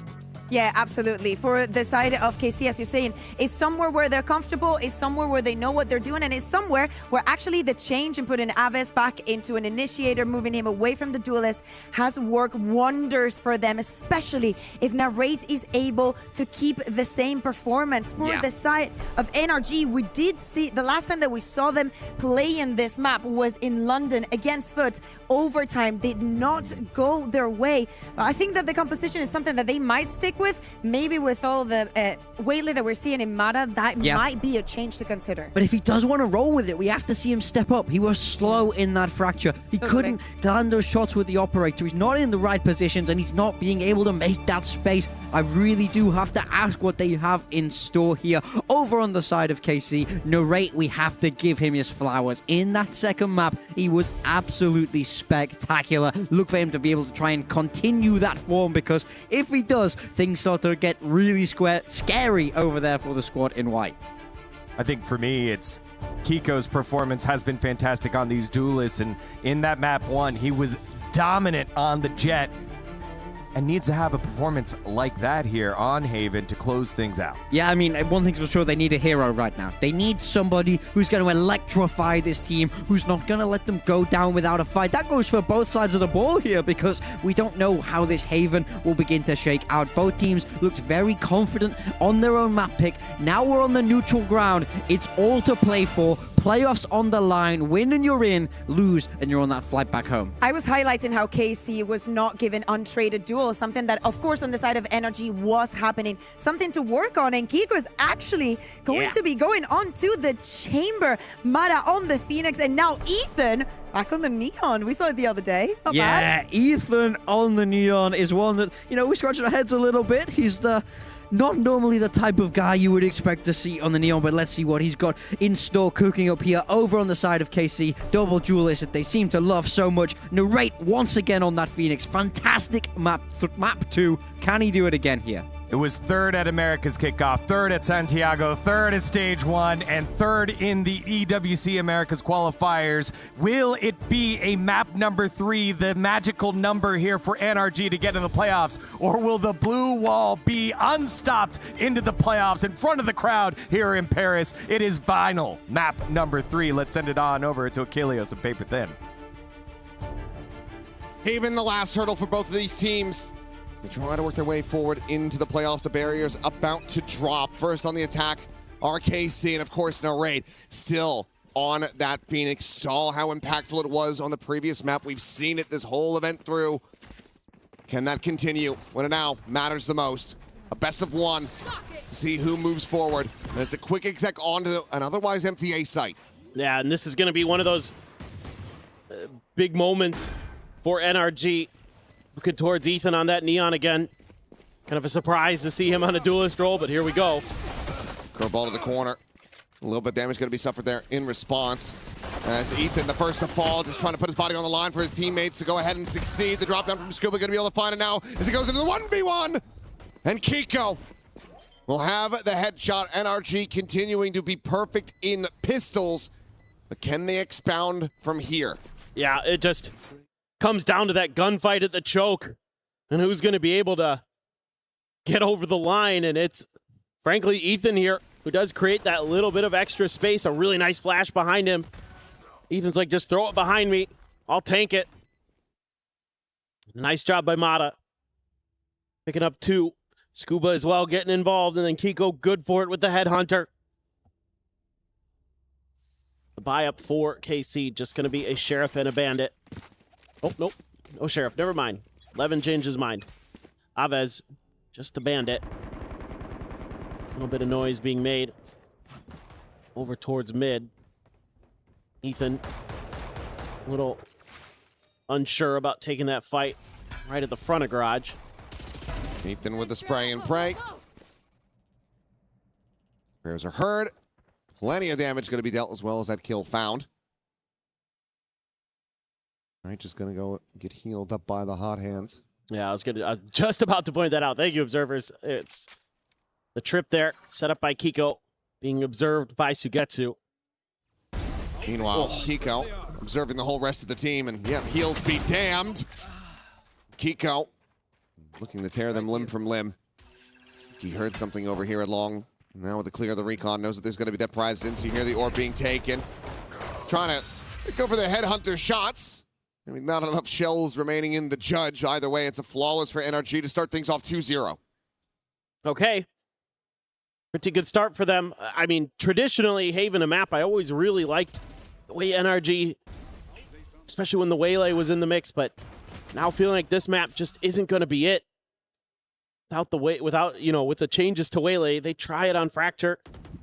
But here on Haven, having to go in a very different direction.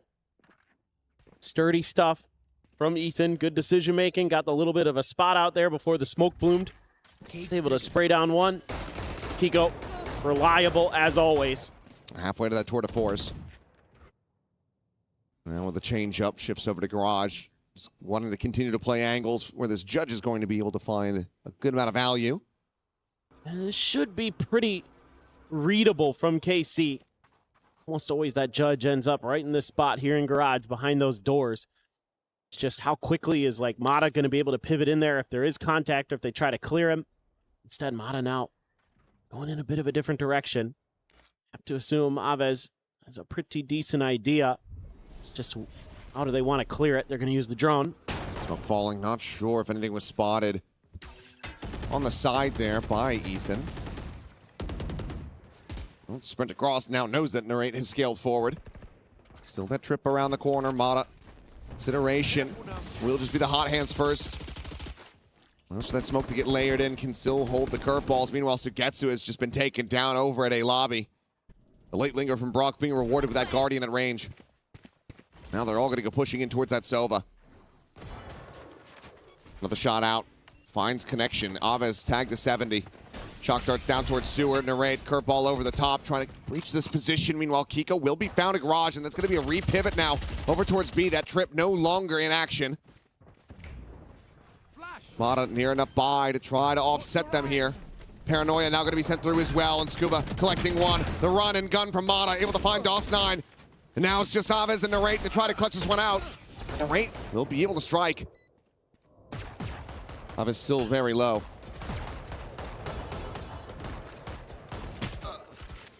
They're holding on to this one, trying to buy the time. Late drop on the smoke. The TP up and over the top. Scuba now going to be taken down as we go into the 1v1. Narrate still relatively healthy as the curveball goes out. Second and final. The tap of the fuse. Brock knowing that he needs to start sticking this one sooner rather than later. Narrate going to be forced away, and that should be the round done and dusted. Brock knows it. Narrate knows it. KC able to play anti-bonus, but NRG still able to get an immense amount of damage dealt. Yeah, this is really good work from both teams. NRG doing such a nice job with their rotations, throwing up a ton of resistance at where they try to get through at Sewers. There's two walls used there, the Phoenix wall and the fast lane, both thrown in.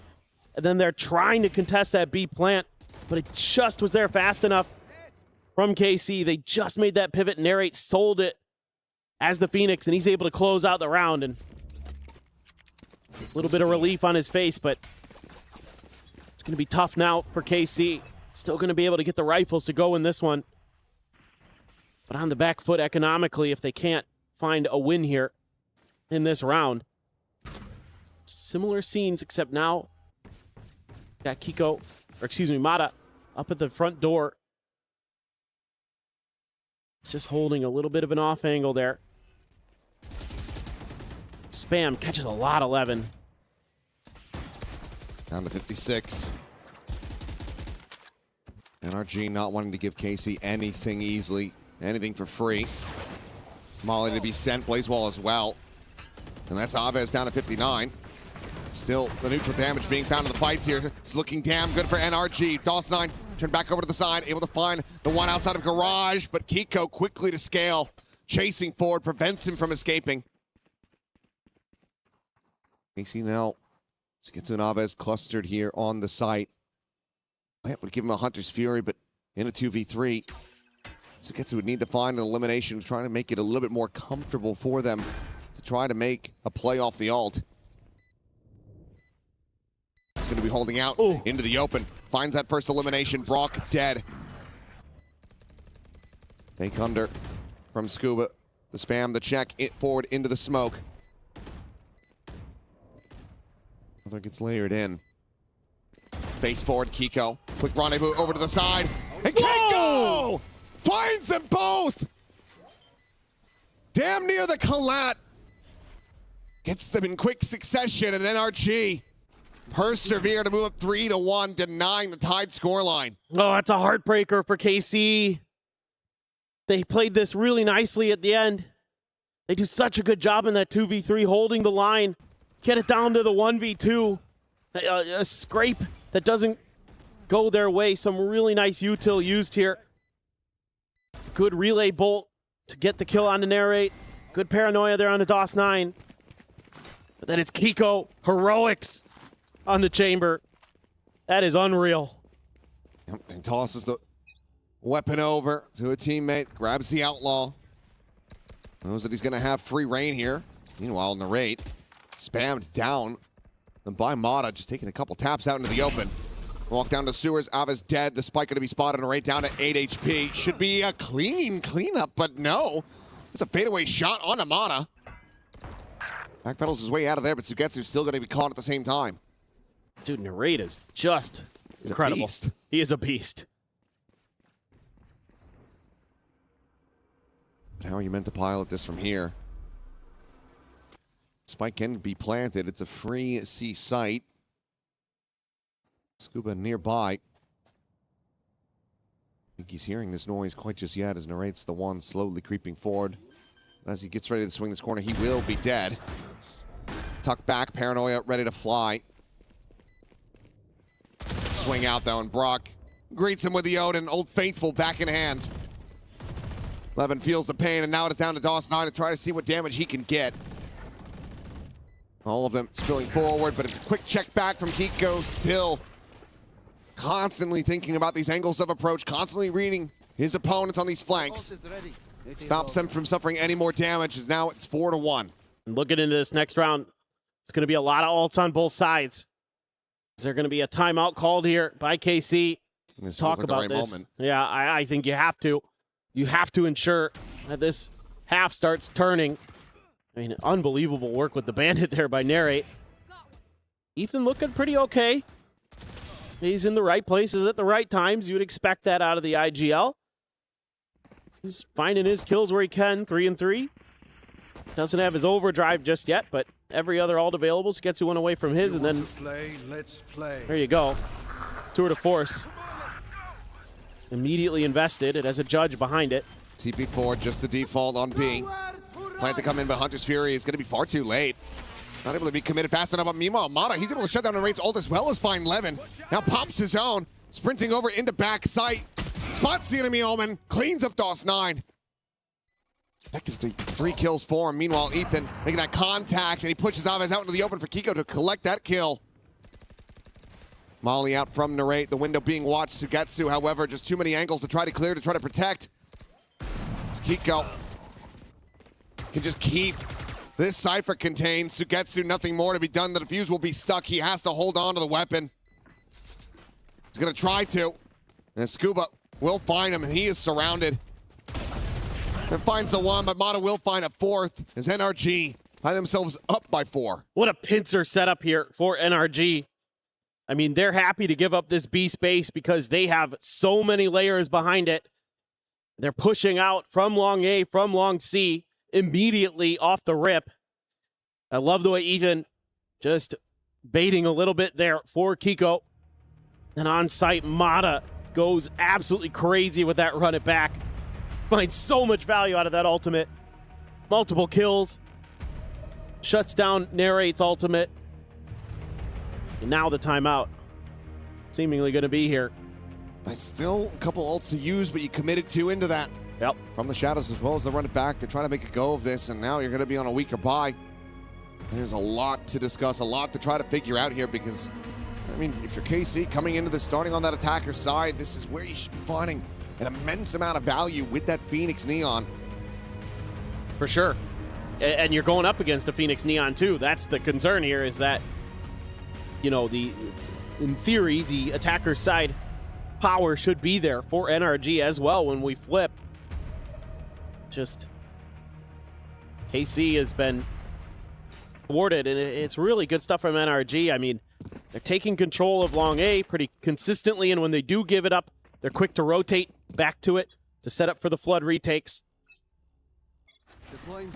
Let's see. Are they going to go for any kind of early Hunter's Fury? Maybe that's what that early drone was for. Try to clear some space. Even then, still fairly risky. Is Ethan has killed 2? Just goes sliding in the long. Cleans up that kill. Levin will be able to peel one back. Knows that that enemy Neon's still going to be in position and has to try to take him down, but Ethan holds his own for at least one more. Is eventually able to get that elimination. Gets a ton of damage on the Brock, but just cannot confirm the kill. So Narrate again. Grabbing up that Phantom, has the spike. NRG is giving up the space for now. Playing together, not wanting to give him any potential individual picks. Any isolation on these kills. Make a little bit of noise, and that sends Narrate packing. Half of this, and he's got to go all the way to fully C. Re-clear, but all the way to C. Starting to run out of time, especially when you have to clear so many angles. Trademark still available as well in Garage. That's exactly where he's going to be going. Clears that out, and now, I mean, if he pivots back into B, these players are going to be in transit. They made, I think, a bit of noise. Perhaps he was just on the outskirts. Being able to hear that either way. This way in the corner of the spot. Brock has seen him. Tries to clear the recon. The ping comes in, and Brock, despite being at 10 health, still will be able to win it out with that Odin in hand. There's no one else like him. That is very true. He is a maestro of the Odin. 11 almost. If he gets Ethan there, I think there's a real good hope. But once Ethan's able to hold the line, I mean, a big 3K for the duelist IGL of NRG. Who would have thought we'd ever be saying that? 2026. Still, Hunter's Fury, Neural Theft. Now Ethan has his ult. Oh, that just missed Levin. Quick peek. Mata able to find Levin. Woo. Solid shot, though, from Sugetsu. Gets rid of him. Denies that run it back from being able to be effective in this round. Meanwhile, the Neural Theft getting the reveal. Brock on the peak, trying to escape. Paranoia will connect. He frantically does manage to backpedal away. Now there's going to be further presence at Sewer. The Odin in hand, and the right can't keep it.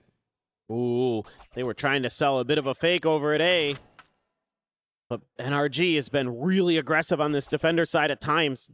They picked their moment to push out B and profit. Now look at this.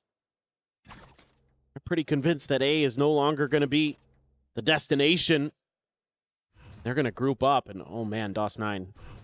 Just around the corner. I mean, he could absolutely ruin their day here. Gun barrel, I think you have just about spotted. Two of them, in fact. And Scuba will be the one paying the iron price. Back into a 3v3 we go.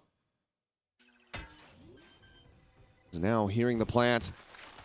Sugetsu works his way up into window. Ethan on the approach. Going to draw this attention, but Sugetsu for now trained in towards that defender's side. Goes for the peek, and Ethan will fall. Brock just not at any kind of angle to try to counter swing this. Meanwhile, an attempt at the no-scope through the wall. Kiko will still be able to find it with a headhunter. Back into a 2v2, but the Hunter's Fury is available. Have to get the tap to try to draw this one out, and there it is. Kiko is going to be... Oh, no, he's... Okay, now he's hit him. He's just going to stick it. He's going to try to stick it. Doesn't have quite enough time. Oh, but for a moment, KC, they almost squandered that completely. As the initial burst of the Hunter's Fury had not gotten the tag. This is a wild round.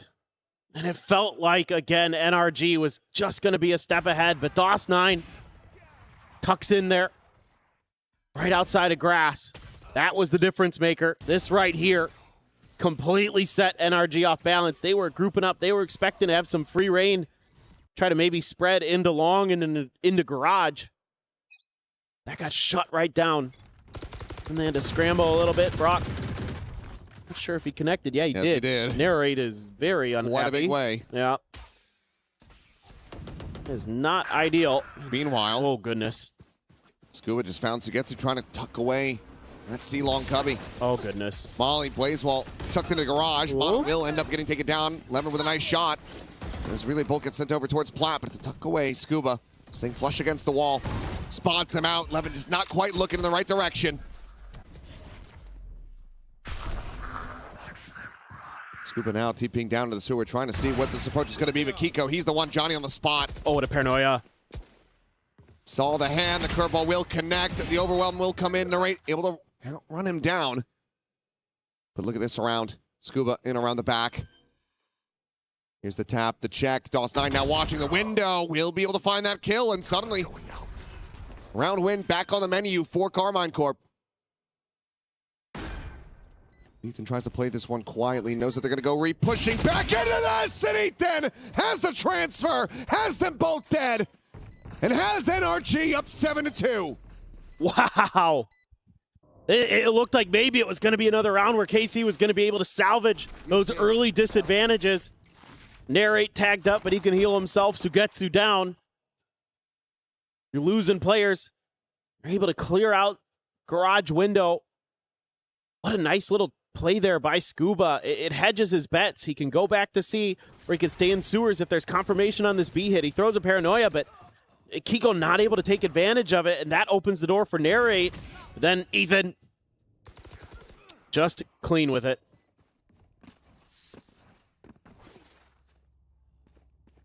KC from here, I mean, even if you can get up to 5, it's still going to feel pretty damn rough. And NRG, I think they want it all. Not satisfied after that previous map. After only really being able to get a smattering of success outside of the pistols and anti-ecos, they are running away with this Haven.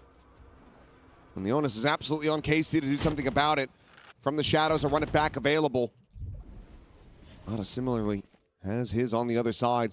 Currently positioned at garage. Recon cleared, blaze wall set up, cuts off that trademark for now. Relay bolt going to be dodged. Now the answering, run it back, going to be sent, and that's going to be him dead. Mata, no cover until Brock arrives. Revenge for a fallen teammate as DOS9 noted, and the spike is still on the floor. Brock is feeling it as he's just jumping the corner with the Odin. Here. They knew where Narrate was at. It's just Sugetsu, they really have to try to assess. As swing in, Ethan. He'll get the goods. Wow. For the final two, yet again. 8-2. NRG. So firmly in control, and for KC, I mean, I think it already might be too late to try to call that second time out, but it feels like they so very much need it. Yeah, maybe they will, maybe they won't. I mean, even though Brock shows up to the party just a split second late, he still does that jumping out into the open moon maneuver. I mean, the maestro in full swing there. Beautiful. That is so hard to do, and he makes it look easy.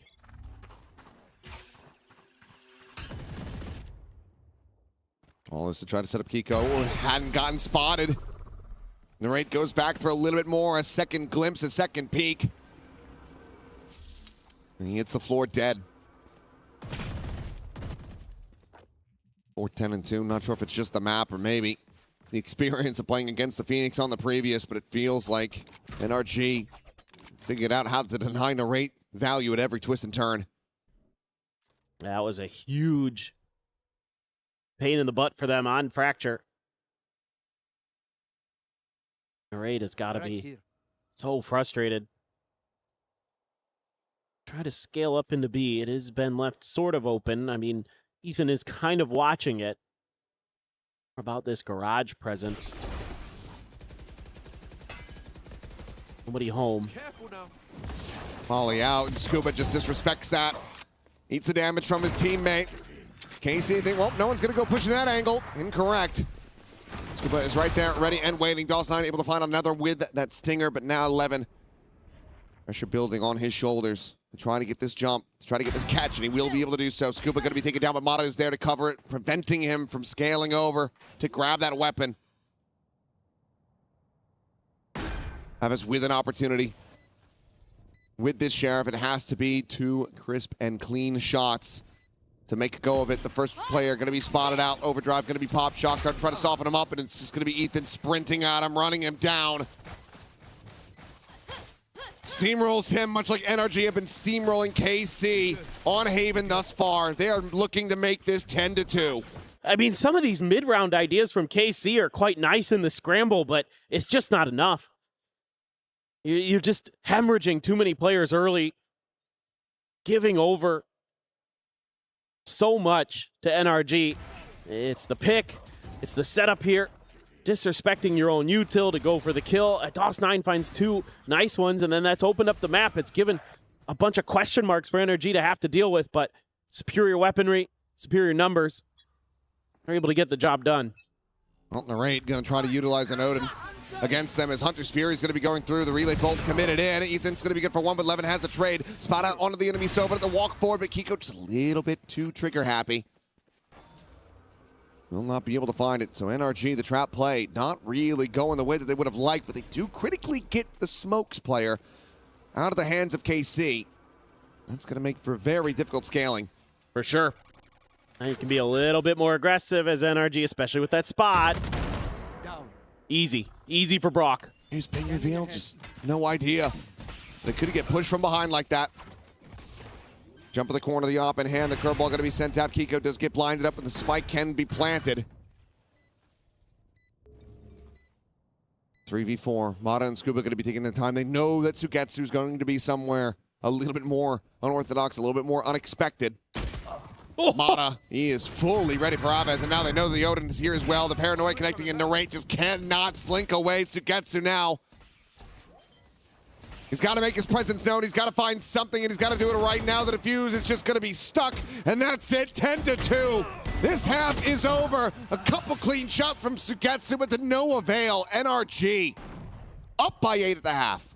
Yeah, really impressed with how they're able to handle this, and look who it is at the top of the leaderboard. It's none other than Ethan, the IGL, the new duelist for NRG. His second time. He's playing it on Ascent. He's playing it here now on Haven. Both this very tournament. I love it, man. How fun is that? See how the first outing went. Not great. It's 15 and 22.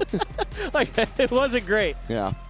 But he's looking really comfy here. I mean, again, he's done a lot of the selfless plays where you're going to run in there, try to set up for your teammates. He's kind of been that player who's holding down mid for this squad on this defender side and doing a really nice job of it. Has really good protocols for when he wants to use his relay bolt.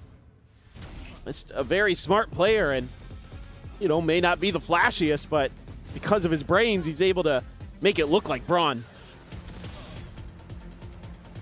I think, of course, the other layer to this is because you widely do have these mirrored compositions, just the difference in that Sentinel. Right. And how many times have we seen it? How many times have we talked about it? The Chamber being able to very much help contain the double duelist. It's got a ton of firepower in its own right.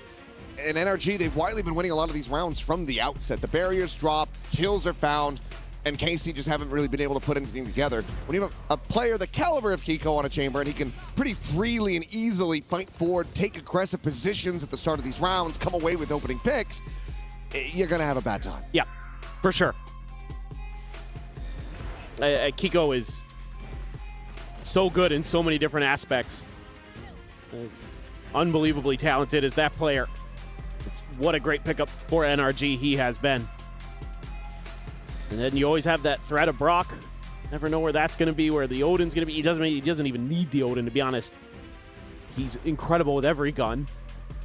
That's something that I think is underappreciated about Brock, because he's so good with the Odin that it overshadows how good he is at everything else. Saw even in that last round, teed himself up for a kill. Used his util, catch a player as they're trying to escape long A. If memory does serve, it's 5 for 5 on pistols. NRG looking to make this 6 now. As KC, they do want to get proactive. Quick exploration out of garage. Meanwhile, drone to try to keep that interest on this side of the map. Oh, I love this. Aves on the peak, able to spot him out, and now KC getting the bad news, having to go for a quick pivot. Fast lane going to be set by Ethan. Aves tucking back, takes a couple shots. Now they know he's on that sewer side. Spike in the hands of Ethan, but it's going to be Scuba able to find one, but Aves quickly trades it back as Kiko will fall. The Headhunter now out of the equation. It's just a bloody back and forth between these teams. Brock, however, this late linger, he's going to be spotted. Go, go, go. Levin, he's just going to leave him there. Fake the exit. Smart play, gets it back into a 2v2. Ooh, I'm not sure where he's going. Ethan now trying to clutch this out all alone. Spots them both. Fakes the one side. The frenzy can't get drawn out fast enough. Aves will be able to find the 3. KC get a pistol under their belts. They still need 7 more just to tie this up. Yeah, again, the individual play from some of these players on KC today has been really, really good, even on the maps where they're getting beat by NRG. This time it's Aves. Plays that so nicely. Tucks himself into sewers. Does a great job just being patient. Nice little outplay from Levin onto Brock. And Ethan not ready with the frenzy in the right position of that. He had a chance to maybe get one and then dash back behind the dice, but didn't have his crosshair in the right spot. Wasn't able to convert. No buy up at all here for NRG. They know that KC's going to be pressing, so no reason not to save a little bit extra money. DOS9, hello. God. Oh, goodness. That was close. Yeah, not much damage going to be suffered after all. They're right now sprinting in. So far, this has been unread, so he will be able to go ahead and take down 2. Ethan as well, trying frantically to find anything else. If nothing else, It's not a flawless, but KC still do keep 4 players alive. They carry over a ton of key weaponry into the bonus. For sure. DOS9, a big sigh of relief there. Can feel the pressure mounting. Their tournament lives on the line, and they are very far behind right now, our Carmine Corp. Air 8, nice timing. And just nothing really for Ethan left to do at that point. Rifles in the hands of NRG now. Bonus, very strong for KC. They're going to really, you almost feel like they need to convert this. Get back into this map. Put them 5 down if they can. They might just be hitting B again, though. Give it a second go. Narrate, the only player nearby enough. Well, yeah, you're right. Curveball through. It's going to be a shallow molly, just trying to prevent that potential scale over towards that A connector side. But Ethan able to counter spray him from backside. Narrate going to be taken down. Shot there's going to be lobbed in, but on that jump peak, Gomez will end up losing his life. They were so ready. Now firm control. They were so ready for that double shock. They avoid it all. I mean, KC got the money to try to make the play of it. Just don't really have the numbers on your side. Ethan's at 4 HP, still able to find another. Suketsu on the arrival. One-way smoke. Cage to try to prevent, but still no one onto the spike. They know that they have to abandon this, go their separate ways. NRG just suffering the 1 casualty. Will keep 4 alive as they deny the bonus conversion. They move up 11-4. Starting to feel like the end is near. Just a little bit of a pause here taken by NRG to talk about how they want their util to land on that execute, it felt like. Once it ripped, Ethan gets into the back and he does the heavy lifting again. He has been stellar. I mean, again, it's more about using that speed to get into an optimal position, and he's able to win that spam fight. What a turn on 11. Sure, he ends up dying in the long run, but he'll take that round every day of the week. 16-9 now. Has his overdrive already. KC going to be able to get rifles. A little bit of money on one player behind all that. That's got to be the round. It's got to go their way. Sketzer the only one really with a bunch of cash still remaining. As we'll just clear out that trip. Fastly going to be set up, and Kiko, okay, not ready for the scale forward. Aves with a very nice start. Meanwhile, Ethan going to be overwhelmed here outside of B. Bada just a slot forward, keeps it quiet as the curveball does connect.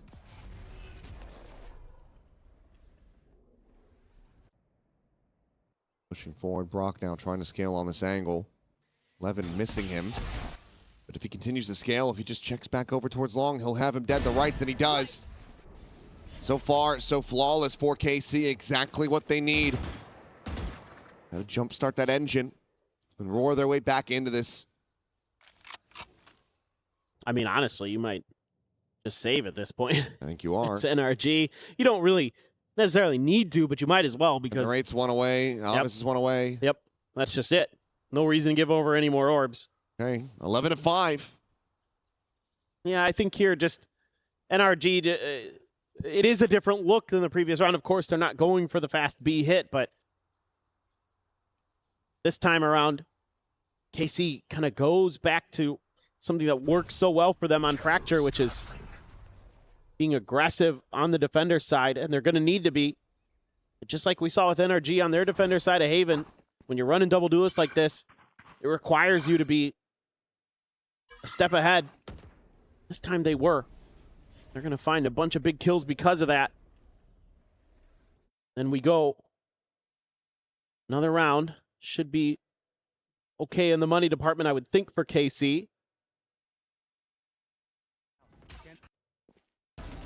Yeah, huge. It's well piloted NRG. Not ready for these backstabs to come through. Something to be assessed. And as they look to try to close this one out, but Havas now the Hunter's Fury going to be online. That overdrive still in the back pocket. Can save that in case this round doesn't go their way.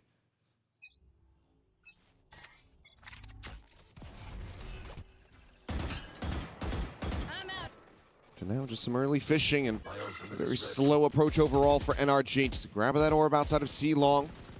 Just Scuba to get that from the shadows online. Yeah, and this time NRG makes the adjustment, realizing that KC had found a potential weakness.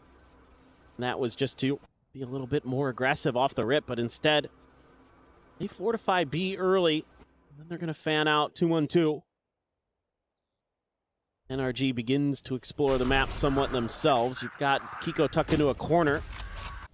TP to the side, the spot of the Paranoia going to be sent through as well as now the Hunter's Fury does get committed, but Kiko trying to scale up into C, trying to break things open, ends up falling to the wayside. And this pivot can be absolutely devastating as Narrate is completely unnoted. Scuba now dead, and NRG scattered to the winds. Spike needing to be rerouted. Called back into the B site, Levin. Waiting at A connector. Can they clear him out? Yes. Been able to find the kill, but do they go for the pivot? No. We'll pump the brakes and maybe look to just trying to get this plan on the A connector side of B.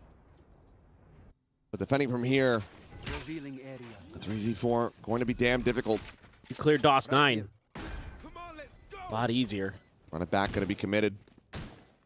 DOS 9 for now, going to be contained, and Ethan gets a shutdown. Narrate's ult going to be denied away. His Ahmed's going to be spammed out. Ethan finding the other. Now the overdrive is going to be popped. Cleans up Narrate. Looking for a little bit more. Mata will take Sugetsu, and DOS 9. His presence, his position known. The re-wrap through Garage out into mid. And even for DOS 9, a player of his caliber, this should be impossible. He knows it. Just try to back away, maybe get a final elimination there onto Brock, but they will go their separate ways. Ethan will be heard. DOS 9 wants to try to get that kill, but Ethan's cleared the corner. And NRG will move up 12-5. Match point is theirs. KC needs 7 in a row to try to take it to overtime. Otherwise, their run here at EWC, their dream of playing in front of this Parisian crowd, will absolutely collapse. It's just got to be heartbreaking when you have your strength kicked out underneath you. You have your 3-man side isolated and dealt with. You know, they saw DOS 9 on his own. They knew that the other 3 had to be over the other way. So NRG has to make a decision in that moment. Do we try to spread? Do we try to play someone one-on-one against DOS 9? Try to get that 1v1. DOS 9's really good in those scenarios. Or do we just group up as 3? Ethan as his overdrive says, guys, when they come at us, we're ready. And we can just hit the nitrous and go right at them. I mean, hindsight is 20/20, but it again feels like this is a timeout that needed to be seen in that first half when NRG was just running away with it. Just not enough wiggle room. Your back is up against the wall, and granted, yes, it is possible. 7 rounds in a row. It's been done before. It'll be done many more times across future tournaments, and I'm sure even at this one. But for KC, the way that they've been looking compared to the previous map, the way that NRG's been looking compared to the previous map, it just feels like it's a bridge too far. I mean, the funny thing is it wouldn't even be the most ridiculous comeback we've seen at this event so far if it happens. So we'll wait. We'll buckle in. We'll have to see. Ult cycles a little bit away. 11. Dodges that stun and does manage to plant his feet. Finds Mata. Wow. DOS 9 gets Kiko, and okay. Whatever was in that timeout seems to be working. Ethan eventually able to clear that one out, but curveball fully connects. Narrate will strike him down. Scuba has to backpedal away from the Blaze Wall.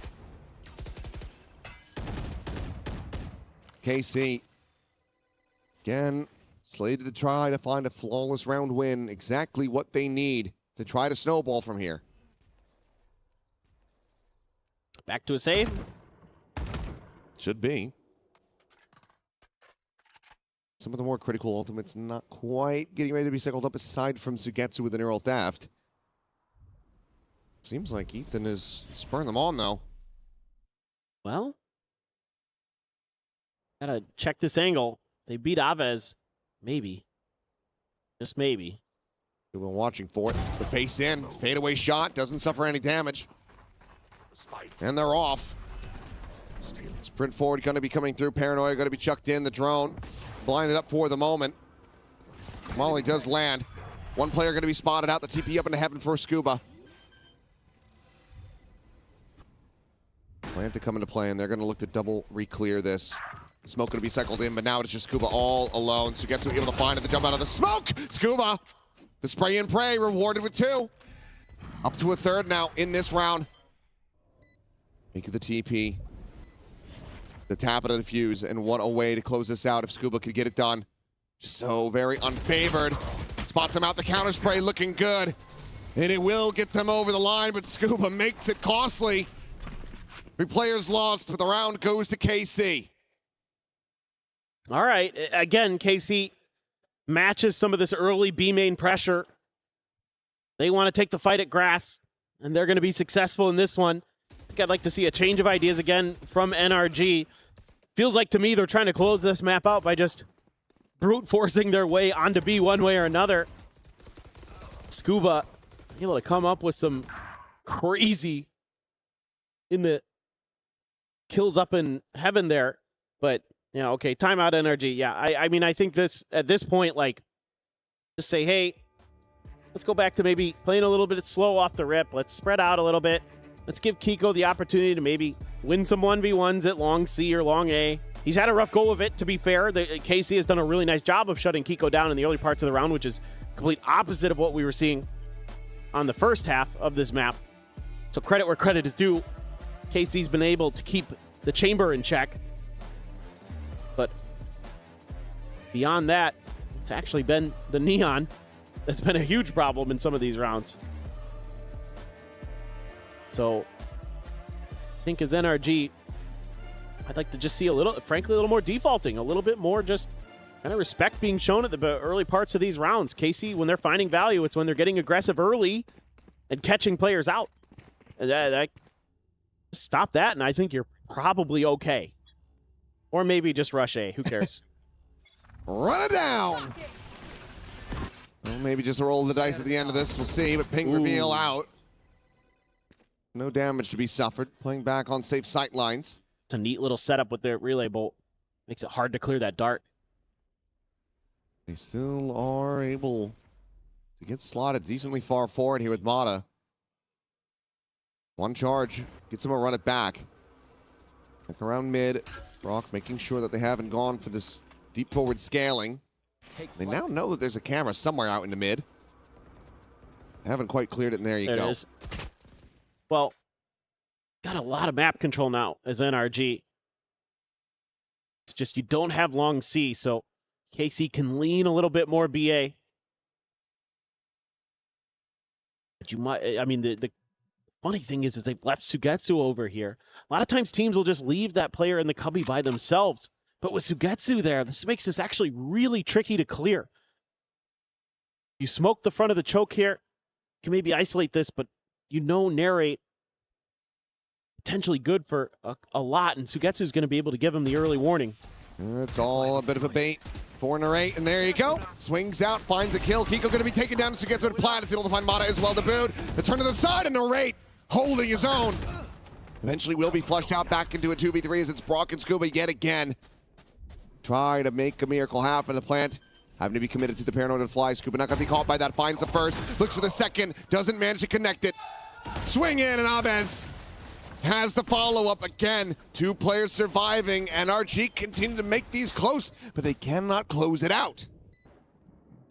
Yeah, I mean, I think this is just maybe overthinking things a little bit for NRG. Even though Kiko's been kind of in the vicinity of that cubby, and they know they're like somewhat aware of it. It's just the execution here from Narrate and Sugetsu is just way better. And they're ready for that extra layer, that pinch in through the double doors of just the garage itself. Okay. Now what's the answer behind this? I mean, Mata's got his ult. Brock has the Hunter's Fury, but Narrate has his ult. Sugetsu, Levin with an operator too, with the overdrive. Casey, you got to keep this going. Do not let the thrifty find the value. Do not let that be the way that you drop this series. You know that NRG are more than capable of it. Backpedal going to be coming in, and Kiko finds a headshot. Levin dead. Reveal on the one with the space already taken here on the side. Is the run it back, going to be committed. Mata's now expiring. Shock darts out. Aves will fall. Narrate going to be snapped back as Scuba finds him with a stinger. A 4v3, the Hunter's Fury going to be called in. Looking for that contact, but Kiko's collected the operator. And KC, I begged of you. But it feels like that has fallen on deaf ears as Narrate now has to pull off a 1v4. NRG looking to make this a 13-7, and on the swing, Kiko has him pinned. NRG will take it 2-1 as they will advance and eliminate KC from EWC 2026. And for the second year in a row, NRG will find themselves in the playoffs of EWC. Really nicely handled. A great game by KC. Really, really impressed with this team at times. Their individual play, very high level. Their fracture, some of the best you're going to see, period, end of story. But NRG just a step ahead on Breeze and Haven. But Carmine Corp fans, I think you should start to have a little bit of hope. They look really, really strong. Yeah, I mean, if nothing else, this should be an inspiration for the fans of this team, of this organization, as they get ready to go back over into Stage 2 at EMEA. Unfortunate that they won't be making it onto the big stage in front of all of the fans here in Paris, but it is NRG. At the end of the day, you have to know who you're playing against. There's no real issue here. I don't think you should ever feel too bad about dropping a series to a squad of this caliber. They are the reigning world champions for a reason. They managed to punch their way through. They showed their perseverance. Yes, some things to certainly work on when it comes down to that fracture, but they're trying new things as well, and it's looking clean. Ethan on that Neon, something that needs to be discussed more, so we'll let the analyst desk do that as we pass things back over. Thank you very much, Achilleos and Paperthin. Great cast on the day as it went the distance here between KC and NRG, and it is the reigning world champs moving on to the playoffs. America's now 2 teams in with EMEA 4, but the final one just a bit short with KC falling here. Welcome back to the desk, Kakuka and Big Time joining us here to give some context on that last series. Yeah, I mean, look, heading into this, I was excited about KC. I felt like Haven could be their map. You know, we've seen them do so well here in the past, but then we see the agents that are coming. Ethan is there on the Neon, and I'm thinking, my goodness, what are NRG cooking up? But cook they did. My goodness, it was delicious.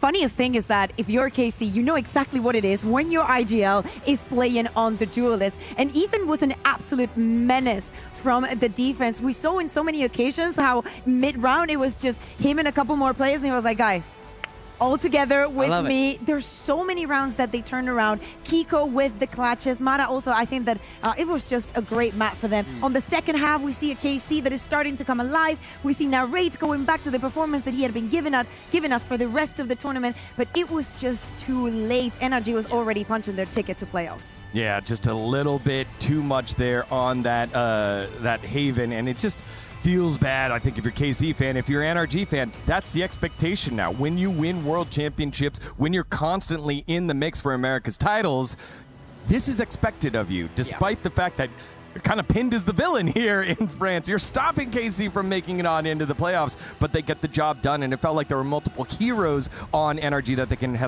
rest their hat on. Yeah, I mean, for me, for NRG, I love to see the bounce back from London. London was so disappointing for this squad. They got grouped. I remember that last match against Foot. They almost have that comeback, 12-5 down, like they were 12-5 up here. They couldn't make it happen. They deny it away from KC. They get themselves out of the groups here, and I can't wait to see them on the big stage. All right, well, standing by right now with Janira is Kiko. Let's send it on over there for the interview. That's right, Kiko, EMEA player knocking out the last EMEA team, the only EMEA team, actually. How does that feel? A little bit bittersweet, but, you know, it was have to make it our group, so have to win.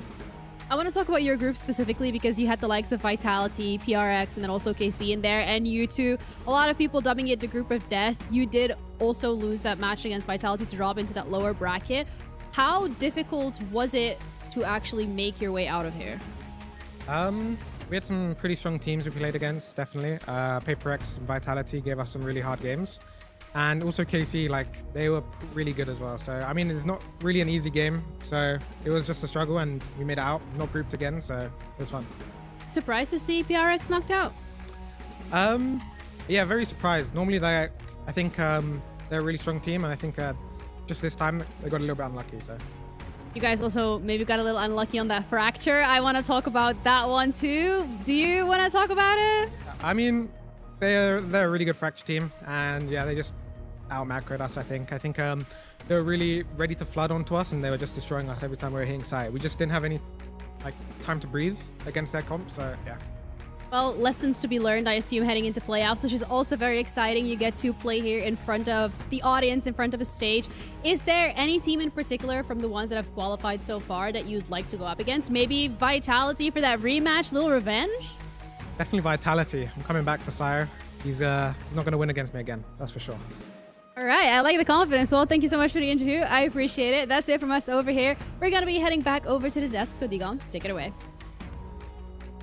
Thank you very much, Jenny. As you could hear the fighting words there from Kiko, calling out Sayonara, who's been playing really well, but knows that. Yeah, I mean, that's the level of competition that NRG is expecting themselves to be up against. So we'll see if that happens. The draw show will happen tomorrow after those matches for Group C and Group D, but NRG get the job done here. But I don't think they can play Vitality, right? Because they're just in the same group. So let's hope that they end up in the same side of the bracket. We want it down the line. Yeah, exactly. So, or maybe for a final could potential. That would be good. I think it's normal. Sayonara is what every player would have liked to be. Before you turn 18, everybody's already knocking on your door. They want you on their team. They're willing to sacrifice the first part of their year just to secure that the moment that you turn 18, you are part of their team. And man, is he delivering. And so was Kiko. Okay, yes, NRG is a team from Americas, but Bonkar and Kiko are from EMEA. You always find a way. There's so much code. All I'm saying is that you think you're better than us, but you wouldn't be you without us. You always find a way to make it about EMEA. Because you know why? Because it is. No, I think you have to give credit to this NRG team, man. The way they bounced back from that rough map 2 was excellent. Nothing to shake a stick at. I think the composition was well thought out. I mean, I think we really have to talk more about Ethan on this Neon. Like, this is not normal. You don't put your IGL on Duelist and him top frag and him find multi-kills consistently and him find entry kills. Question is this going to have any effect on KC going back into the region? Is this something that they want to explore, giving Aves back into that Duelist? Maybe literally using him the same as Ethan. You have the 2 Duelists. You can put Narrate maybe on the Chamber as he was playing just here. And then you, well, he was playing the finish, but you know, you can copy literally what NRG is doing. I mean, the question for me is, how will this affect Danby's legacy? We really sort of have those discussions if he keeps putting up these kind of numbers. I mean, Ethan up there in age, 7th oldest player in the tournament, joining Baby Bay, getting his hand on the Duelist. Still showing, hey, 2-time world champion. Unk's got hands, the only 2-time world champion. That's right. But showing off why NRG belong here and will make it to the playoffs yet again. Makes me sad though that the map that KC won is the map that is going out of the map pool, because also they got the kudos from NRG saying you out-macroed us every single time that we went onto the side. You flooded us and it was impossible for us to bounce back. I like to see this face of KC. I think that they fought into tooth and nail until the last moment. We all knew that their group was not easy, and they were easily the least favored to make it out of it. And even with that, they managed to send Paper Rex home and take the world champions to a 3rd map. So I think it's not playoffs, but it's not global esports. You're also forgetting the Vitality match here, where they also pushed them pretty deep into the game. So, again, KC, a lot to build upon here for their future. I mean, for me, I think you can't help but wonder, what if they were in a different group? Could this have been different? Absolutely. Could they have been in the playoffs? I think very much so. I think this is a tournament where even if they go out like this, they can hold their heads high. They showed a lot of improvement from stage 1. They'll be feeling good moving forward for the rest of VCT, but they can't get it done here at the EWC. Morgan, like, your mouth is moving and it's like making sounds, but all that I'm hearing is next year, EMEA 6 spots. It's what you're saying, right? It's what you're saying. It's what I'm getting out of this tournament. Yeah, with this series done, that also means our bracket here is complete, with Paper Rex and Carmine Corp losing that first one and then eventually being knocked out, which means our spots going to Team Vitality and NRG from this group of death. ultimately, we defined the group of death, I think, accurately, because look at all of these games. Yeah. They were, most of them pushed up to the end of the line. We had some surprises, and it's not that one team was as less favorite as the others. Yeah, I mean, very much so. I think I very much enjoyed watching this group unfold, and it became impossible to predict. But that's why you got to hold now Vitality and NRG in very high esteem as we move forward. When you get out of the group of death, you now have a target on your back for the playoffs. Yeah, I think that's the cool part about these two squads that made it out. NRG, a team full of potential that achieved it just last year with Vitality, then slotting this team together, and you're getting to see them learn and grow at the same time live with Sayonara joining that roster. It's going to be really, really fun to see how this draw is going to shake up, and whoever picks one of these two teams will have a very, very tough out, which then ends our day of action. But the story did not finish as we bring up our Crunchyroll story of the day, where we recap the big thing here. And we closed out Group A, we closed out Group B. Yeah. So I'm gonna ask one of you, what is the story of the day, Big Time? I've got two, but I mean, one of them is Ethan on the Neon, where we discussed that other. Man, that was going to be mine. Okay, you can go. You can go. No, but the other one I really want to touch on here is the dominance that BBL showed. They were literally his crosshair was on him. They're one well-timed left click away from 13-0ing EDG, former world champions, the bounce back, the resilience from the young Turkish roster. That's my story of the day. I was going to say Neon may have not been nerfed enough. I think that Valorant is always looking for the meta to change so drastically when they do these changes. Yeah. And I will say, I sometimes I'm a bit disappointed when everybody like overreacts massively and just goes from, oh, this was so good to you cannot play it anywhere. It is good to see that we see new mixes with the Phoenix, with the Neon, with the Chamber, and teams adapting onto that. So that is what I like to see going on to playoffs, because both of these two squads look very scary. Yeah, agent diversity showing up, maybe not as starkly as we thought, but getting Ethan on it, going to be a lot of fun in terms of the Neon. Going to be a lot of fun to watch how things unfold in the future. That means Group A and Group B are done, but we're not done yet. We have two more groups tomorrow to qualify in, two more teams, and say goodbye to two more teams when we take a look at the schedule for tomorrow. It's going to be some fantastic Valorant action as we have G2 back in action, trying to qualify on in against the team that knocked them out in Nongshim Red Forces, our second match. But our first match, it's MIBR Los and AGAL. This one is a tough one to call. That has to be the highlight for me. The first one, MIBR, with the firepower that they have, with the names, with the performances that they had. The surprise was Heretics against them. And on the other side, we have an All Gamers that is firing on all cylinders as well. So definitely you cannot, if you're choosing between one of these two, I'll tell you, do not miss the first one. You got me rooting for China tomorrow with that story. I've been loving how all gamers are playing. I think, if anything, they looked weaker in that map against Global, but they got it done in 2-0 fashion, which bodes very well. That's going to be high-powered. Then the rematch of G2 against Nongshim. Nongshim got the better of them last time. G2 looking to get that upset. Yeah, it is the last chance in terms of regionality for a Chinese team to make it on through, for a Pacific team to make it on through, and an opportunity for Americas to make it 4 for 4. Currently, remember, 2 Americas team in, 4 EMEA teams in. Let's see how it all shakes up. That's what tomorrow's stakes will be. But that does it here from us at the desk at EWC on day number 5. On behalf of everyone here, thank you so much for watching, and we'll see you tomorrow for the final day of group stages.